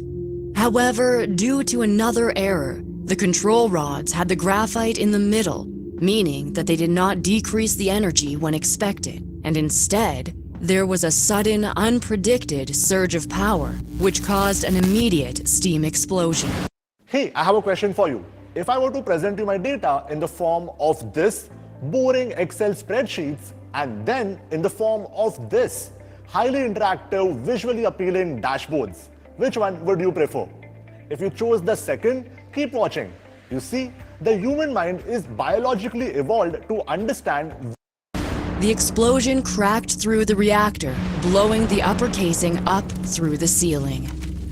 The first explosion was closely followed by a second. This one caused by the built-up hydrogen from the previous steam explosion. The deputy chief engineer, Anatoly Dyatlov, had been supervising the test, and he claimed that, had he known that the graphite was in the center of the rods, he never would have instructed the workers to continue the test. Some now speculate that the reactor was already unstable prior to the test, and that the control rods did very little to cause the disaster. The initial explosion was massive. Bursts of fire, the steam explosion, and large clouds of radiation were released as high as a kilometer into the air and the surrounding areas. The radiation was described by the Berkeley physics professor, Dr. Richard Muller, as like shrapnel from a bomb. Around 5% of the radioactive reactor core was deposited across Europe, and some of that radiation was found all the way in Sweden. Shockingly, the Chernobyl power plant was not equipped to deal with any sort of disaster. Normal regulations required there to be a containment building, which would be a gas-tight structure surrounding the nuclear reactor. It was normally a dome reinforced with steel and concrete that would prevent anything radioactive from being released into the surrounding area from the reactor. The Chernobyl plant had no containment building. If there had been one, the disaster would likely not have caused any deaths. Initially, the Soviet Union responded to the disaster by trying to hide the exact magnitude of the destruction from the rest of the world, and even those in the USSR. In fact, it actually took them about a week to finally make an announcement to the world that the explosion had occurred, and that tons of radiation had leaked into the wide area surrounding Chernobyl. The USSR government forbade people from leaving certain areas, and actually cut phone lines to repress the spread of information. However, it now appears that this drastic measure may have actually backfired on the oppressive regime, as today, much of the truth of what happened that fateful night in Chernobyl still isn't entirely known. Because the Soviets employed such harsh measures to maintain secrecy, we may never know some of the true details of what occurred. Andrei Glukov worked at the Chernobyl plant and had heard the loud bangs of the explosion in the early morning hours of April 26th. Following the booms of the plant's ceiling being blown off, there was a brief cut in the power. It wasn't until 2 days later when Andrei himself went into the plant and saw the glowing reactor core that he realized what had happened. Even as an employee, he hadn't been told of the explosion until later. He said about seeing the core, "This was the moment that I realized this was not an accident. It was a disaster." 2 workers at the Chernobyl plant died from the explosion within hours of the disaster. The body of one of the men is believed to actually still be inside the plant. But the casualties grew in the following weeks, rapidly climbing to 31 as people succumbed to acute radiation syndrome from the leaked radioactive material. Over 200 of those who responded to the disaster later died, most from cancer, usually thyroid cancer. It is important to note that the exact death toll of those affected by the Chernobyl disaster is still widely contested today. Though the UN acknowledges at least 4,000 people were killed as a consequence of the explosion and radiation, other estimates bring that number as high as hundreds of thousands who were affected and died from exposure to the radiation. Other reports claim that about 50 people died as a direct result of exposure to the radiation released. Many of them were workers at the plant, but many didn't actually succumb to their illnesses right away, and the latest death was counted in 2004. However, still other numbers, such as those estimated by Greenpeace, think the number of direct deaths could eventually be as enormous as 93,000. The United Nations Scientific Committee on the Effects of Atomic Radiation has also found evidence of 15 more deaths from thyroid cancer caused by exposure to radiation from the Chernobyl disaster. A whopping 6,500 other non-fatal thyroid cancers were identified to be caused by the radioactivity. However, the UN has now released the statement, "There is no evidence of a major public health impact attributable to radiation exposure 20 years after the accident." Overall, there is no conclusive or universally agreed upon number for just how many people died in association with the Chernobyl disaster. There may never be any agreement. Many of those who died were the brave firefighters who had run into the disaster area to try and control the raging fires that broke out in the power plant. These firefighters were exposed to extreme levels of radiation, and dozens of them later died from radiation poisoning. The only way to fight off this kind of extreme exposure is through a blood transfusion, which none of them received. In total, 27 firefighters died from radiation sickness.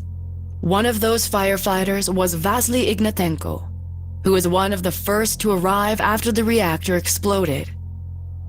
He was only 25 when he responded to what he believed was a routine fire. Vasily and the other firefighters showed up without any of the necessary equipment that may have kept them safe from the radiation. He had been living in the city of Pripyat, which is near the Ukraine-Belarus border, when he received the summons to help stop the rapidly spreading fire. Pripyat was built specifically as a place for the Chernobyl workers and their families to live. About 60,000 people lived there at the time. Ignatenko's wife, Lyudmila, later lamented that Vasily and the other firefighters were going straight into the hands of death. They all drove out in their usual uniforms, not wearing chemical protection, not having anything but a layer of clothes against what was an unimaginable dose of radiation. They didn't even put on the canvas gear that would have slightly helped to protect them. The firefighters arrived at 1:28 a.m., just 5 minutes after the test began and the explosion occurred. Along with the other firefighters, Vasily immediately hurried up to the Chernobyl plant's roof in an attempt to extinguish the graphite fires that were spewing flames into the open air.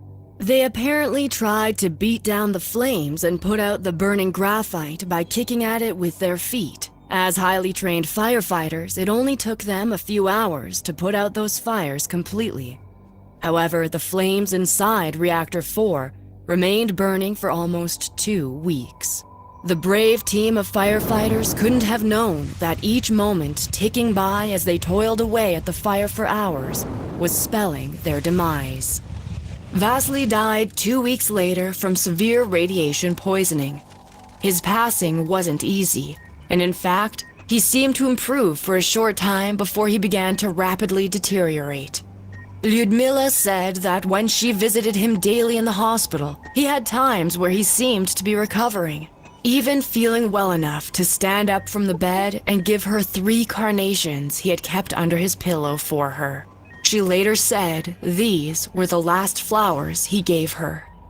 Horribly, Vasily was essentially burning up from within from the radiation, and his doctor said that his nervous system and his skull were both extremely damaged.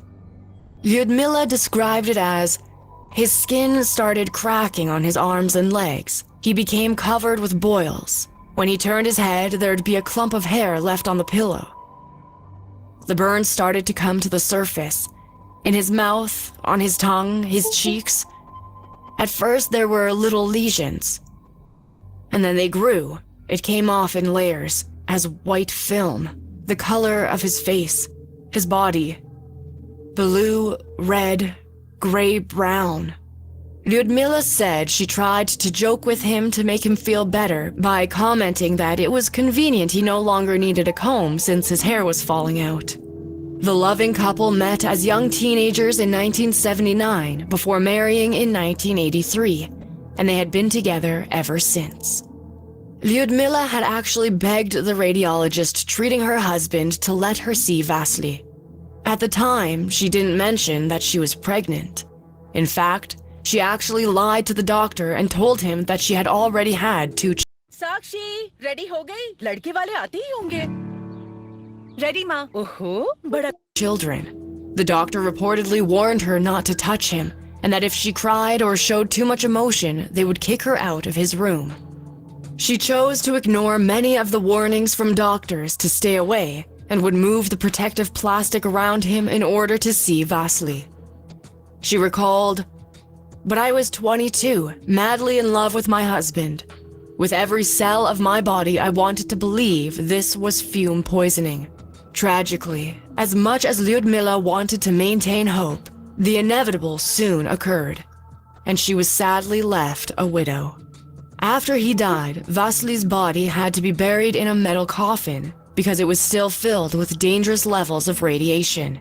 He was also buried below zinc and concrete to keep the public safe. Lyudmila said they couldn't get shoes on him because his feet had swelled up. They had to cut up the formal wear too because they couldn't get it on him. There wasn't a whole body to put it on. 2 months later, she gave birth to a baby girl who died only 4 hours later. Her daughter suffered from congenital heart malformation and cirrhosis of the liver, which are both consequences of radiation exposure. The HBO show Chernobyl, based on the real disaster, has become a binging sensation. In fact, it is the highest rated show on IMDb. Most TV shows are thought to dramatize certain aspects of such disasters to make the story more extreme. But in this case, it seems that no mere media reenactment can truly do complete justice to how horrific that fateful day was. The series' interpretation of the disaster has been described by the former Chernobyl plant deputy director, Alexander Kovalenko, as the series more or less reflected the drama of the situation, but in real life, it was much worse. Lyudmila and Vasily appear as some of the most tragic characters in the HBO series. When the show Chernobyl premiered, Lyudmila fell under intense scrutiny for her choice to visit her husband while he was dangerously radioactive in the hospital. She later told BBC that journalists, quote, were asking me why I had been at my husband's bedside, knowing that I was pregnant at the time. But tell me, how could you leave him? I thought my baby was safe inside me. We didn't know anything about radiation then. She went on to say that after watching the show, people insinuated, quote, that I killed my baby. She now says that she never actually gave permission to anyone to tell her story, despite HBO's claim otherwise. She wrote her own story in a book published in 1997 titled Voices for Chernobyl. Though 30 years has passed since the horrible disaster stole her husband and later her daughter, Lyudmila has said, there is no day that I don't think about my husband and daughter, not a day that I don't feel pain. But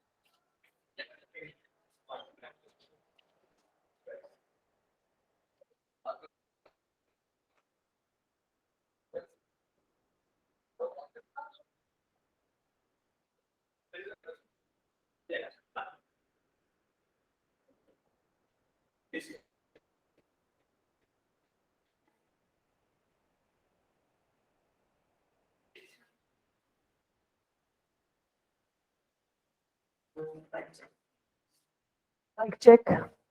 Hello, mic check. Check mic on Google Meet, please. Rolling. Check mic on Google Meet, please. Check voice on Google Meet, please. We have 246 right now.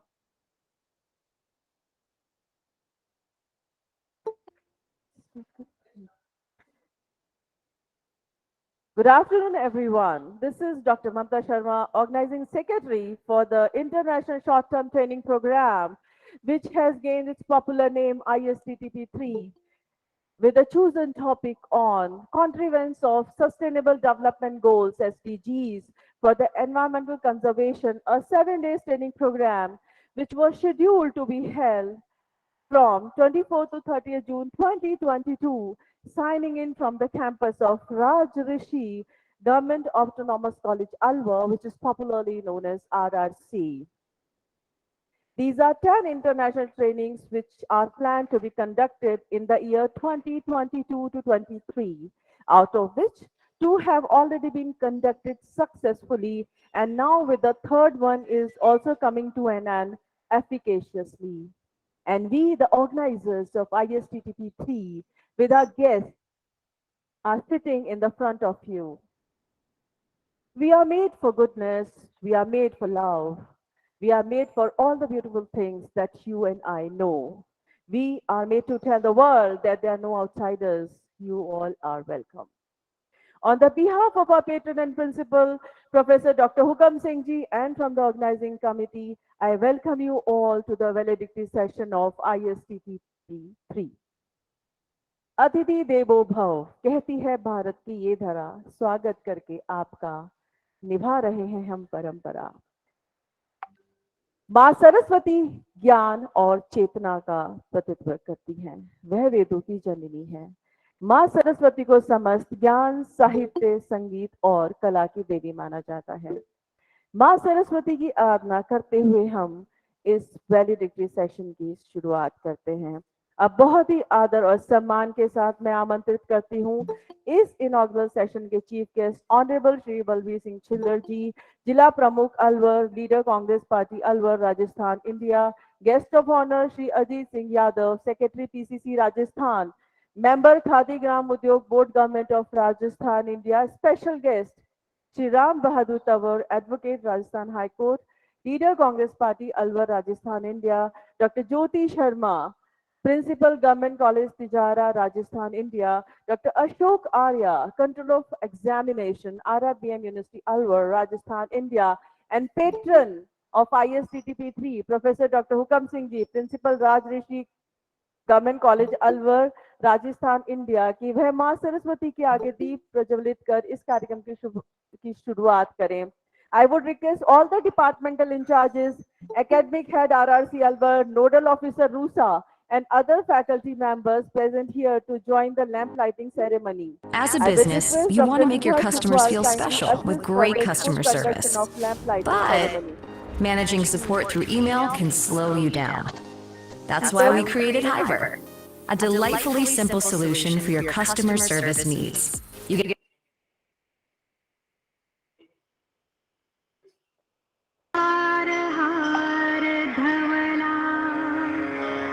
या शुभ्रवस्त्रावृता या वीणावरदण्डमण्डितकरा या श्वेतपद्मासना या कुन्देन्दु तुषारहारधवला या शुभ्रवस्त्रावृता या वीणावरदण्डमण्डितकरा या श्वेतपद्मासना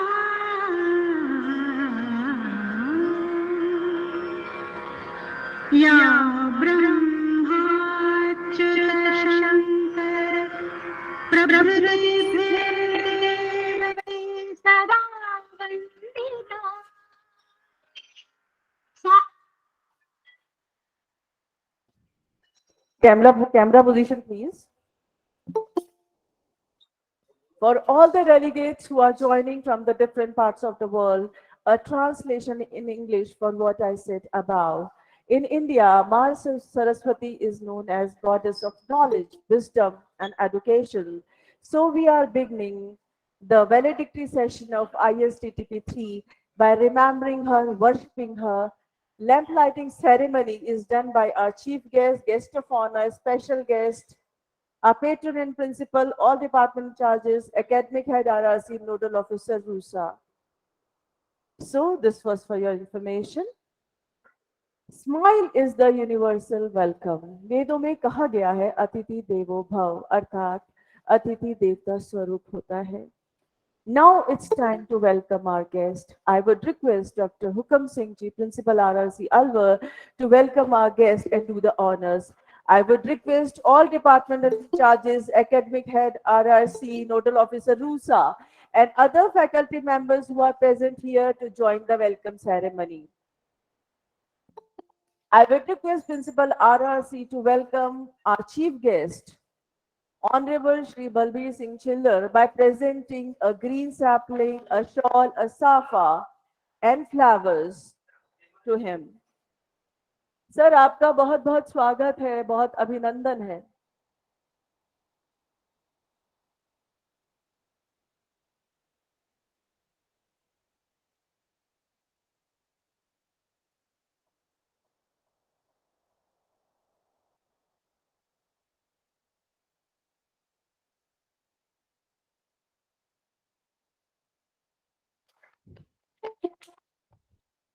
Now I would request our Principal RRC Alwar to welcome our guest of honor, Shri Ajit Singh Yadav.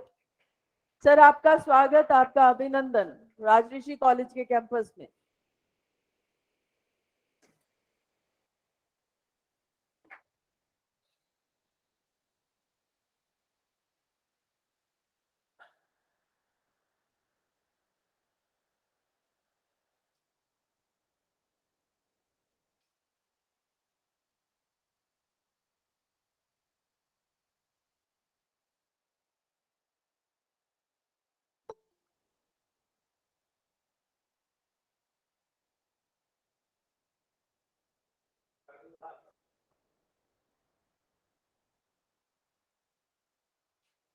Now I would request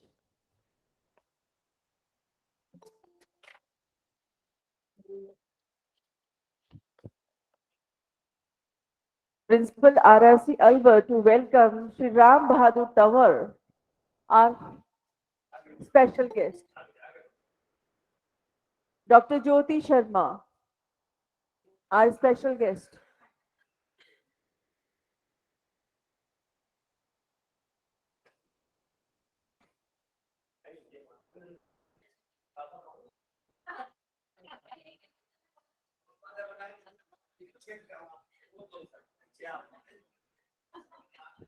That was wonderful.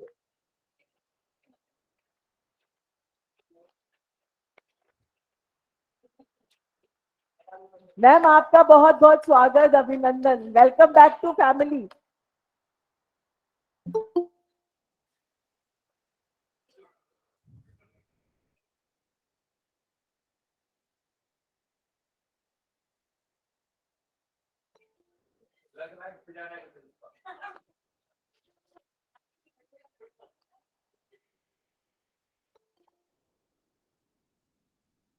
Now I will request Principal RRC Alvar to welcome Dr. Ashok Arya.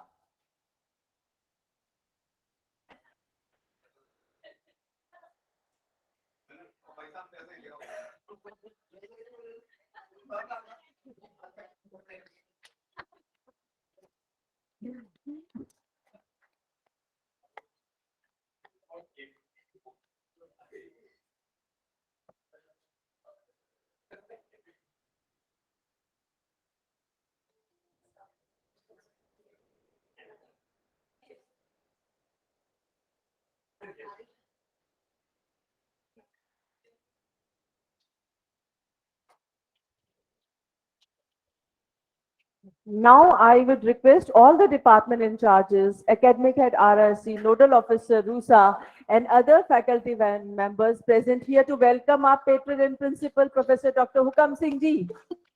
With flowers, shawls, I am presenting a green sapling to him.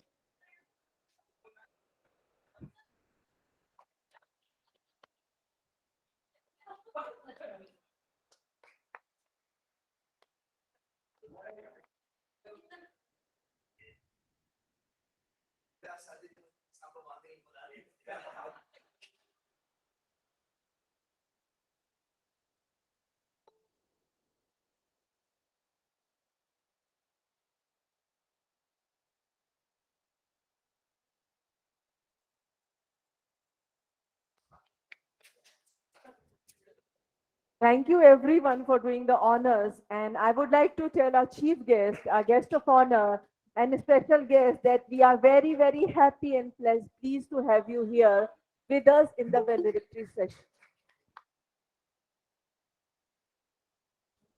It's a matter of pride and pleasure for RRC community that we have received stupendous response from all over the world. We have nearly 2,900 registrations with 7,820 participants from 32 countries with us and 12,782 feedback forms filled. We had 32 keynote speakers from 8 countries in a comprehensive international training program of 7 days who discussed the multidisciplinary aspect and recent research trends and practices in sustainable development and environmental conservation. May I have the camera, please? Let me get you acquainted with the countries who are with us in this training program. Tanzania, China, Canada, Malaysia, Oman, Ethiopia, Bangladesh, Nepal, Kenya, Ghana, Uganda, Philippines, Pakistan, Nigeria, Algeria, USA, United Kingdom, Hungary, Cambodia, Saudi Arabia, Sri Lanka, Egypt, Libya, Peru, Singapore, Sierra Leone, Bahamas, Iraq, Croatia, Jordan, Vietnam, and the speaker countries are United States of America, Malaysia, Oman, Philippines, United Arab Emirates, China, Canada, and the host country, India.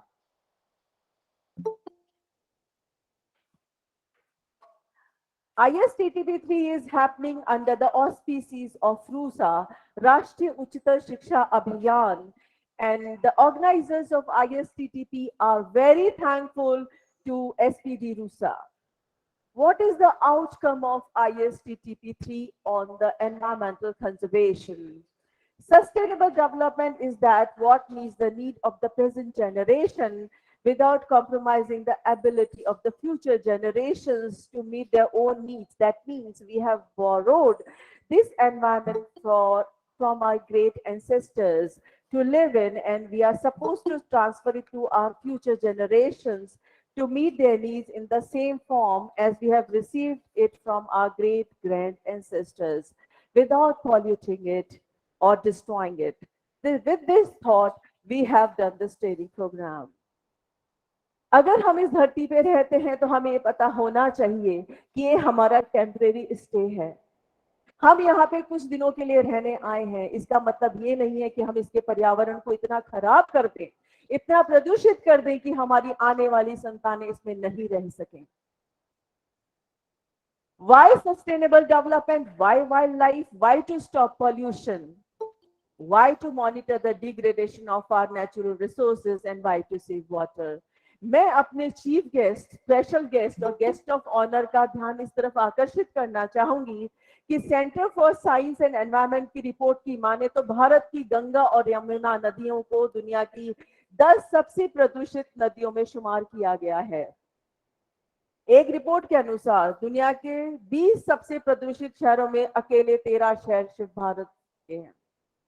अगर 1 ton कागज को recycle किया जाए तो 20 पेड़ों और 7,000 gallon पानी को बचाया जा सकता है। यही नहीं, इससे जो बिजली बचेगी उससे 6 महीने तक एक घर रोशन रहेगा। आपको शायद पता नहीं होगा कि जंक मेल इंडस्ट्री करीब हर साल 100 मिलियन पेड़ों को काटती है। ई फाइलिंग और बिना पेपर के काम करने से हम लोग 1.4 ट्रिलियन पाउंड पेपर और 72,800 पेड़ बचा सकते हैं। और मैं अपने चीफ गेस्ट को एक चीज और बताना चाहूंगी, हमारे गेस्ट ऑफ ऑनर को, हमारे स्पेशल गेस्ट को, कि हमारी ये जो ट्रेनिंग है ये पेपर फ्री ट्रेनिंग है ma'am. We have not even used a single piece of paper in this whole training. This whole training has been conducted on the cloud. We have bought a house on the Google Meet. हमने एक घर खरीदा है Google meet के ऊपर जिसमें हमने इस ट्रेनिंग को कंडक्ट किया है। ये पूरी ट्रेनिंग पेपर फ्री है। कागजों को सिर्फ 6 बार ही रिसाइकिल किया जाता है, इसके बाद कागज का फाइबर काफी कमजोर हो जाता है, फिर उसे रिसाइकिल नहीं किया जा सकता। अगर आप घर पर खाना बनाएंगे तो प्लास्टिक का कचरा कम होगा और 260 प्रजातियों की जान बच सकेगी। आप नहीं जानते होंगे दुनिया में हर साल करीब 1.3 अरब टन खाना बेकार जाता है और 1 अरब लोग कुपोषित और 1 अरब लोग भूखे रह जाते हैं। भारत हर साल प्रदूषण की वजह से करीब 2 लाख करोड़ रुपए का नुकसान उठा रहा है। So my dear friends, it has been predicted by the top-notch environmentalists of the world that the third world war would be for water. It will not for power, not for land, not for arms, not for ammunitions, but it would be only for water and water and water. And that's the basic need of life. मैं अभी बताना चाहूंगी आप सबको कि अभी इससे just पहले हमारे साथ आईआईटी इंदौर से प्रोफेसर साहब जुड़े हुए थे जिनका नाम है डॉक्टर मनीष गोयल, और वो दुनिया के 2% उन साइंटिस्ट में शुमार है जिनको स्टैनफोर्ड यूनिवर्सिटी ने शॉर्ट लिस्ट किया है। वो अभी इस बात को कह कर गए हैं कि आने वाले टाइम में जो भी थर्ड वर्ल्ड वॉर होगी वो सिर्फ पानी के लिए होगी और किसी चीज के लिए नहीं होगी। Only when the last tree has died and the last river has been poisoned and the last fish has been caught, we will realize that we cannot eat money. जब हमारी आखिरी नदी सूख जाएगी, हम आखिरी पेड़ काट लेंगे और आखिरी मछली को पकड़ लेंगे, तब हमें यह समझ में आएगा बहुत अच्छे से कि हम पैसे को खा नहीं सकते। खाने के लिए तो हमें खाना, पीने के लिए पानी और सांस लेने के लिए तो वायु चाहिए ही चाहिए।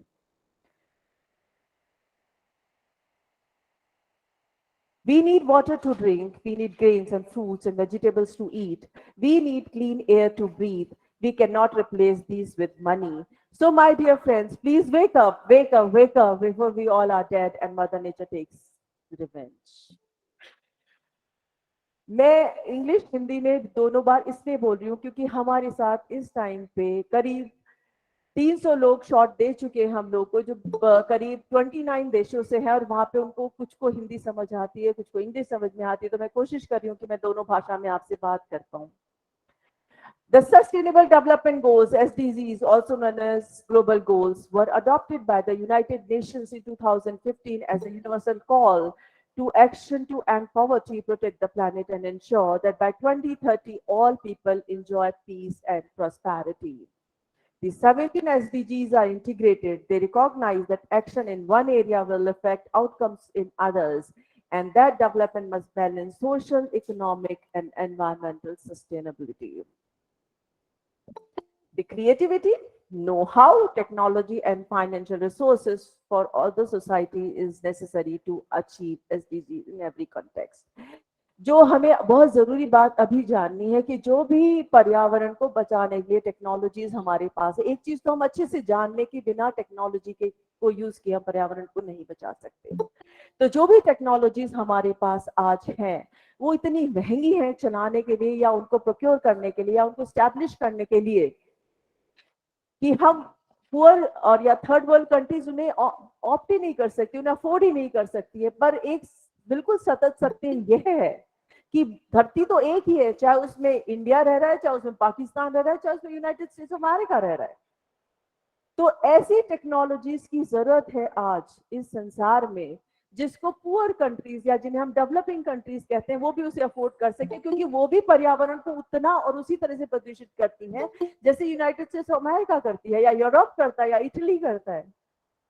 सो इन्हीं बातों पे मैं ये बताना चाहूंगी हमारे गेस्ट को कि इन्हीं बातों पर मैम जब ये ट्रेनिंग प्रोग्राम चला था तो इन्हीं बातों पे बहुत विचार विमर्श हुआ था कि किस तरह से इस तरह की टेक्नोलॉजीज हमारे सामने निकल के आए जिनको हम सस्टेनेबल टेक्नोलॉजीज कह सकें और उससे हम अपने जो 17 SDG गोल्स हैं उनको हम अचीव कर सकें। ISTTP was attended by academicians, scientists, engineers, doctors, researchers, professionals, practitioners, and consultants around the globe came under one forum. They discussed their latest findings about sustainable development and environmental change, conservation of natural resources, and development of alternate sources of power while reducing the pollution and harm to the environment. The Google Meet was the ISTTP-3 was conducted on Google Meet. The delegates were joined here. And right now, I'm very happy to tell that we have nearly 300 people from around 28 countries who are listening to us. So now it's time for the results of our work of the training conducted. I have certain people who have been the delegates, who have been the participants, who have been the keynote speakers to hear them out. So now I will call upon Dr. Shashi Verma, Associate Professor Political Science, Government Maharani Sudarshan College, Bikaner, Rajasthan, India, for her views on the recap of the ISTTP-3. Ma'am आपका स्वागत, अभिनंदन। आप start कर सकती है अपने reviews. Ma'am unmute करिए अपने आप को please. Unmute doctor Shashi Verma. आप सभी को मेरा नमस्कार। मैम सुनाई दे रही हूँ मैं? Yes ma'am, we can hear you. अच्छा, मेरे को दिखा नहीं दे रहा। मैं शायद मेरा कैमरा ऑन नहीं है। कैमरा ऑन है क्या?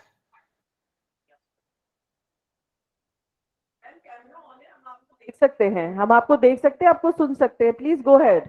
अच्छा ठीक है, ओके। सभी को मेरा नमस्कार।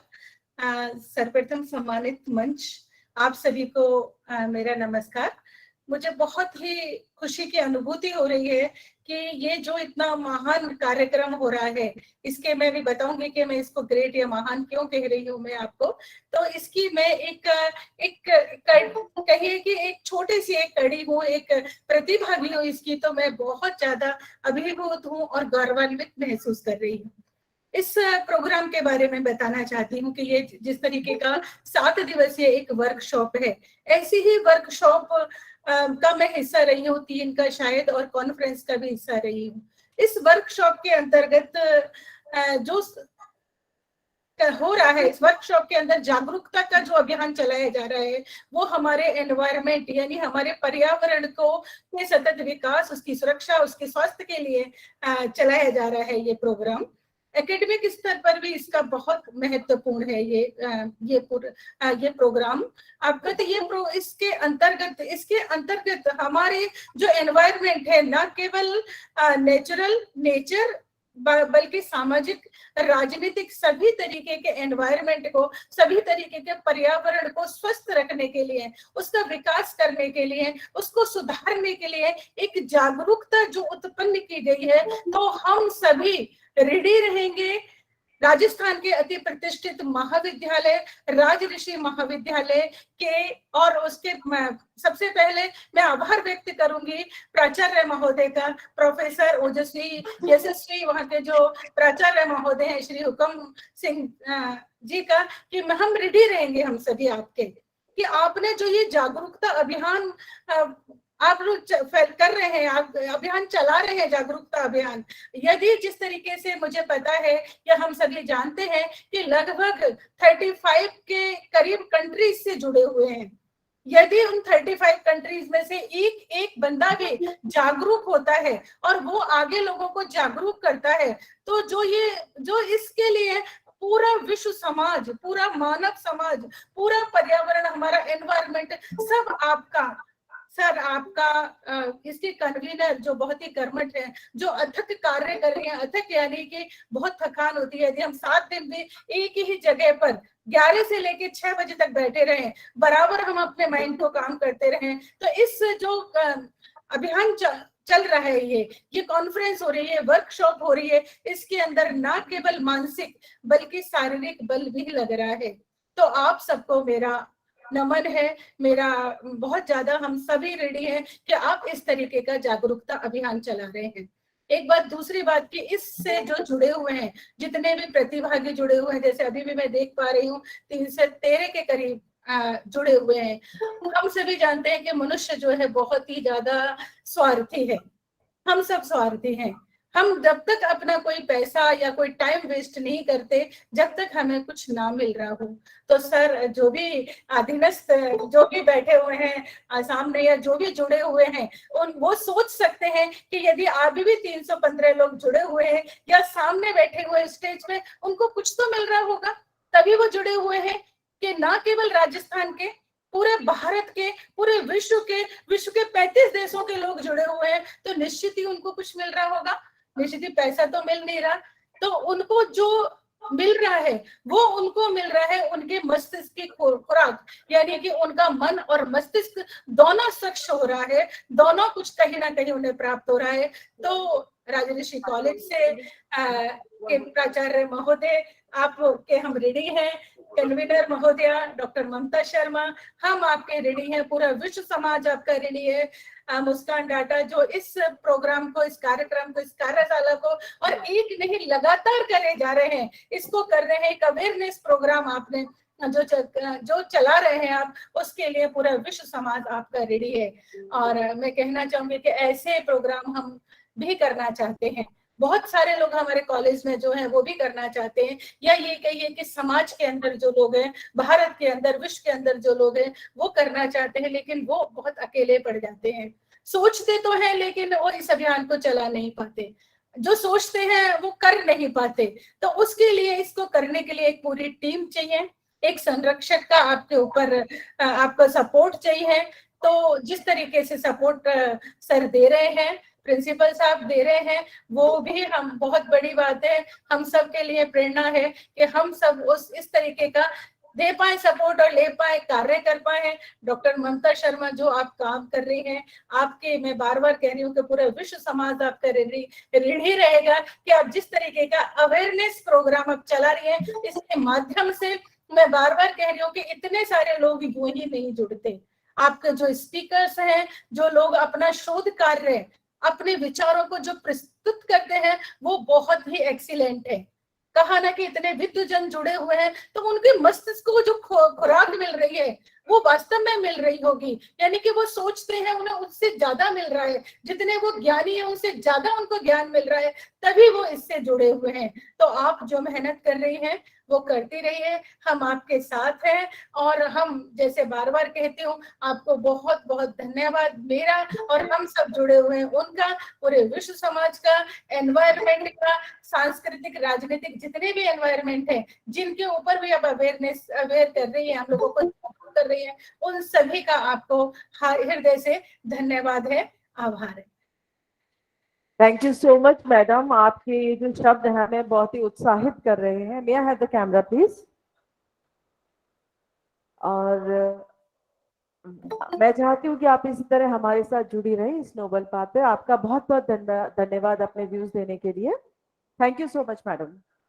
असली लीडर अपना अनुसरण करने वाले नहीं बनाते, बल्कि वो औरों के गुण निखार कर उन्हें अपने जैसा बनाते हैं। इस तरह से मैं हमारे आज के चीफ गेस्ट का सबसे अच्छा वर्णन कर सकती हूँ। अब बहुत ही आदर और सम्मान के साथ मैं आमंत्रित करती हूँ ऑनरेबल श्री बलबीर सिंह झुल्लर जी को, जिला प्रमुख अलवर, कि वे स्टेज पे आए और अपना उद्बोधन दें। सर, आपका स्वागत, आपका अभिनंदन। इससे बात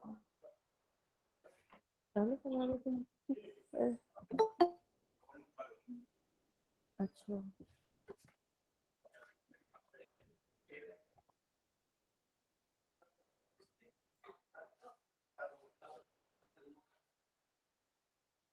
I'm very happy to tell everyone.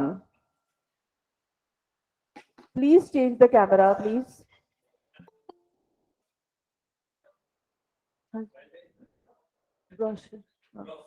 We have an unveiling ceremony. तो हम सबसे पहले ये बताते हुए बहुत हर्ष हो रहा है कि एक ऑफलाइन कॉन्फ्रेंस का अप्रूवल हमें राजस्थान सरकार से मिला है, जो कि क्लाइमेट चेंज के ऊपर होगी। और वो कॉन्फ्रेंस 12, 13, 14 अगस्त 2022 को आरआर कॉलेज कंडक्ट कर रहा है। उसका ब्रोशर आपके सामने है। This is the unveiling ceremony of the brochure. ये जो कॉन्फ्रेंस होगी राष्ट्रीय उच्चतर शिक्षा अभियान के तहत होगी, और अब तक हमारे साथ इसमें करीब 15 देश इसमें ऑलरेडी हमारे साथ जुड़ चुके हैं। Heartiest congratulations to the patron, principal and convener of the conference. Now book second is environmental pollution, the global scenario. This book second is a part of a conference which was multidisciplinary aspect of environment and sustainable development after COVID-19 pandemic. ये conference हुई थी 15 से 18 दिसंबर में, और उसमें करीब 300 deliberation से पूरी दुनिया से। तो ये सेकेंड बुक है। This book is publish from by Pustak Bharati, Toronto, Canada. And we are very pleased to inform all the dignitaries that this is the second book, and remaining 6 are coming. एक पहले आ चुकी है सर, अब 6 और आने वाली हैं।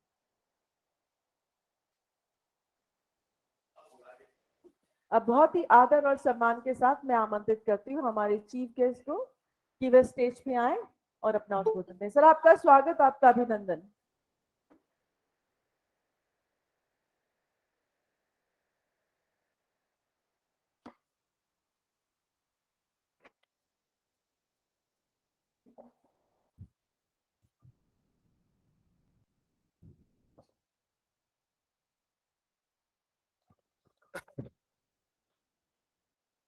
आरआर कॉलेज में अंतर्राष्ट्रीय पर्यावरण दिवस के अवसर पर जो मंच संचालन कर रही हैं डॉक्टर ममता शर्मा जी, मैं आपका स्वागत करता हूं।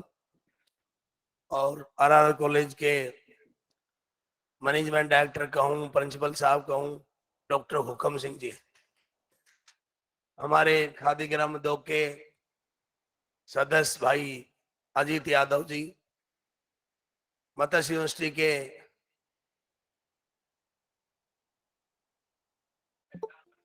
एग्जाम कंट्रोलर साहब यादव साहब, मैडम तिजारा से प्रिंसिपल साहब, मैडम जसविंदर कौर जी, राजेंद्र पुरोहित जी, रश्मि त्यागी जी, शशि वर्मा जी, अनिल चंदवानी जी, ज्योति शर्मा जी,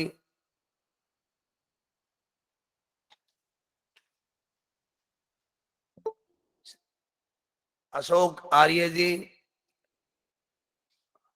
Ajit Yadav ji, unveiling ceremony environment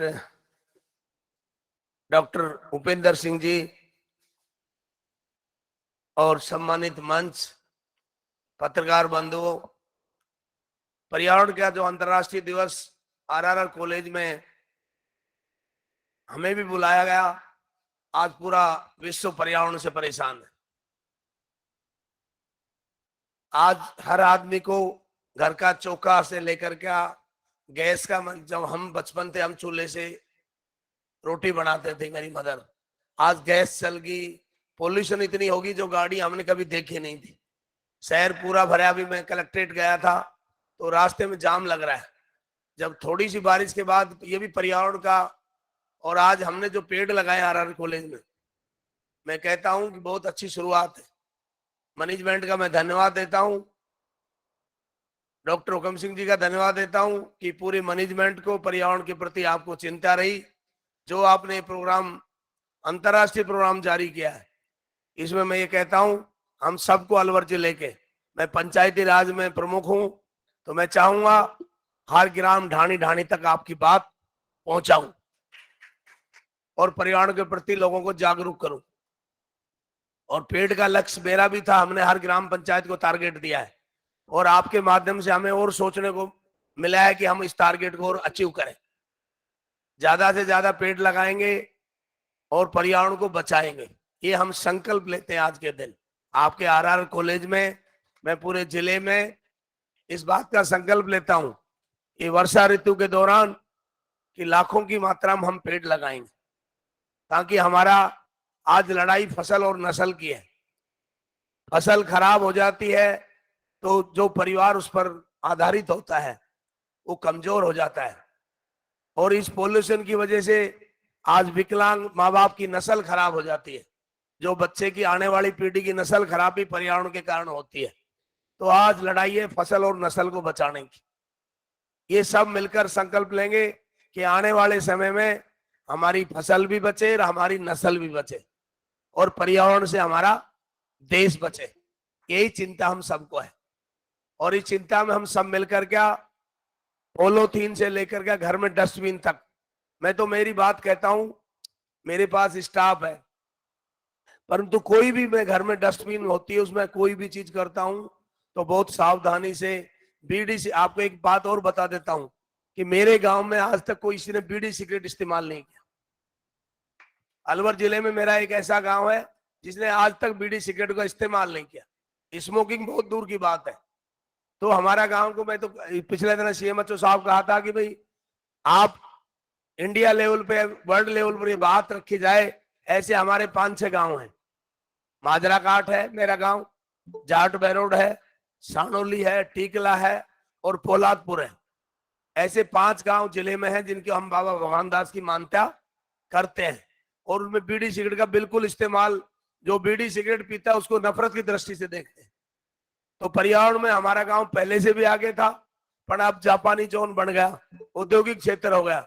नहीं, मेरे गांव का जंगल 400 एकड़ के अंदर जंगल था, सरकारी पूरा बहुत बड़ा जंगल था, जैसे आज सिरसा का जंगल है, परंतु सरकार ने वो जमीन एक्वायर करके आज वो जापानी जोन बना दिया। फिर भी मैं गांव में हरदम मैं कहता हूं, जहां भी मेरा घर है, मेरा फार्म हाउस है, मैं पेड़ जरूर लगाता हूं। तो इसलिए आपको सबको जागृति लेनी है, सबको ध्यान रखना है कि अपने आने वाली पीढ़ी को बचाने के लिए पर्यावरण से बचना जरूरी है। तो आज आपके नेतृत्व में हमने ये सीखने को मिला, शिक्षा जगत के आप गुरु हो, आप शिक्षा के माध्यम से जो देश में विदेश में अपना प्रचार दे सकते हो, क्योंकि पढ़े लिखों की बात ज्यादा मानते हैं। हम तो पब्लिक मैन है, तो लोग हमारी बात को, राजनीतिक लोगों को ज्यादा तवज्जो नहीं देते। तो आपके माध्यम से हम ये संदेश देना चाहते हैं, जो शिक्षा जगत के लोग हैं, इसको ज्यादा से ज्यादा पर्यावरण को प्रचार प्रसार करें और हमारे जैसे लोगों का सहयोग लें। हम आपके साथ हैं और बिल्कुल साथ रहेंगे, और आपको धन्यवाद देते हैं इतनी अच्छी शुरुआत की। हम ये चाहते हैं पंचायती राज में आपकी हर बात को, आज का सेमिनार को मैं आगे तक पहुंचाऊं, और आप सबका धन्यवाद देता हूं कि आपने समय निकाल के आए। धन्यवाद। जय भारत। राम राम साहब।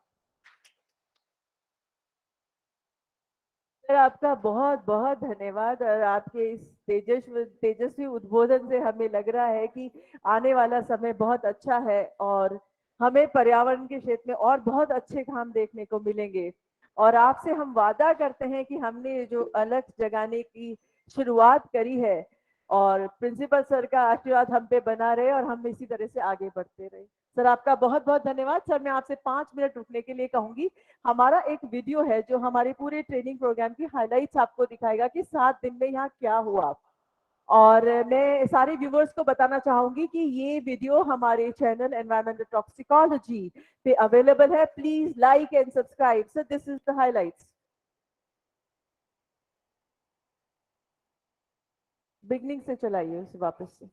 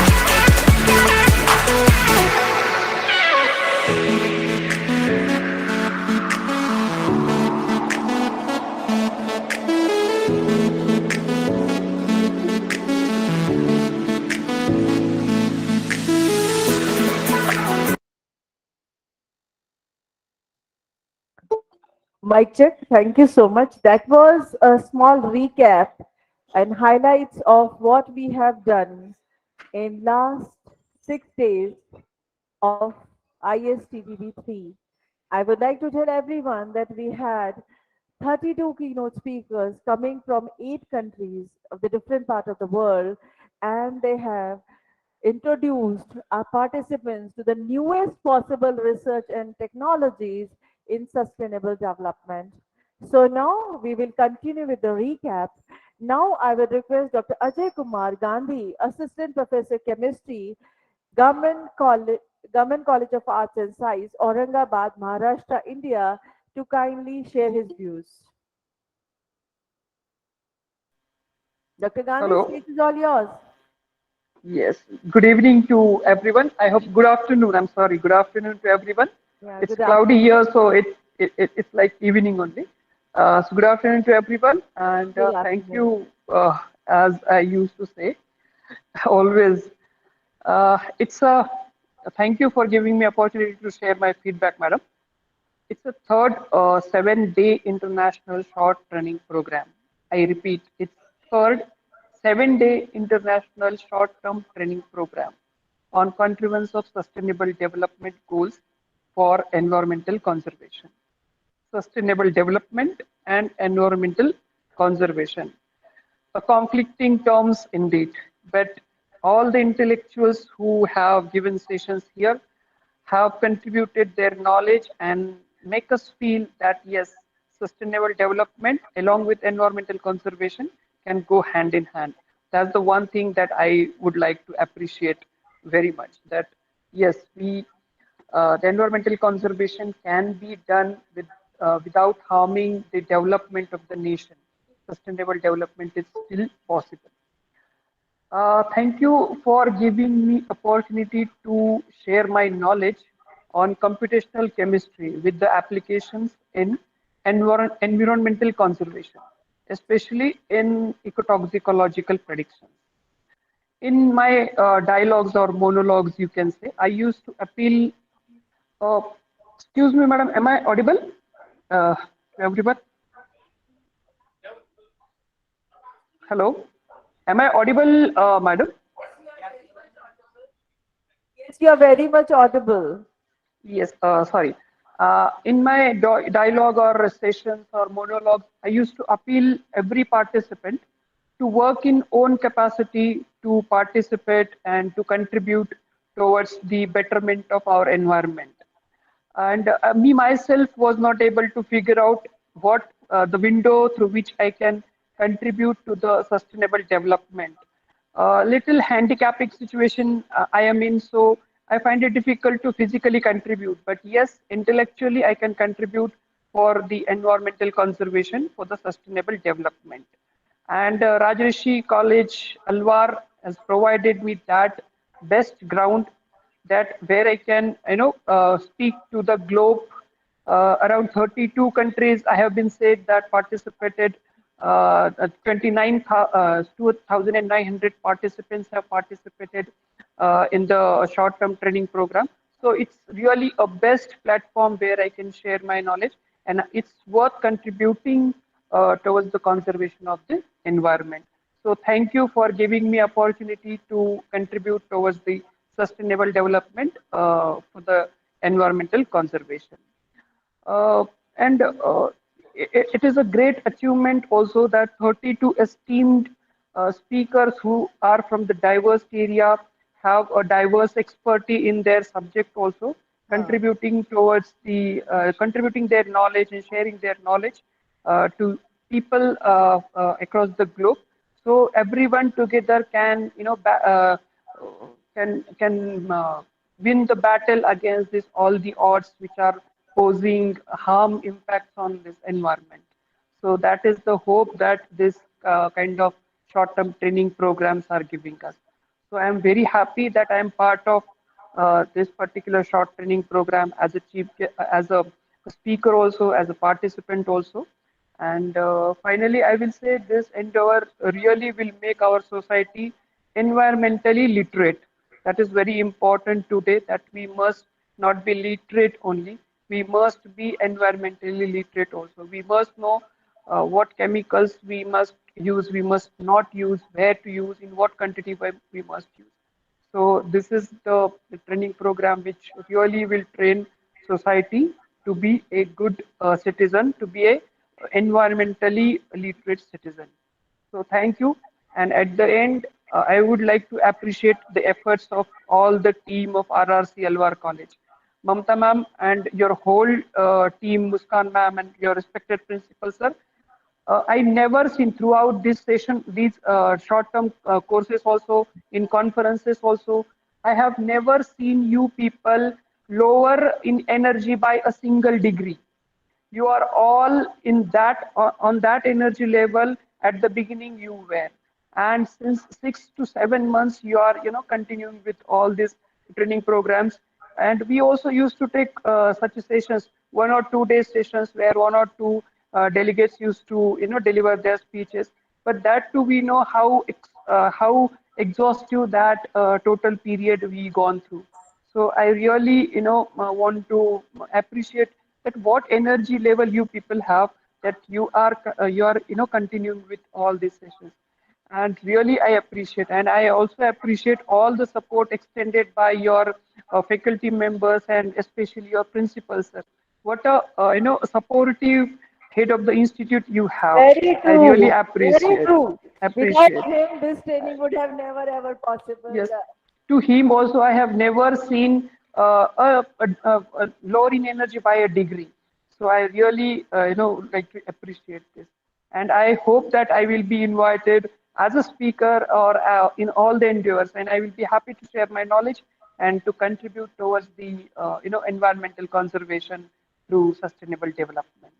So thank you, and I again appreciate you all people's endeavors.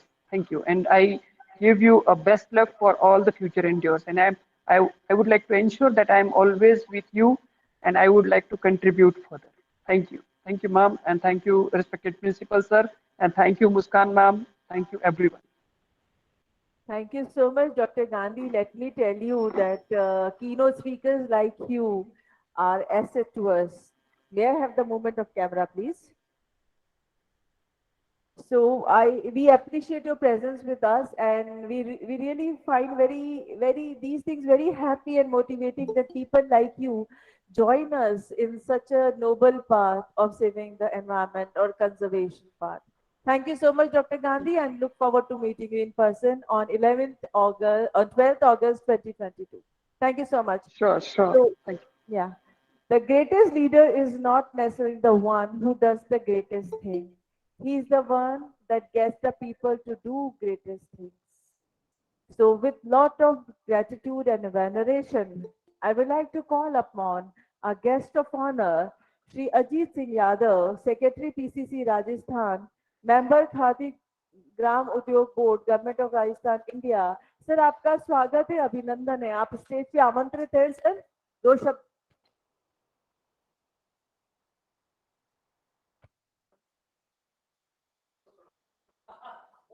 Sir वहां देखिए 300, सर मैं आपको बताना चाहूंगी आप इधर आए सर, यहाँ देखिए 326 लोग पूरी दुनिया से यहाँ पे आपके साथ जुड़े हुए हैं।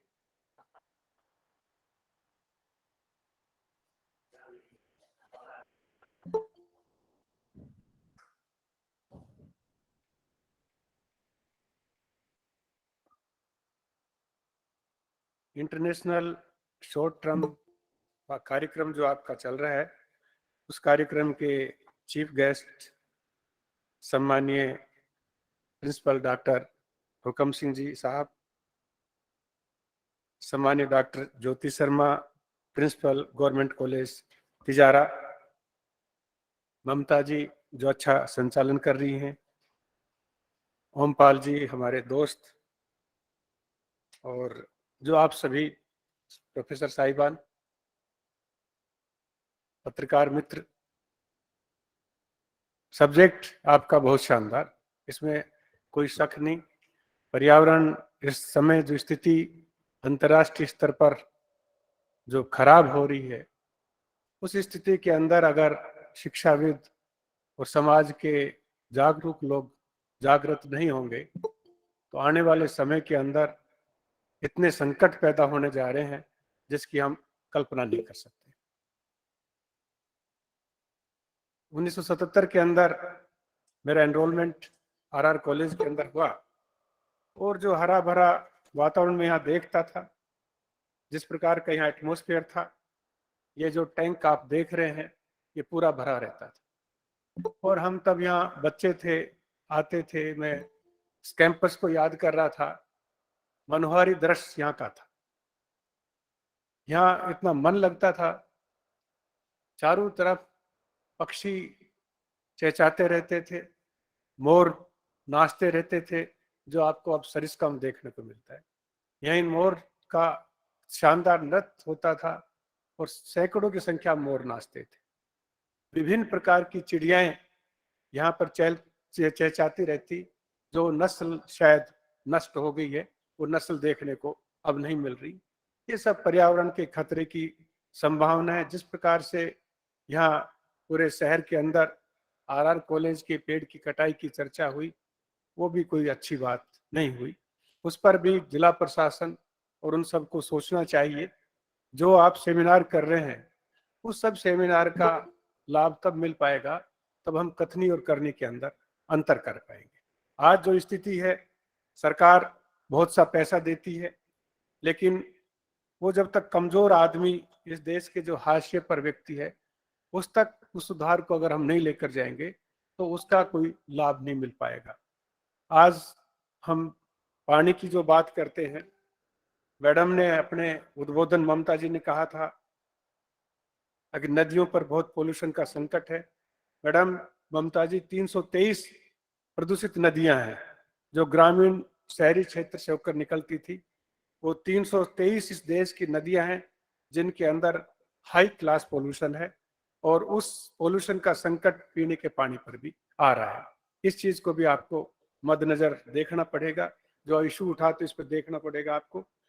देश की आबादी इतनी जबरदस्त बढ़ रही है और प्रति व्यक्ति जल की जो उपलब्धता है वो कम होती जा रही है। उन सब पर भी हमको, जो रोज अलवर शहर के अंदर हम देखते हैं पोजीशन जो खराब हो रही है। हम जब यहाँ पर पढ़ने आए गांव से, तो सीधा नल से जो पानी आता था सीधा टंकी के ऊपर चढ़ता था, बूस्टर और उसकी जरूरत नहीं पड़ती थी। अब ऐसा संकट क्यों आ रहा है?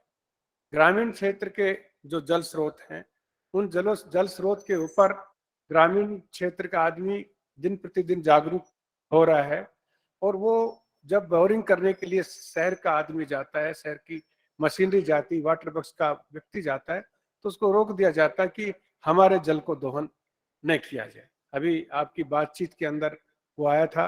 निसंदेह जो तृतीय विश्व युद्ध की संभावना अगर कभी बनी तो वो पानी पर बनेगी। आपने अपने संबोधन में कहा था, इसमें कोई शक नहीं। इन सब चीजों पर आप जैसे शिक्षाविदों को सुधार करने की आवश्यकता है, ये देखना पड़ेगा। किसान का खेती से मोह भंग हो रहा है। खेती से मोह भंग क्यों हो रहा है? पानी का जो लेवल है वो बहुत नीचे जा चुका है। अभी बलबीर सिंह सेलर चले गए, उस क्षेत्र के अंदर डार्क जोन है और डार्क जोन के अंदर जो स्थितियां हैं वो स्थितियां ये कि एक फसल के टाइम पर कुआं खोदा जाता है और कुआं खोदने के बाद में अगले सेशन में पानी सूख जाता है। लगभग 800 फीट पर पानी का स्रोत मिलता है और वो 1 साल के लिए जिंदा रहता है। तो पहले पर्याप्त जो खेती का आदमी है वो सब वहां से भाग रहा है। अगर ये सब भागेगा तो इस देश के अंदर बेरोजगारी बढ़ेगी और पोल्यूशन का एक खतरा होगा। पोल्यूशन खतरा क्या होगा? किसान के साथ कई चीजें जुड़ी हुई है। रोजगार जुड़ा हुआ है, रोजगार के साथ साथ पशुधन जुड़ा हुआ है। जब किसान खेती करना छोड़ेगा तो वो पशुधन है वो दाएं बाएं घूमेगा और उसकी देखभाल नहीं हो पाएगी, तो वो लावारिस स्थिति में घूमेगा। जैसे अलवर की सड़क पर सांड बैठे रहते हैं, किसी न किसी को टक्कर मारेंगे। पहले पशुधन व्यवस्था ग्रामीण क्षेत्र के अंदर हो जाती थी तो उनका रखरखाव हो जाता था। किसान का और पूरे देश का, अभी आपने जो अपनी बात कही थी मैंने उसमें नोट किया था, अब जलवायु जो परिवर्तन हो रही है, जलवायु परिवर्तन से हम सब संकट के अंदर आ रहे हैं। चाहे शहरी क्षेत्र का आदमी हो चाहे ग्रामीण क्षेत्र का आदमी हो, वो सब का सब संकट के अंदर आ रहा है। और जिस प्रकार से पिछले 5 दिन में हम नियमित रूप से स्थितियों का जायजा लें और दिन प्रतिदिन की लाइफ को हम नोट करें, तो आपने देखा होगा पिछले 1 सप्ताह के अंदर जिस प्रकार का नमी का वातावरण और गर्मी का वातावरण हुआ, उसके अंदर जान लेना मतलब सांस लेना मुश्किल था। और पशु की हालत ये हो गई थी कि जो गाय है या भैंस है वो सुबह 8 बजे कंपकपाने की स्थिति में आ गई। आदमी तो एसी के अंदर बैठ जाता है, कूलर में बैठ जाता है, पंखे में बैठ जाता है, लेकिन पशु का पिछले 5 दिन के अंदर अगर उनको जो पालतू पशु है उनको 2 बार 3 बार नहला दिया तो थोड़ा जी में जी आता था। लेकिन अगर जो पशु पालतू नहीं है उसकी स्थिति बड़ी नाजुक थी। मोहल्ले के जो कुत्ते थे वो नजदीक पानी का स्रोत ढूंढते थे और उसमें जो हमने खेल बना रखी पानी पीने के लिए पशु के घर के बाहर, उसमें डुबकी लगाते थे। गाय भैंस के लिए, गाय पशु के लिए बना रखी, उसमें डुबकी लगा के अपनी जान बचाते थे। जलवायु परिवर्तन के संकेत है, इस पर बहुत ज्यादा काम करने की आवश्यकता है। अब जो यथार्थ की हम बात करें, कीटनाशक का प्रभाव, कीटनाशक का इतना अंधाधुंध इस्तेमाल हो रहा है कि मैडम से बात हुई, गंगानगर से ये आती हैं, पंजाब से एक ट्रेन चलती है, हनुमानगढ़ गंगानगर आती है। पंजाब चूंकि राजस्थान में इलाज सस्ता होता है, पंजाब हरियाणा में देश में इलाज महंगा होता है, उस ट्रेन का नाम ही कैंसर ट्रेन रख दिया।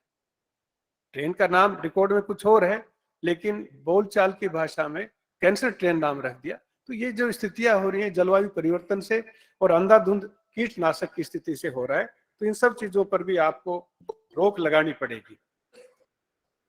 अभी एक चर्चा आपके भाषण में आई थी कि पानी जो बरसता है, जितने भी छोटे छोटे जोहड़ थे, तालाब थे, छोटी छोटी नदियां थी, उस पर अतिक्रमण कितना होगा। सरकार का, स्टेट गवर्नमेंट हो चाहे सेंट्रल गवर्नमेंट हो और चाहे एनजीओ एजेंसी हो, कितने लोगों का ध्यान उस पर जा रहा है, कितने लोग उस पर। अभी वो चले गए माननीय बलबीर सिंह सिलर, मैं उनसे पूछता, वो जिला प्रमुख के पद पर है, साबी नदी पिछले 10 साल से नहीं आ रही, और साबी नदी के अंदर आप जो ये सेमिनार कर रहे हैं उस सेमिनार का एक भ्रमण करिए और वहां पर देखिए जो साबी नदी का क्षेत्र था बहने का, पानी का बहने का, तो उस क्षेत्र पर कितना किस लोगों ने कब्जा कर लिया। उस कब्जे पर जिला प्रशासन से लेकर नीचे तक का आदमी शांत बैठा है। तो ये जो संकेत है कि आने वाले समय के लिए खतरा है। जिस दिन प्रकृति अपने स्तर पर आती है और प्रकृति जब 3 दिन 4 दिन लगातार कभी बरसात हुई तो पानी रास्ता तय करेगा, वो चाहे घर के अंदर से करे, चाहे मोहल्ले के अंदर से करे, चाहे सड़क से करे। जब वो रास्ता करेगा तो उस तबाही की आप कल्पना कर सकते हैं कितनी बड़ी तबाही आ पाएगी। हमारे हजारों लाखों साल से अरावली पर्वतमाला है, जो जब से सृष्टि है उससे पहले से अलवर पर्वत, अरावली पर्वतमाला जो राजस्थान की शान है, दिल्ली से लेकर गुजरात तक बॉर्डर तक चला जाइए, अरावली पर्वतमाला आपको देखने को मिलती।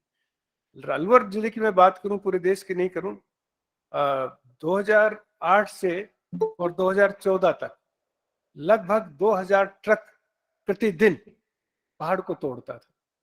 सबको पता है कितना होता था।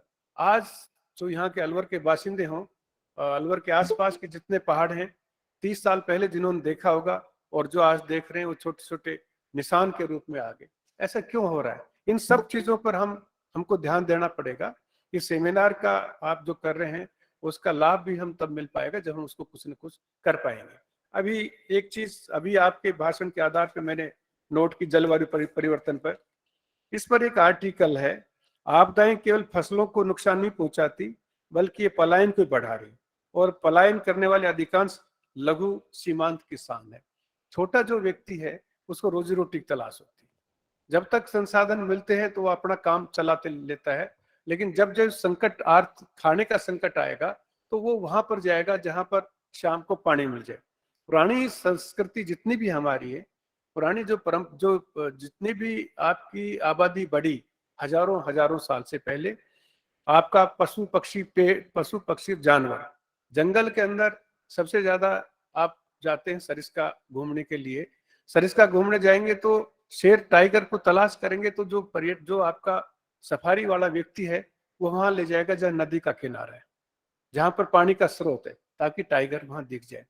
इसी प्रकार से जो हमारी पीढ़ियों पहले लोग थे वो लोग भी जहाँ पर बस्ती बसाते थे, वो बस्तियां होती थी नदी के किनारे, ताकि उसको पेड़ ईंधन के रूप में मिल जाता था, पानी पीने के लिए मिल जाता था, और वहां अपना गुजर बसर कर लेता था। तो अब जिस प्रकार से जलवायु परिवर्तन हुआ है, और जलवायु परिवर्तन के बाद में जो चीजें सूखने लगी हैं और नदियां सूखने लगी हैं, ये आने वाले कठिन समय के संकेत है। मैं ज्यादा समय नहीं लूंगा, एक दो बात आपको बताता हूँ। 2020 की स्थितियों पर हम नजर डालें, उत्तर प्रदेश और बिहार जैसी जो घनी आबादी के लोग हैं, वहां पर मौसम विभाग के अनुसार 2020 में शीतलहर के चलते, आसमान से बिजली के चलते और अलग अलग हिस्सों में भारी बारिश और बाढ़ के कारण उस 2020 में 600 लोग मरे और 150 लोगों की मौत, 600 लोग से अधिक को जान गंवानी पड़ी। और इसके अंदर जो इसमें सालाना जो तापमान गिरा वो 0.29 डिग्री तापमान नीचे आ गया। तो ये स्थितियां हो रही हैं जिस पर आप सबको ध्यान देना चाहिए, अध्ययन करना चाहिए। आप लोगों के पास एजेंसी है, चूंकि आपके पास डिपार्टमेंट है जो इन सब चीजों पर शोध करते हैं, उन शोध के करवा के आप जब तक इस चीज को नहीं रोक पाएंगे, तो मैं डॉक्टर हुकम सिंह जी, आप इसको अन्यथा मत लीजिएगा कि आने वाली सृष्टि बच पाएगी, बहुत कम संभावना है। क्योंकि जो हालात जो पैदा हो रहे हैं, जो स्थितियां हैं, इस समाज जो पक्षी थे, चील कहते थे, आपकी किस इसमें क्या शब्द उसका मुझे नहीं पता, हमारी बोलचाल की भाषा में चील कहते थे। यहाँ जो पशु मर जाता था तो पर्यावरण रक्षा के लिए वो सबको खा के नष्ट कर देती थी। अब समाज का चूंकि पढ़े लिखे सब लोग हैं, हो गए, पहले एक कैटेगरी होती थी जो मरे हुए पशु की खाल खींचते थे, और उसको जो खाल खींचने के बाद चील उस पशु को खा के 2 दिन में नष्ट कर देती थी, तो आपको बदबू नहीं आती थी, पोल्यूशन नहीं फैलता था। अब मरा हुआ जानवर को कोई उठा के नहीं लेता, नगर परिषद 3 दिन तक सड़ा के रखती है, और चील का पक्षी जो खत्म हो गया वो उस मरे हुए पशु से जो पोल्यूशन फैलता है। तो ये इस प्रकार की चीजें हो रही, इन सब चीजों पर आपको एक कमेटी, जो आपका टाइम है 1 साल का, और इतने शानदार आप सेमिनार करवा रहे हैं, उस सेमिनार के अंदर जन जागरण, हालांकि जन जागरण बहुत टेढ़ा काम है। आजकल एक परंपरा थी हमारे टाइम पर, हम जब बच्चे थे, धर्म से जोड़ के रखा था। कुछ पेड़ है, पीपल का पेड़ है, ऑक्सीजन देता है, अधिक मात्रा में ऑक्सीजन देता है। आप जूलॉजी की प्रोफेसर हैं, आप ज्यादा समझते, बोटनी जूलॉजी और ज्यादा इस चीज को समझते हैं। ऑक्सीजन की मात्रा सबसे अधिक अगर पाई जाती तो पीपल के अंदर पाई जाती। धर्म से इसको जोड़ा गया कि भाई अगर कोई पीपल का पेड़ को काटेगा तो उसको पाप लगेगा। ईंधन बीनने बच्चे जो जाते थे उन पर प्रतिबंध था, पीपल की लकड़ी अगर जलाई, सिर्फ ब्राह्मणों को छोड़कर, ब्राह्मण को उसका अधिकार था, वो जला सकते थे। तो ये जोड़ा गया था ताकि पीपल की संरक्षण मिले, पीपल को कोई काटे नहीं। साथ ही साथ जो जोहड़ है, जोहड़ के अंदर अब इतना अधिक लेवल पे आ गया कि आदमी खड़ा खड़ा पार कर जाते। और पहले की स्थिति ये थी कि शाम को टॉयलेट हम जब जाते थे, शौच के लिए जाते थे, चाहे स्त्री हो या पुरुष हो, कोई भी हो, जंगल के अंदर जाना पड़ता था। गांव की पृष्ठभूमि में बता रहा हूँ, और उस पृष्ठभूमि के अंदर जो गांव के लोग हैं उस बात को समझते होंगे, उन सब की जिम्मेदारी थी कि आप सोच करके आएंगे, और जो जोहड़ के अंदर से होके आएंगे, उस जोहड़ के अंदर कुर्ते की जो झोली होती है, उस झोली को मिट्टी का 5 राउंड करके वहां से झोड़ से उठाएंगे और किनारे पे डालेंगे। तो वो झोड़ की छटाई होती थी, और वाटर लेवल का जो स्तर था, जब बरसात होती थी तो चूंकि झोड़ गहरा होता जाता था, गर्मी के अंदर जो सूखता था, तो सब हमारी जो माताएं बहनें थी, जिनके पोजीशन ये रहती थी कि भाई लिपाई पुताई का काम था, जो छोटा काम करते थे, उस लिपाई पुताई काम से झोड़ की मिट्टी निकाल कर लाते थे। उससे झोड़ की छटाई होती थी, और झोड़ की छटाई के साथ साथ हम उसको पर्यावरण से जोड़कर, मतलब जो धार्मिक मान्यताएं थी उनको पर्यावरण से जोड़ा गया। अब हम खाली सेमिनार कर रहे हैं, मैं सेमिनार से आपका मीडिया कवरेज हो जाएगा, शानदार कवरेज हो जाएगा, लेकिन सोसाइटी को हम कितना लाभ दे पाएंगे, उन सब चीजों पर मेरा सुझाव है, अगर सोसाइटी को, समाज को, उन लोगों को जोड़कर उसका लाभ अधिक से अधिक दे सके। एक चीज मैं अंत में और कहना चाहूंगा कि जो स्थितियां हैं हमारे इसमें चल रही है अभी, ये जो योजना चल रही सरकार की, क्या नाम इसका, मनरेगा। मनरेगा के अंदर आपका कोई ऐसा इसमें लगे, मनरेगा के अंदर सरकार पेमेंट करती है और मनरेगा के अंदर जितने भी झोड़, तालाब, नले नाले हैं, उन सब नले नालों का छटाव हम कर पाएंगे तो उस इलाके के अंदर, चाहे वो प्रमुख साहब चले गए, उनके माध्यम से आप ग्रामीण विकास मंत्रालय के द्वारा जोड़कर और मनरेगा के माध्यम से, आजकल कोई काम नहीं करेगा लेकिन चूंकि उनको पैसा मिलता है, तो मनरेगा के माध्यम से आप सब लोग अगर उससे जुड़वा करके जो सेमिनार करते हैं, सुझाव दे सकेंगे, वो ऑफर भी आपको करके गए हैं, तो उससे वाटर लेवल जहां बरसात होगी तो पानी ठहरेगा और उस इलाके के अंदर पानी की मात्रा, जलवायु बढ़ेगा और पानी बढ़ेगा तो उनको हम पेड़ के लिए भी प्रोत्साहित कर सकते हैं, पेड़ लगाने के लिए भी, जंगल लगाने के लिए भी। और जितना जंगल बढ़ेगा, और आप बात में से बात निकल रही है, समाज के अंदर बिश्नोई समाज जो रहा है, बिश्नोई समाज के अंदर एक परंपरा रही है कि वो पुत्र का बलिदान दे देंगे लेकिन पेड़ कटने नहीं। आप मैडम बीकानेर की हैं, ये ज्यादा चीज समझती, उधर गंगानगर बीकानेर के अंदर बिश्नोई समाज जोधपुर डिवीजन के अंदर सबसे ज्यादा है और पर्यावरण की रक्षा के लिए उन लोगों ने जितने बलिदान दिए हैं शायद राजस्थान में किसी ने नहीं दिया होगा। एक खेजड़ी, हाँ खेजड़ी कटने नहीं दी, तो ऐसा उन लोगों का बलिदान है और उन माओं ने, बिश्नोई समाज की माताओं ने पेड़ के लिपट कर उनको कटने नहीं दिया। आज बड़े बड़े पेड़ सड़क के सुरक्षा के नाम पर, सफाई के नाम पर, चाहे RCB हो, चाहे पोल्यूशन, चाहे बिजली बोर्ड हो, चाहे ये PWD हो, वो सब लोग इतना तहस नहस कर दे, बड़े से बड़ा पेड़ जो 300-300 साल का पेड़ है उसको उड़ा देते हैं। और अखबार में हम खबर पढ़ने को मिलती है, अगर साहब बिजली विभाग ने कहा है कोई बात नहीं हम 500 पेड़ लगाएंगे, लेकिन कितना पेड़ लगता है? इन सब चीजों पे मंथन की आवश्यकता है। मेरे घर के आसपास UIT ने एक लाइन लगा रखी, मैडम हसन खां में रहती है, इनको पता है, उस समय मैं कितना लड़ता हूँ। वहां पर एक बाहर बस्ती है, वो सुबह डंगी लेके आ जाते, बकरियां रहती उनकी, तो जब मेरा ध्यान आ जाता है कितनी कितनी बार उनको भगाया हमने वहां पर मिलके और इतना सघन वृक्षारोपण करवाया। और आज वो जो बस्तियां बस्ती सुबह शाम कब दाव लगता है वो काट के ले जाते। पुलिस से भी हम अप्रोच करते हैं तो कहे साहब काट लेने तो आपका क्या जाता है। तो जब ये चेतना नहीं रहेगी और हम पेड़ को नहीं बचाएंगे, पानी को नहीं बचाएंगे, तब तक हमारा पर्यावरण के सेमिनार का औचित्य सिद्ध नहीं हो पाएगा। और फिर भी आप सब लोगों ने प्रयास किया, डॉक्टर हुकम सिंह जी, आपके पूरे स्टाफ और RR कॉलेज का मैं बहुत बहुत धन्यवाद और आभार व्यक्त करना चाहता हूँ।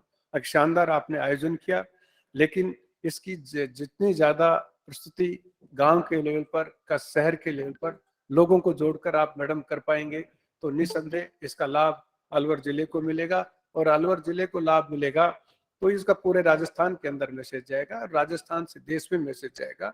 लेकिन इसके लिए आपको एक रचनात्मक पक्ष को लेकर चलेंगे तो लाभ मिलेगा। आपने मान सम्मान दिया, स्वागत किया, उसके लिए आपका बहुत बहुत धन्यवाद। थैंक यू, शुक्रिया, धन्यवाद। Thank you so much sir, इतने ओजस्वी उद्बोधन के लिए। आपका पर्यावरण के प्रति लगाव देखकर हम और उत्साहित हो रहे हैं, कि हम और कुछ अच्छा काम करें। मैं प्रिंसिपल साहब की आज्ञा लेते हुए आपको एक चीज बताना चाहूंगी कि जैसे आपने कहा था कि कुछ इस तरह का काम करा जाए जिससे एक्चुअली समाज को फायदा हो, तो मैं आपको बताना चाहूंगी रूसा के अंतर्गत राष्ट्रीय उच्चतर शिक्षा अभियान के अंतर्गत एक प्रोजेक्ट चल रहा है अभी RR कॉलेज में, जिसमें हम भिवाड़ी, तिजारा और अलवर के पानी के अंदर कीटनाशकों की मात्रा को देखेंगे और फिर उसकी रिपोर्ट हम WHO और Indian council of medical research को भेजेंगे। तो सर ये काम सर हमने अपना इंस्ट्रूमेंट मंगा लिया है, आने वाले 2 महीने के अंदर काम शुरू होगा और मैं ऐसा मानती हूँ कि 4 महीने के अंदर हम आपको कुछ शोध के आंकड़े आपको दिखा पाएंगे कि अलवर, भिवाड़ी और तिजारा के पानी में और दूध में भी, जो दूध हम पीते हैं डेयरी मिल्क या काऊ मिल्क, उसके अंदर भी हम ये काम कर रहे हैं। तो सर ये मैं आपको बताना चाह रही थी।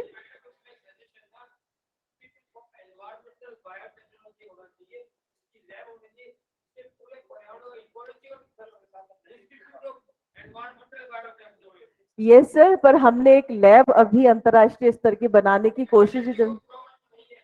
यस सर, आप प्रिंसिपल सर अगर कुछ पैसे वैसे देना चाहें तो सर मुझे बिल्कुल कष्ट नहीं है, मेरी लैब है।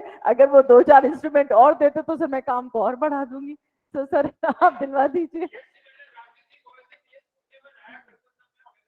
हाँ सर प्रिंसिपल साहब भी यही है, नोडल ऑफिसर भी यहीं बैठे हैं रूसा के।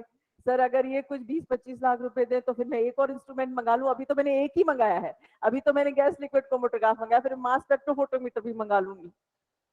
तो सर इस दिशा में काम चल रहा है और आपका आशीर्वाद बना रहे, ऐसी आशा है हमारी। Okay. Now it's time to hear our special guest. Now, with lot of love and respect, I would like to call upon Dr. Jyoti Sharma, Principal, Government College Tijara. Ma'am, stage is all yours. Ma'am, आपका स्वागत है अभिनंदन. Anything? Stage is all yours.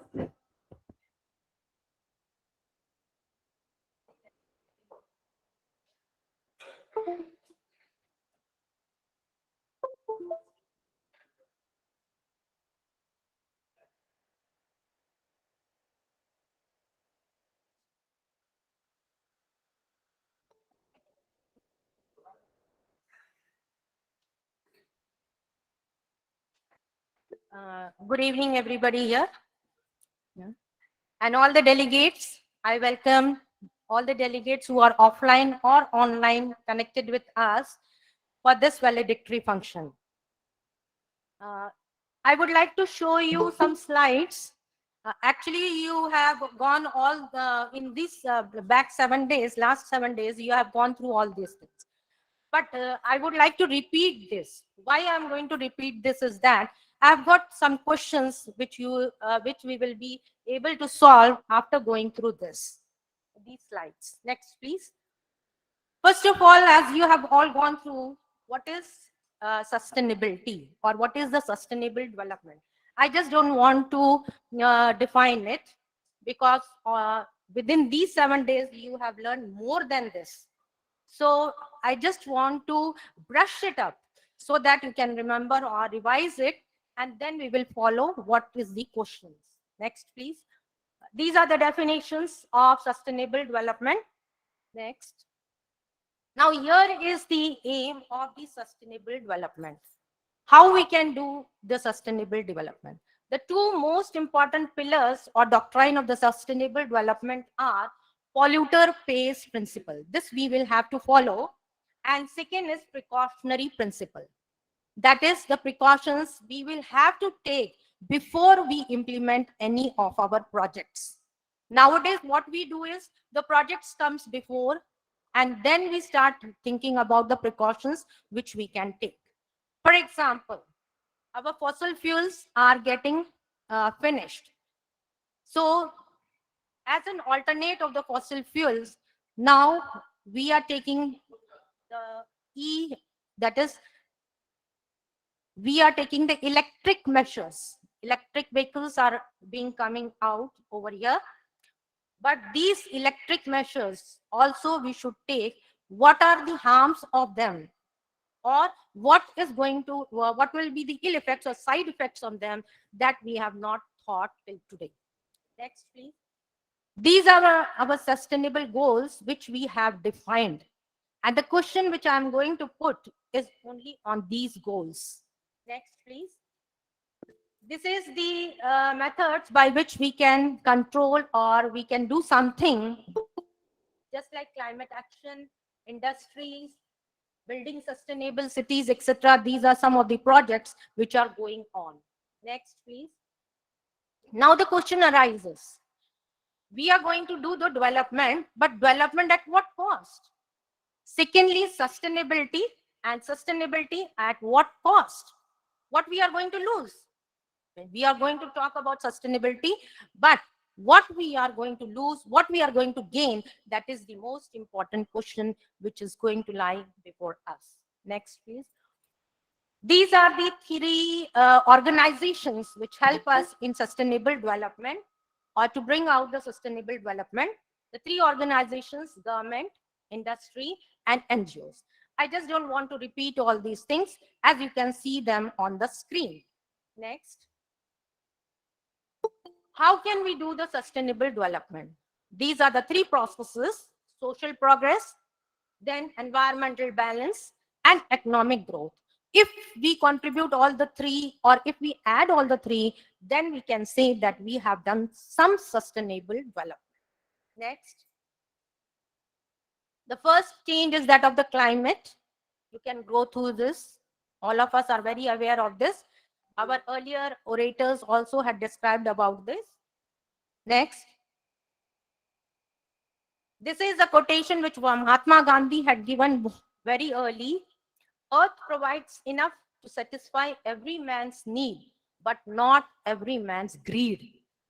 So we want to exploit. We are exploiting the environment again and again, and we are really greedy. So the earth is not going to now give us more. It has already given us a lot. So we have to be careful, and we will have to take some steps for the next generation. And that is called as sustainability.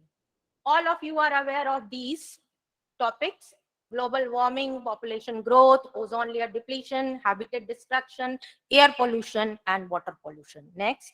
Now we will be taking out very fast. This is the population explosion. Next. These are the problems, and these are the remedies or mitigation, how we can do them. Next. Global warming, as you all are aware of it. Next. I'm just brushing up and revising it, how we can do the mitigate or remedy the global warming. Next. This is the ozone layer depletion. We are very much familiar, and all the environmental changes which are taking place is mostly due to ozone layer depletion. What remedies we can do? Next. These are the remedies which we can do for the ozone layer depletion. Next. Similarly, this is the habitat reduction. Here I would like to point out that about 4,000 to 50,000 species per year of the animals and plants are becoming extinct because of the habitat destruction. And more than this, it will be completed by 2030, which is not far away, because now only 8 years are left for these. Next. This is habitat destruction precautions which we will have to take. Next. Air pollution. You all are aware of air pollution. These are the air pollution. Here I would like to highlight one point. The worst victim of air pollutions are children. Those children who do not contribute 1% also for the environmental pollution or for air pollution. So the worst affected are children. About 93% of the children live in the environment where air pollution levels are higher than what WHO guidelines recommended. Next. Mitigation of air pollutions. We all know about these measures. Next. Water pollution. Sir also taught about water pollution. He just talked about this. What was the original and what is the today's state of the water pollution. Next. Now we have got remedies for water pollution. We all know about this. The fact is that, and the funny part is that, we all know the causes. We also know the remedies which we have to do. Next. But why? Why our goals are not going to be fulfilled? Or we have made 17 goals, which earlier slides I had shown you. Why we are not reaching our goals? Not 100%, at least 20% we should achieve, or we can attain those goals. So the question lies here. That is the most important questions, why we are not able to achieve or attain those goals. We have set up the goals. We know the causes of the pollution, causes of destructions, everything. We know the remedies also. The funny part is that we also know the remedies, but still, whole of the environment is destroyed. So what the most important question here lies, what remedies or what should we do? So the two solutions which I had thought in my mind is that the first things is that rules and regulations are made by the government, but they are not strictly followed. If we follow those rules and regulations, I think not strictly at least, but to some extent also, then also we can contribute towards our sustainability. Not completely, but some, whatever we can do, that if we do, then we can contribute to our sustainable development, and then only just sir what suggested, then only our these seminars or these conferences will be successful. Second important thing, I would like to narrate a story. On behalf of that, we will take the decision. The story goes like this. A bird was sitting near a river and it was crying. A female bird, she was crying. Why?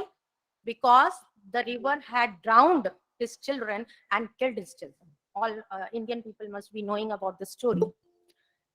She was crying for some time, then she thought, this crying is not going to do anything. Now when I have lost my children, I will have to do something. So what she started doing, she got angry and she thought, or she determined herself that I'm going to dry this river. First, let me dry this river. And she started her work. She just sucked 2 drops of water because her beak was very small. She just sucked 2 drops of water, went some distance and dropped it in the sand. Again came back and did this procedure. Second bird was just flying. He thought, what is going on here? Let me see. So he saw, he stopped and he asked the bird, what are you doing? The bird replied, this river is very bad river and this river has engulfed my children, so I'm going to dry this river. Then he laughed. What are you going to do? This is impossible. Then the first bird replied, please don't give me any lesson. If you want, you can help me. The second bird thought, okay, what to do? Then he thought, let me help him. He started helping him. Both of them did the same thing. And later on, slowly and steadily, what happened? A whole fraternity of birds came and everybody started doing the work. Everybody sucked 2 drops of water. They took it to a distance and they dropped it over there. At that time, our Lord Vishnu, who was traveling on Garud, his vehicle is Garud. He was traveling and he was passing through that river. The Garud saw in my fraternity, oh, my colleagues are here. What is going on here? Some meeting is going on here. Let me find out what is going on. So he came down and he asked a bird, what are you doing? What are you doing? The bird replied the same answer. Then Garud said, oh, that is impossible. What you are doing, this is not possible and all. Then the same bird answered, if you don't teach me any lesson, if you want to help, you can come and help us. They are all helping me. You also come and help. So he returned to his Lord Vishnu and said, sir, please manage by yourself. I'm going to help him. I'm going to help that bird and I'm going to help my birds. Vishnu came, Lord Vishnu came and he asked, what is going on over here? They told him the complete story. Then Vishnu said or asked the river, please return the children of this bird or that this thing. The children were returned to the bird and the matter was settled. So that was the determination of the bird. When that bird can do anything with his 2 drops of water, why can't we? Yes. Why can't we do this? So I would like to state here that the determination was of only one person. And this one person which determined to dry the river was campaigned by all the birds. Similarly, today I would like to emphasize here that the sustainable development which we are talking about or which we want to reach our goals somewhere far away, not 100%, at least 20%. We should start it with I. When I will start it with I, then it will become we, and then it will become our. In that way, the whole world or globally, we can do this. So we should start this sustainability development or sustainability with our house. Then it will reach our neighborhoods. Neighborhoods, it will reach to the lanes, lanes to the colony, colony to city, intercity, state, interstate, country, intercountry, and finally globally. So this is the importance, or this is the method by which we can do sustainable development, to start the or to begin it with our efforts. If we will give our efforts, then it will become we, and we will become ours. So that is the point where it lies. So from this platform of Rajrishi College, Alwar, today I would like all the delegates and all the people who have joined us or who are with us, plus offline or online, to join hands with us, so that we can promote or we can attain Thank you, ma'am. sustainable. Then only the मकसद जिसे अपन कहते हैं of this conference or this seminar will be suitable, so that the earth can become a livable and lovable place for all of us. Just two drops and small steps can lead us to the sustainable development. Thank you so much. Jai Hind. Lastly, I would like to thank Dr. Hukum Singh ji and Dr. Mamta Sharma, for giving me this chance so that I could express my views upon the sustainability. Thank you so much.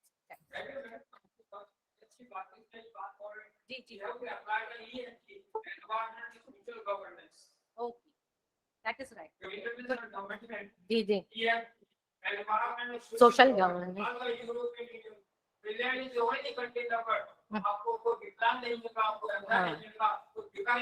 Yeah, right, sir. That I will take it into my this thing next time whenever. Thank you so much. Thank you, ma'am, for the wonderful views you have said. And trust me, those 2 drops of water I am also carrying in my hands. I'm carrying those 2 drops of water with me.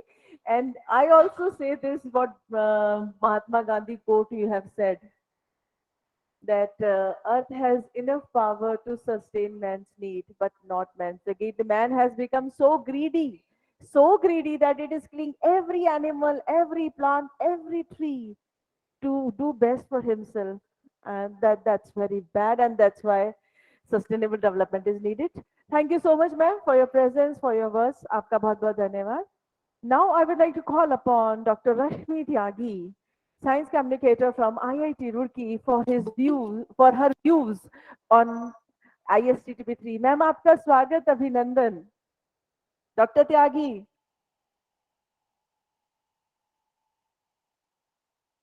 Ma'am, please unmute yourself. We cannot hear you. हमेशा की तरह आज भी मैं इस conference के समापन पर बहुत ही ज्यादा अभिभूत हो गई हूँ. जैसे मैं हमेशा ही इस बारे में बहुत ज्यादा इमोशनल हो जाती हूँ, और मैं ये कहना चाहती हूँ कि ये बहुत ही आपका अच्छा प्रोग्राम था, और इसमें just a minute, please give me a minute, just a minute. कौन मुझे वो कर रहा है?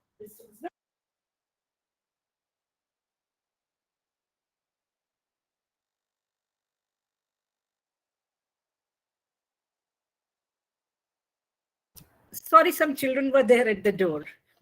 So what I'm telling, that the whole, this concept, which is introduced by Rajrishi College, and it has gone viral to the whole world. And I think it is one of the best thing which has happened on the planet Earth. And whatever I'm talking now, I don't feel that I'm just talking something more than what is required. मैं ज़्यादा तारीफ नहीं कर रही हूँ. And you have had such a, एक जिसे कहते हैं ना, जलती हुई मशाल लेते हैं, और उस मशाल को लेकर सारे संसार में आप चल रही हैं, और आपने you have just made us the part of this great event which is there for protecting the earth, because the planet earth, it is in danger.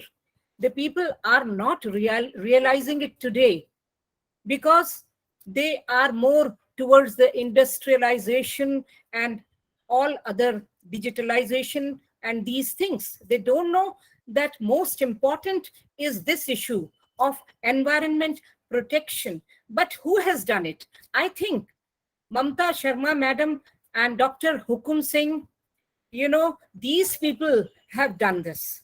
And as you are telling me that some around 40 countries are always with you. So what I'm feeling, it is like a chain. So suppose you imagine the chain we are having around the planet, the globe. So that kind of chain you have started, and then you have to start adding the, different parts of this chain to the whole world, and it has just started. What you have not discussed, that I'm trying to find out, because you have discussed about how to protect the wildlife. You have discussed about that how to just save the trees, that means flora and fauna. And then yesterday I have heard about that how the mobile and the radiations which are coming out of that is going to harm us, the human beings. That is also discussed. You have discussed about oceans, that how the life in ocean is being affected by all this, what is happening on the planet Earth.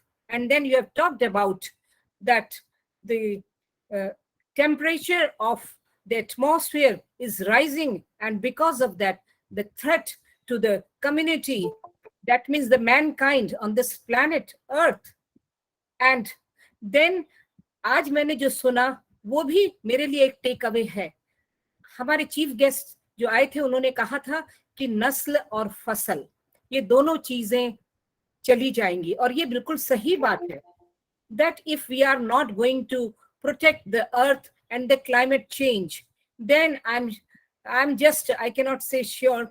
I want to be, I think that it will be saved. So जो हमारे आगे आने वाली जो generations हैं उनको effect हो जाएगा. और जैसा कि आप सब लोग, आप लोगों ने आज सुना कि किस तरह से climate change has shown his presence, because it is so hot these days and we people are still using the AC, which is in turn going to just raise the temperature of the atmosphere. And अभी ये जो हम लोग मिल के कर रहे हैं, जिसमें हमें इस डॉक्टर हुकुम सिंह जी ने, उनकी टीम ने हम सब लोग को जोड़ लिया है, तो हमें एक भगीरथी प्रयत्न करना है.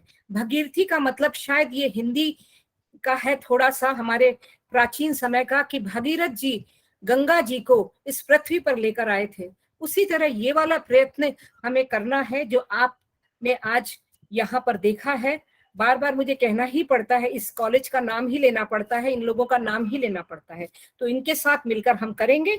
लेकिन एक बात जो मैं सोचती हूँ एज अ साइंस कम्युनिकेटर, कि हम लोग बहुत अच्छी बात कर रहे हैं, हम सब लोग एजुकेटेड लोग हैं और हम हायर स्टडीज में ज्यादातर लोग हैं. और मैंने आज देखा काफी जो चीफ गेस्ट आए थे वो भी आपके इन सब चीजों के बारे में बहुत अच्छी बातें कर रहे थे.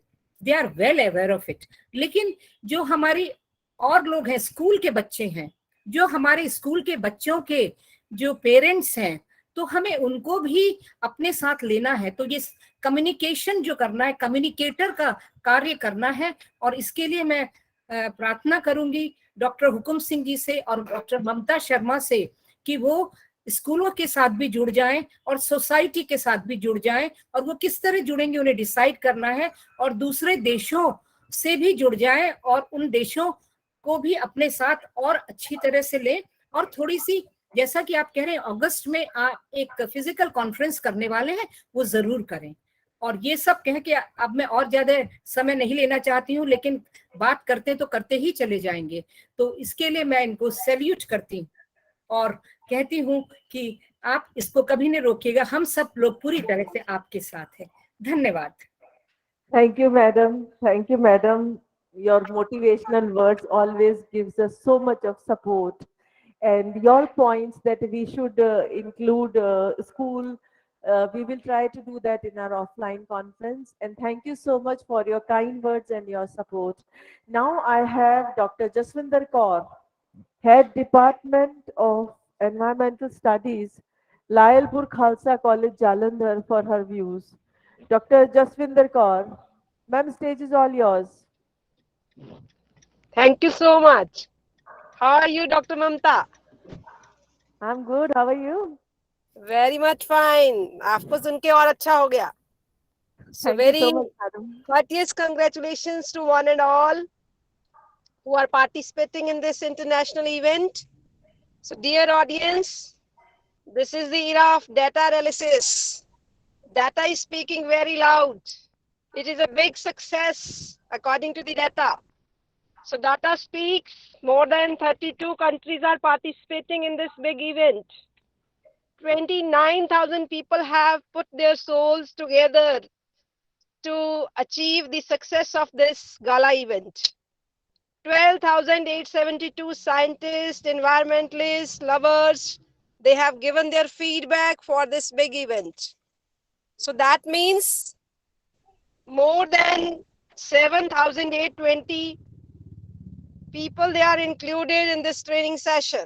So you will be surprised to know how big the data is speaking. So that means I would like to congratulate all the organizers, including the principal, Dr. Hukam Singh, Professor Dr. Mamta Sharma, Madam Muskan, who have put their best efforts to make this event happen. So this is really great success. So our target will be definitely achieved. I am very positive person, and I feel that so many speakers, they have put this may happen, that may happen. But once you decide that we have to save the Mother Earth, no one can stop the world. So that means our so great scientists, joint input of the common man, joint input of the environmentalists, scientists, lawyers, advocates, or the computer analysis, they have highlighted this issue in a very great way in this event. I would like to highlight here Dr. Rajendra Prohit from the Bikaner. He has put the theme health hazards of the mobile radiations who are really worth noting. We should act upon such advice to reduce the screen time. Similarly, germplasm conservation techniques, they were specially highlighted by Professor Praveen Goswami. That means germplasm of all the rich animal breeds or the plant breeds must be conserved. And Internet of the Things in agriculture, especially delivered by Dr. Abhishek from IIT New Delhi, was really wonderful, and it can play a very good role in sustainable agriculture management. Similarly, Dr. Jacob from the Sacred Heart College, Kerala, he has talked about conservation of the biodiversity for our future generations. I don't think so. If such great people are involved in this such a big event, who has contributed so much, there is no one who can stop us to achieve the sustainable development even. So there is a common approach what I would like to share, that if each one of us who is participating directly or indirectly, it can achieve the sustainable development if we start the individualistic approach. If we each one of us can sustain ourselves, our families can be sustained, our societies can be sustained, our states can be sustained, countries or nations can be sustained, and ultimately globe will be definitely sustainable, and we can achieve our target. We must be having positive approach toward this direction. Similarly, we can save our ecosystems. Supposing we, the people of Punjab, we can save the water, that is the known as the, you can say, river of land of rivers. And people of the Rajasthan, they are known for the ecosystems like deserts. Each area can save the ecosystem of the concerned region, and all the ecosystems, they will join together to form the biosphere or the bioecosystem. That means the whole earth can be definitely saved. So there is nothing to worry about. If so many people are working so hard, not only to create the awareness component, rather the action component has also been started. So it means we will definitely achieve our goal. With these words, I would like to conclude this, and I would like to congratulate each one of you who has directly or indirectly participated in this event. That goal is not that far. We will surely achieve the success. Thank you very much. Thank you so much, ma'am, for your kind words of motivation. I'm so happy to hear you and even talking about some good speakers. It's always having with you us is a pleasure. Thank you so much, ma'am. आपका बहुत बहुत धन्यवाद. एक सफल leader वो होता है जो रास्ता दिखाता है, रास्ते पर चलता है और रास्ता जानता है. ऐसे लीडर हमेशा 3 चीजों का अभ्यास करते हैं: स्वयं के लिए सम्मान, दूसरों के लिए सम्मान, उनके सभी कार्यों के लिए जिम्मेदारी. सफल लीडर की ये आदत होती है कि वे लगभग हर परेशानी में संभावना ढूंढ लेते हैं, जबकि सामान्य लोग हर संभावना में परेशानी तलाश लेते हैं. एक असल लीडर मौकों की तलाश नहीं करता, अपितु वो मौकों का निर्माण करता है. This is how I could have best described our head of the institution and patron of this ISTTP-3, Professor Dr. Hukam Singh Ji. There are times when we need someone, some inspiration to uplift us and motivate us. This is how RRC is blessed today and is being cherished in the great leadership of our principal.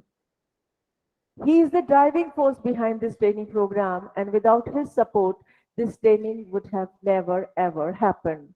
Now, with lot of gratitude and veneration, I would like to call upon patron of ISTTP-3, chairperson of the valedictory session, Professor Dr. Hukam Singh Ji, Principal Rajrishi College, Alwar, to kindly grace the stage and deliver the valedictory address for today. Sir, the stage is all yours. Professor Dr. Hukam Singh Ji.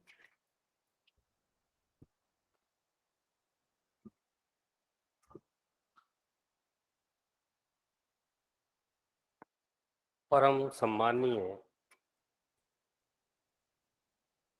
Alwar के जिला प्रमुख और हमारे आज के इस समापन समारोह के मुख्य अतिथि माननीय श्री बलबीर छिल्लर जी, आज के इस समारोह के गेस्ट ऑफ ऑनर, धीर और गंभीर प्रकृति के धनी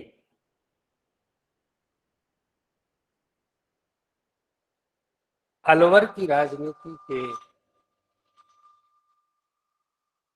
मंजे हुए किरदार राजऋषि महाविद्यालय के 1977 के स्नातक राजस्थान प्रदेश कांग्रेस कमेटी के सचिव, खादी ग्राम उद्योग राजस्थान के माननीय सदस्य और लंबे अरसे तक जिला कांग्रेस कमेटी अलवर के महासचिव पद को सुशोभित करने वाले मेरे अग्रज माननीय भाई अजीत सिंह जी यादव साहब,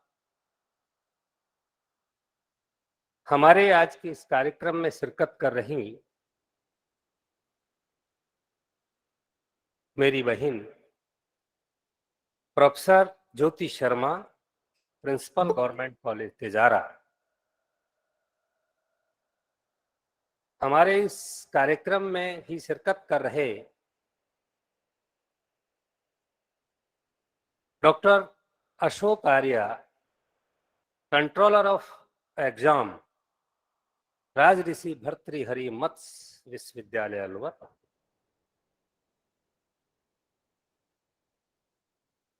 हमारे इस कार्यक्रम को गति देने वाले क्योंकि धन के बिना गति नहीं। रूसा के नोडल प्रोफेसर उपेंद्र सिंह इस कार्यक्रम को विश्व तक इसका विस्तार करने वाली और हिंदी और अंग्रेजी में सिद्धहस्त वक्ता के रूप में मेरे महाविद्यालय की प्रोफेसर डॉक्टर ममता शर्मा जी, मेरे महाविद्यालय के विदुषी HODs यहाँ मौजूद हैं इस समय। डॉक्टर सीमा गुलाटी जी केमिस्ट्री की हेड, बॉटनी की हेड और महाविद्यालय की वरिष्ठतम प्रोफेसर सुनीता अग्रवाल जी, बॉटनी की हेड हैं आप। हिंदी के हेड प्रोफेसर चंद्रभान मीणा जी और केमिस्ट्री की मैडम सुधा सुखवाल श्रृंगी जी, मेरे सामने विराजमान सुधीजन पंडित जी, और इस कार्यक्रम को संजोए रखने में सहयोग करता बिटिया मुस्कान डाटा और बालक शीतल गुप्ता तकनीकी सहायक। ये बात मैं इसलिए इनके लिए साधुवाद ज्यादा दूंगा कि ऑफलाइन में तो आगे जनता होती है और वक्ता आराम से बोलता है, लेकिन जहां श्रोता नहीं हो यादव साहब, और वहां 10 बजे से शाम को 6:30 बजे तक एक व्यक्ति लगातार अगर इसको कंटिन्यू रखता है और दुनिया के 35 और 32 देशों के विदुषी और विद्वान उसको बोल रहे हैं, संबोधित कर रहे हैं, उन सबको सुनना, उनका फीडबैक लेना, रिकैप करना, मैं समझता हूं ये एक तपस्या है, ये सामान्य काम नहीं। क्योंकि हम देखते हैं, हम शिक्षक हैं यादव साहब, 5.25 घंटे का स्टे गवर्नमेंट का प्रोफेसर 2 घंटे नहीं रुक पाता कॉलेज में, ये प्रैक्टिकल है। इसलिए सत्य को कहना भी बहुत जरूरी है, और हम इस पद पर आकर और इस अवस्था में आकर नहीं कहेंगे तो फिर क्या बचेगा हमारे पास। तो इस अवसर पर मैं आज आषाढ़ शुक्ला प्रतिपदा विक्रम संवत 2079 आश्लेषा नक्षत्र और ध्रुव योग में आयोजित राजस्थान के सिंहद्वार अलवर महाराज भर्तृहरि की तपोस्थली, भक्त पूरणमल की तपोस्थली, संत राव तुलाराम की कर्मस्थली, हसन खा मेवा की कर्म स्थली, संत पाराशर मुनि की, बाबा हीरानाथ, दुर्बलनाथ, गरीबनाथ जैसे संतों की तपोभूमि, दुनिया की सबसे लंबी पर्वत श्रृंखला अरावली की उपत्यका में बसे हुए अलवर शहर के 1930 से स्थापित प्राचीनतम महाविद्यालय राजऋषि कॉलेज के जुबली हाल सभागार से 24 जून से लेकर अब तक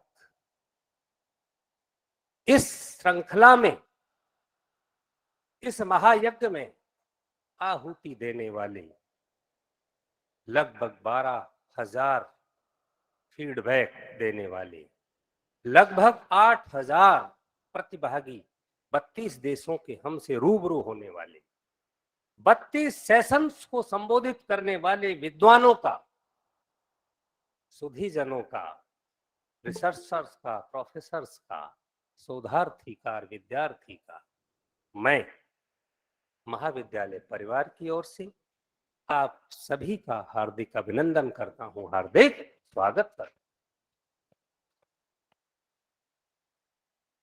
क्योंकि साज के बगैर समाज नहीं, और समाज के बगैर वक्ता नहीं। वक्ता को श्रोता चाहिए। ये जो कुछ मैंने बोला और ये जो कुछ हम बच्चों ने किया, ये हमने नहीं किया, ये आपने हमसे करवाया है। अगर अब 350 लोग लाइव मुझसे नहीं होते, शायद मैं बोल नहीं पाता, क्योंकि ये परंपरा है। सामने समाज होगा, श्रोता होगा, तो ही वक्ता बोलेगा। तो ये लगातार 7 दिन की ट्रेनिंग जो प्रोग्राम हमने किया, इस सब का श्रेय हमको नहीं जाता, उन सभी सुधीजनों को जाता है जो लगातार हमारे मनोबल को बनाए रखा और हमारे साथ जुड़े गए। आप सभी के प्रति मैं आभार व्यक्त करता हूं। चूंकि समापन है, सबका नाम मैं ले नहीं सकता, लेकिन जो 32 की नोट स्पीकर्स हैं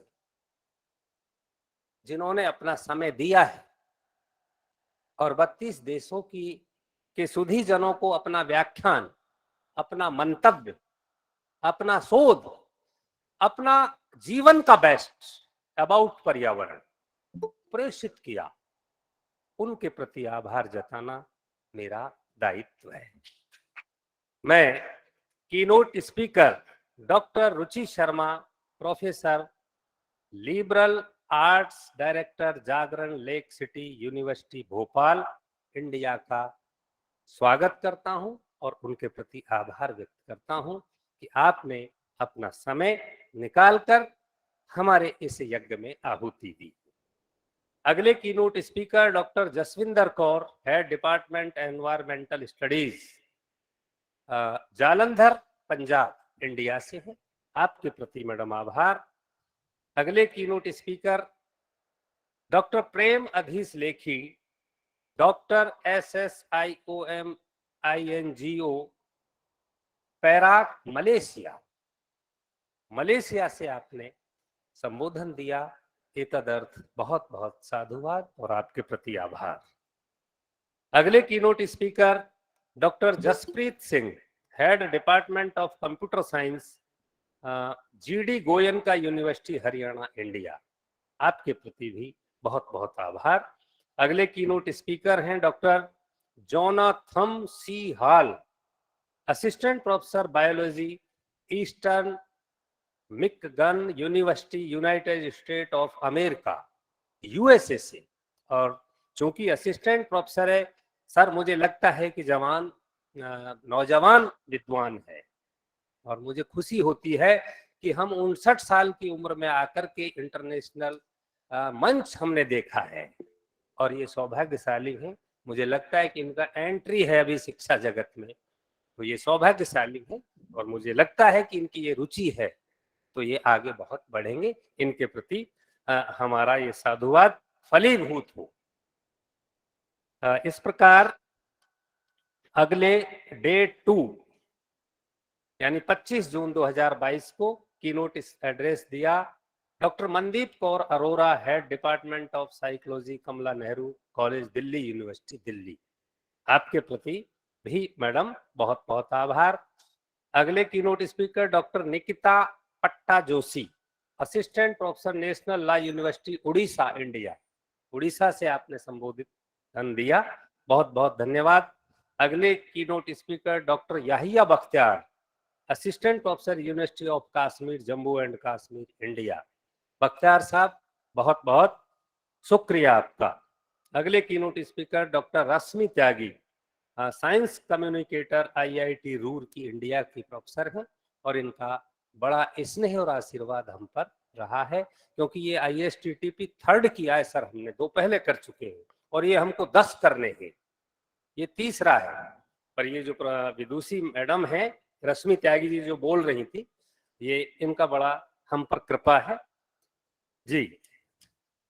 और डे 3 यानी 26 जून 2022 को कीनोट एड्रेस दिया first doctor Raj Naran Ware, department of human health and science, faculty of nursing, MacEwan university, Edmonton, Alberta, Canada. ये प्रोफेसर, इनका भी हम पर बड़ा वरद हस्त है, डॉक्टर राज नरनवारे, और मुझे उम्मीद है कि अगस्त में इनके दर्शन हम सब करें। He is coming. He is और coming. इन्होंने टिकट बुक करा दी और ये भी कह दिया कि मुझे तुम्हारे किराए विराए की जरूरत नहीं, मैं तो आऊंगा। और वो आते हैं। बहुत बहुत स्वागत सर आपका। अगले keynote speaker doctor Aruna Chakraborty, associate professor, department of zoology, government Dungar college, Bikaner, Rajasthan, India. बहुत बहुत आभार प्रोफेसर अरुणा जी। अगले keynote speaker doctor Abhishek Mehta, assistant professor, IT and computer science, Parul university, Gujarat, India. अगले keynote speaker doctor Ajay Kumar Gandhi, assistant professor, chemistry, Aurangabad, Maharashtra, India. और इनके बाद doctor K Yadav, associate professor, zoology, Agarwal PG college, Jaipur, Rajasthan, India. और इनके बाद डॉक्टर प्रदीप कुमार पट्टा जोशी, आप नाल को, उड़ीसा, इंडिया से। आप सबका साधुवाद और आभार। डे 4 को होम असाइनमेंट रखा गया था और डे 5 यानी 28 जून 2022 को कीनोट एड्रेस प्रदान किया doctor Rajasekaran Silva Raju, professor, department of IT, university of technology and applied science, Ibri, सल्तनत ऑफ ओमान। ओमान से आपने संबोधित दिया, बहुत बहुत आभार आपका। इसी दिन अगले keynote speaker doctor Marjohn V Ansing, assistant professor, agro forestry, Surigao north state university, Surigao del Norte, Philippines. यानी फिलीपाइंस के ये विद्वान है, फिलीपाइंस से इन्होंने अपने को संबोधित किया। दुनिया को बहुत बहुत आभार आपका। और इसी दिन अगले स्पीकर थे doctor Vasudev Gurnule, associate professor हैं अपने नागपुर, कमला नेहरू कॉलेज, नागपुर, महाराष्ट्र, इंडिया। बहुत बहुत आभार। अगले स्पीकर डॉक्टर सुभाष चंद्रा है, department of zoology, MDS university, Ajmer, अपने अजमेर यूनिवर्सिटी के जूलॉजी के हेड चंद्रा साहब, बहुत बहुत आभार आपका। अगले keynote speaker doctor Shashi Verma, associate professor, political science, government महारानी सुदर्शन कॉलेज, बीकानेर, राजस्थान, इंडिया। बहुत बहुत साधुवाद शशि जी। अगले keynote speaker doctor Shankar Subramanian Iyer, senior faculty and business development manager of institutional business, West Ford Group, United Arab Emirates, UAE, United Arab अमीरात। आपने संबोधन दिया, बहुत बहुत आभार।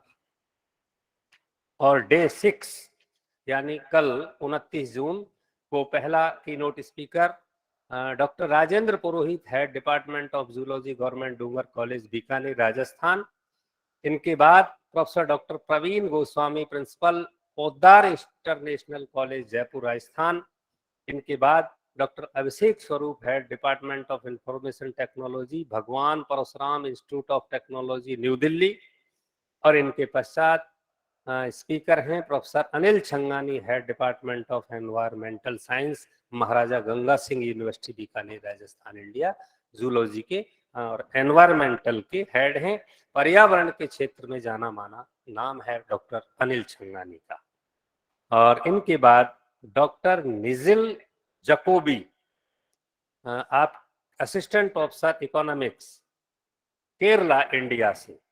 कल इस प्रकार इन सभी ने हमारा सहयोग किया, अपना उद्बोधन दिया। और आज डे 7 है, अपन मिल ही रहे हैं। इसमें आज जो कीनोट एड्रेस दिया है doctor S Vijay Kumar, post doctoral research scientist, marine college, Shandong university, PR, China. ये चाइना से आज जो विद्वान बोले हैं फर्स्ट। और अगला इनके बाद doctor Satya Prakash Mehra, founder, secretary and adviser, Rajputana society of natural history, Udaipur, Rajasthan, India. इनके बाद doctor Ajay Prakash Gupta, person incharge drug testing laboratory Jammu India, इन्होंने संबोधन दिया। और उसके बाद अपन वैलेडिक्ट्री में हैं ही। इसमें भी एक doctor Manish Goyal, professor IIT Indore, आपने हमें संबोधित किया और वैलेडिक्ट्री में अपन रूबरू हो रहे हैं। और इसी में शामिल हो गई हैं विदुषी डॉक्टर ज्योति शर्मा, क्योंकि उन्होंने भी इस पर अपना प्रोजेक्ट के माध्यम से व्याख्यान प्रस्तुत किया है। आप सभी सुधीजनों का मैं हृदय से आभार व्यक्त करता हूं। और चूंकि समय बहुत हो गया है और मेरा काम तो धन्यवाद देना ही है, मैं अगर बोलूंगा तो अच्छा सा नहीं लगूंगा, लेकिन इस अवसर पर एक बात ये कहूंगा मैं, क्योंकि हमारी जो ममता जी है ना, अंग्रेजी में बोलती हैं तो कई बार बात समझ में नहीं आती। मैं संस्कृत का व्यक्ति हूँ सर, है ना, कोशिश करता हूँ समझने की। तो एक तो ये खुशी की बात जो आदरणीय यादव साहब कह रहे थे कि भाई जो आप काम कर रहे हैं, मतलब ये कॉलेज जो काम कर रहा है, इसका फायदा जब है जब लोग इससे जुड़े। ऑनलाइन है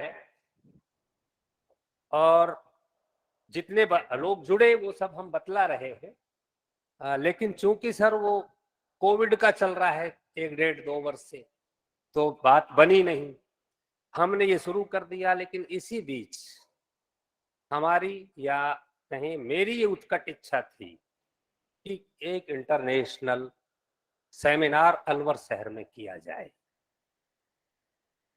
क्योंकि नेशनल तो मैं बीएसआर में करे आया है, जब बाबू शोभाराम में मेरा पूरा जीवन वहीं निकला। यहां आकर साइंस का कॉलेज मिला और मैं आर्ट्स का आदमी, उसमें भी संस्कृत का। तो यादव साहब ये वैज्ञानिक के सारे तालमेल मेरा इनसे बैठता कम है, लेकिन बैठा लेता हूं, क्योंकि मेरा सब्जेक्ट ऐसा है कि साइंस वाइंस का सारे उसमें घुस जाते हैं, मुझसे कोई बाहर नहीं है। ये मेरा चैलेंज है मेरा। और मैं 50 बार इस मंच से दुनिया को कहता हूं कि जो कहीं नहीं है वो हमारे पास है, क्योंकि महाभारत है ना, अपना वेद व्यास का महाभारत, उसके बारे में लिखा है कि यदि हास्ति तत्क्वचित, यदि ना हास्ति ना तत्क्वचित।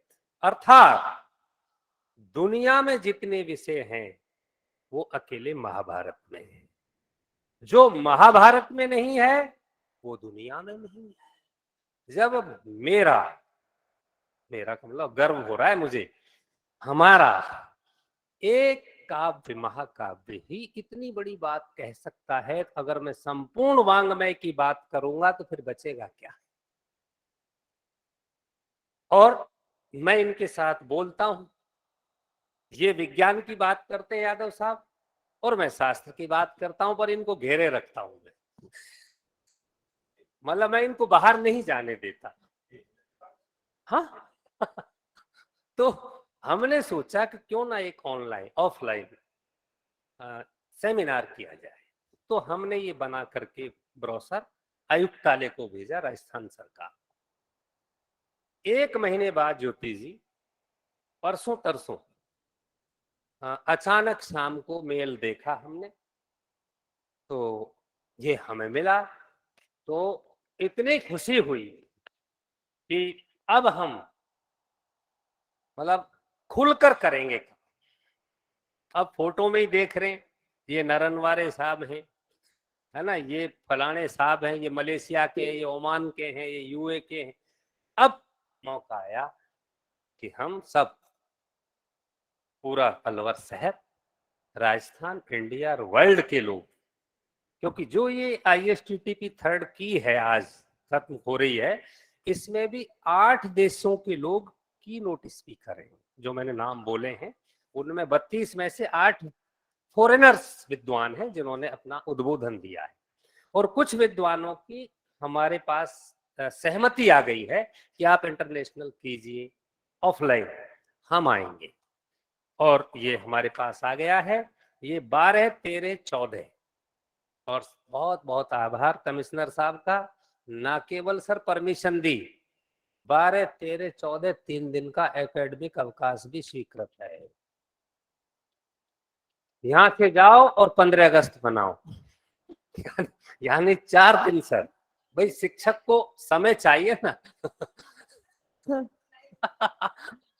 तो मैं इस मंच से आप सभी को आमंत्रित कर रहा हूं आज से ही, है ना, और आपसे हम सलाह भी लेंगे जहां जहां हमें उचित लगेगा हमें कैसे करना चाहिए। और हम इतना बेस्ट देना चाहते हैं यादव साहब कि जो लोग आए वो कुछ लेकर जाएं। कहाँ अलवर गए, मतलब इसके, और ये भी पर्यावरण पर है, सारा काम पर्यावरण पर है। और पर्यावरण तो अलवर का फेमस है भाई, सरिस्का जैसी सेंचुरी हमारे पास है, भाई राजेंद्र सिंह जैसा जल पुरुष हमारे पास है ना। तो अपन रिच हैं इस मामले में। तो एक तो ये सब हम करेंगे, आप सबका आशीर्वाद हमें चाहिए और आप सभी आज से ही आमंत्रित हैं इसमें। और ये जो पुस्तक विमोचन हुआ है डॉक्टर साहब, सर ये 15 से 18 दिसंबर 2021 को एक 4 दिन की ऑनलाइन इंटरनेशनल कॉन्फ्रेंस हमने की थी, वो भी पर्यावरण पर थी। एग्जैक्ट वो टॉपिक मुझे याद नहीं। तो उस समय जो 4 दिन का इंटरनेशनल कॉन्फ्रेंस हुआ वही फर्स्ट कॉन्फ्रेंस था सर हमारा, और उसी से मनोबल बढ़ा। उसमें इतने 35 देश जुड़ गए ज्योति जी हमसे, और बहुत सारे लोग जुड़े, तो हमारा हौसला बढ़ता गया। तभी हमने ये तय कर लिया था कि इसकी सारी प्रोसीडिंग्स, जो 4 दिन का अंतर्राष्ट्रीय सेमिनार है, और जिन जिन विद्वानों ने अपने क्या बोलते हैं उनको रिसर्च पेपर्स पढ़े हैं, इन सबको पुस्तक आकार दिया जाए। तो प्रोफेसर ममता ने, उपेंद्र जी ने हमको धन का सहयोग किया क्योंकि ये रूसा के इंचार्ज हैं, और ममता जी को मैंने ये दायित्व दिया कि आप बात कीजिए अच्छे बुक सेलर से, क्योंकि इंटरनेशनल काम है। तो मैंने कहा इंटरनेशनल ही बुक सेलर पब्लिशर होना चाहिए। तो इन्होंने कनाडा में टोरंटो है कहीं, वहां जाके अपना बातचीत कर ली, मुझको बताया कि सर इस तरीके से इतना पैसा लगेगा, और डन। ये दूसरी पुस्तक आई है सर, और 6 अभी आना बाकी है। तो मैं ये कहना चाहता हूँ आप सबसे कि भाई आप सबका स्नेह, सहयोग, आशीर्वाद हम पर बना रहे। तो मैं ये चाहता हूँ कि अलवर को शिक्षा के क्षेत्र में, देखिए राजस्थान में तो जानते ही थे आर कॉलेज, मुझे कहना नहीं चाहिए, तो कुछ लोग ये कहेंगे कि प्रिंसिपल साहब क्या कह रहे हैं, लेकिन मुझे ऐसा लग रहा है ज्योति जी और ये सब पुराने लोग यहाँ सर बैठे हैं कि जितना प्रचार प्रसार इस महाविद्यालय का अब हुआ है, मतलब मैं कह ही सकता हूँ ना, 35 देश तो मेरे पास पटल पर है तो मैं कह सकता हूं कि दुनिया के मानचित्र पर हमने इसको अंकित कर दिया है, और इससे बढ़िया बात हो नहीं सकती। ये हमको करना चाहिए, हर महाविद्यालय को करना चाहिए। अगर ये महाविद्यालय कर रहा है तो और जो घटक महाविद्यालय हैं जिला अलवर के, यही कारण है यादव साहब कि मैं सारे गवर्नमेंट कॉलेज के प्रिंसिपल साहिबानों को बुला रहा हूं, क्योंकि ये उच्च शिक्षा का क्षेत्र है। इसके इनॉग्रेशन में भी 2-3 प्रिंसिपल, ये भी आने थी बहन जी, पर इनको कुछ गड़बड़ हो गई थी, नहीं आ पाई, बीमार हो गई, ये आ जाए। तो मेरा ये प्रयास है कि उच्च शिक्षा के क्षेत्र में जो लोग काम कर रहे हैं और एक अच्छा वातावरण यहाँ पैदा किया जाए, और अलवर का नाम देश और दुनिया में हो, और हम सब इससे सीखें, और ये हमारा दायित्व भी है। यादव साहब मैं सत्संगी आदमी और हूँ, अवघड़ का चेला हूं मैं, है ना। तो मेरा एक कहना है कि हर व्यक्ति अपने लिए करता है, यहाँ बड़े बड़े सेठ भी बैठे मेरे सामने, है ना, तो अपने लिए कौन नहीं करता। मैंने 10 करोड़ रुपया कमाया, मेरे लिए कमाया, काम किसके आएगा, मेरे और मेरी औलाद के। पंडित जी सुन रहे हो, लेकिन मेरा ये मानना है कि जीना तो उसका है जो दूसरों के काम आए परोपकाराय वहन्ति नद्या परोपकाराय फलन्ति वृक्षा। क्या नदी अपना पानी पीती है? क्या फल कभी वृक्ष ने कभी अपना फल खाया है? ऐसा ही संत होता है, ऐसा ही सज्जन पुरुष होता है। यही उसकी परिभाषा है कि वो अपना सब कुछ समाज के लिए दे देता है। दानी सुमन एक कविता पढ़ी थी महादेवी वर्मा की, जब न तेरी ही दशा पर दुख हुआ संसार को, कौन रोएगा सुमन हमसे मनुज निस्सार को। तो इस मंच से इस उदाहरण से मैं ये कहना चाहता हूं कि दुनिया के जीवात्माओं कुछ ऐसा कर लो कि किसी के काम आ जाओ। जब कोविड आया था ना, तो करोड़पतियों को ऑक्सीजन नहीं मिली थी। कहां गया वो धन? डॉक्टरों को ऑक्सीजन नहीं मिली थी, जो खुद डॉक्टर है और खुद पैसे वाले हैं। इसलिए खाली हाथ आया और खाली हाथ बंदे जाएगा। कुछ कर ले ऐसा काम जो समाज तुझे याद करेगा, और वही तू, तभी तू उर्ऋण हो। पर्यावरण के प्रति जागरण, पर्यावरण के प्रति सतत सतर्कता, ये हमारी ड्यूटी है। मैं पैसा जोड़ के चला जाऊं, 10-5 बिल्डिंग बना जाऊं, है ना, और पर्यावरण को खराब कर जाऊं, तो मेरा बेटे बेटी जिंदा रहेंगे जब ही तो उपभोग करेंगे उसका। अरे जान है तो जहान है, जब जान ही नहीं बचेगी तो ये आएगा किसके काम? इसलिए हमारी पहली ड्यूटी है कि जैसे हम हमारे बच्चों के लिए संग्रह करते हैं, संचय करते हैं, ऐसे ही पहले पर्यावरण को स्वच्छ रखिए, इसका संरक्षण कीजिए, इसको परिष्कृत कीजिए।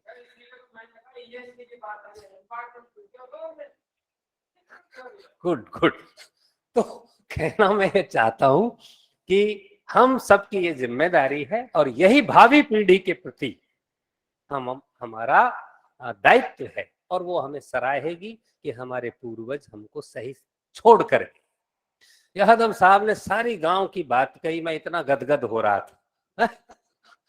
क्या वातावरण था, क्या प्रकृति थी, सब खत्म कर दिया। पूर्वज हमको बिल्कुल कोई उधार देकर गए थे, ये न्यास है। न्यास का मतलब होता है किसी चीज को धरोहर के रूप में रखना। तो पूर्वजों ने, परमात्मा ने, यहाँ वैज्ञानिक है इसलिए परमात्मा को तो यादव साहब ये मानते नहीं, मैं कहूंगा कि प्रकृति ने जो कुछ हमको सौंपा है ना, वो धरोहर ही तो थी। अब धरोहर, मैंने आपके पास कोई धरोहर रखी तो आप तब सफल हैं जब उसको उसी रूप में मुझे लौटा दें। अगर आपने उसको बेच दिया, खंडित कर दिया, नुकसान कर दिया, तो आप उसकी रक्षा नहीं कर पाए। वही प्रकृति के प्रति आवर ड्यूटी, हम सबकी ड्यूटी है कि विधाता ने, परमात्मा ने जो प्रकृति हमको दी, जो धरोहर हमको दी, उसको हम सुरक्षित रखें, संरक्षित रखें, तभी हम सही मायने में इंसान हैं, मानव हैं, है ना। इंसानियत जिसमें होती है उसे तो इंसान कहते हैं। अब ये गलती से है, ये अलग बात है कि सब आदमी है तो हम उसको इंसान कहते हैं, लेकिन सब में इंसानियत नहीं मिलती। सब मानव है ना, तो मानव कह देते हैं, लेकिन सच अर्थों में मानव वो है जिसमें मानवीयता है, और ऐसा देखा नहीं जाता संसार में। इतना ज्यादा ना कहकर मैं अपनी वाणी को विराम दे रहा हूं, और पुनः आप सभी सभागार में बैठे सुधीजनों का, विशेष रूप से लास्ट तक हमारे साथ बैठे हैं आदरणीय यादव साहब, है ना, और प्रिंसिपल साहब, आपका मैं अखबारों में पढ़ता हूं जब से आपके बारे में, लेकिन मैं रूबरू आज हुआ हूं। मैं बहुत कुछ जानता हूं आपके बारे में, इसलिए मेरी इच्छा थी कि मैं आपको बुलाऊं और आपको सुनूं। अभी भी आप खुल के बोल नहीं पाए हो, क्योंकि वक्ता को श्रोता चाहिए, और ये ऑनलाइन सिस्टम है। ये अभी हम तो रोज आ रहे तो और आप पहली बार आए, तो यादव साहब को लगा कि कहाँ ले जा रहे हैं प्रिंसिपल साहब, कोई है ही नहीं। तो फिर आ रहा है चांस, है ना, और ये अगस्त में ही आ रहा है। आपका एक व्याख्यान हम रखवाएंगे और उसमें दुनिया आपको सुने, आज से ही घोषणा कर रहा हूं, खूब तैयारी करें, महीने 2 का टाइम दे रहा हूं और ऐसा बोलो जो दुनिया देखे कि हाँ इंडिया में, राजस्थान में, अलवर में लोग थे। जय हिंद, जय Bharat. Thank you so much, sir, for this wonderful veneration. हमारा कॉलेज आपके जैसे ऊर्जावान बौद्धिक और डायनेमिक प्रिंसिपल को पाकर धन्य है। आपका ज्ञान और अनुभव हमारा मार्गदर्शन करता है और हमें बेहतर बनने के लिए प्रेरित करता है। आपके बिना ये प्रशिक्षण कभी नहीं हो सकता था। हम आपका आशीर्वाद मांगते हैं और हम आशा करते हैं आप हमेशा हमेशा हमारे साथ रहेंगे। Now it's time for vote of thanks. So with lot of respect and affection, I would like to call upon Nodal Officer RUSA RRC Alwar, Dr. Upender Singh for the vote of thanks. Dr. Upender Singh, stage is all yours. Standing ovation to Dr. Upender Singh for all the support, help and motivation you have given to all of us. Without you, nothing would have happened. Thank you, Dr. Welcome, Upender. madam. Respected dignitaries on the stage, delegates joining from different parts of the world, faculty members and students, I am very delighted to inform you that in the International Short-Term Training Program, Part 3rd of 10, on environmental conservation, we have worldwide participation with 2,900 registrations from 32 countries. This training is organized under the auspices of RUSA, that is Rashtriya Star Shiksha Abhiyan, which is meant to bring the change in the higher education scenario. This program realized that every institution holds the power to enrich lives through top-class education. It is very important to conserve our Mother Earth and the environment. Natural resources like coal and petroleum are depleting at a very fast rate, and once they are depleted, we will have to depend on other source of energy. Therefore, it is very necessary for us human to act in a way that ensures the conservation environment is maintained. With this thought, we have designed this training program, and I am very happy to share with you all that it's a great success. I would like to extend thanks to our chief guest, Honorable Sri Barbir Singh Ji Sillar, Jila Pramukh Alwar, our guest of honor, Sri Ajit Singh Ji Yadav, Secretary, Pradesh Congress Committee, Rajasthan, Member, Khadi Gram Udyog Board, Government of Rajasthan, and our special guest, Dr. Jyoti Sharma Madam, Principal Government College, Tijara, Rajasthan, and not last but not least but not last, Professor Dr. Hukam Singh Ji, our Principal, Rajasthan Government Autonomous College, Alwar. I would like to extend my thanks to Honorable Education Minister Rao Rajendra Singh Ji, who is bringing a reform in the higher education system of Rajasthan. I would like to thank State Project Directorate and Commissioner, Higher Education Rajasthan, Srimati Suchi Tyagi, for all the support and grant they have been providing us.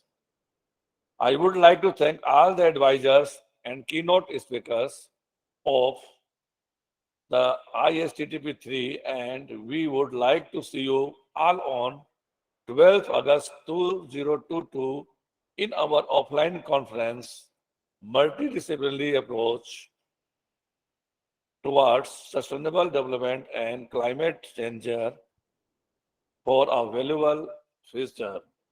Thank you.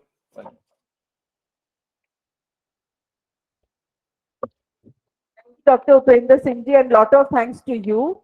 I would like, being the organizing secretary of ISTTP-3, I would like to extend my thanks to my patron and principal, especially, and to everyone who has been associated with me in one way or other to make this ISTTP a big success. A big thanks to all my keynote speakers, to all the participants, like my patron and principal has said, that you all are with us. That's why we could do ISTTP-3. So with that, we are signing off from the campus of Rajashri College, Alwar. You all have been beautiful people. You have been wonderful people. You are amazing people. So thank you so much. Me with my patron and all the people present here. We are signing off from the campus of Rajashri College, Alwar. Please rise for national anthem.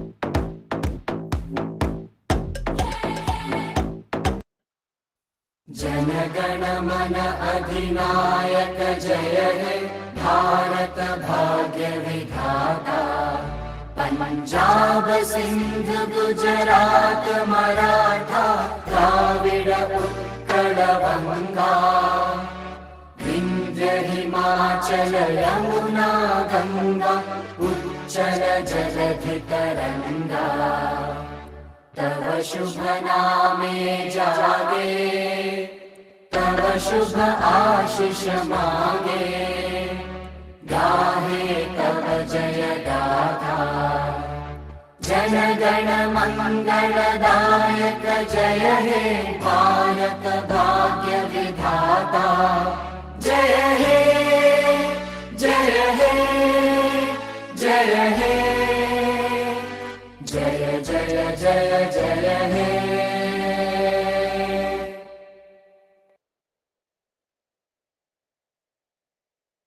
Jana Gana मन अधिनायक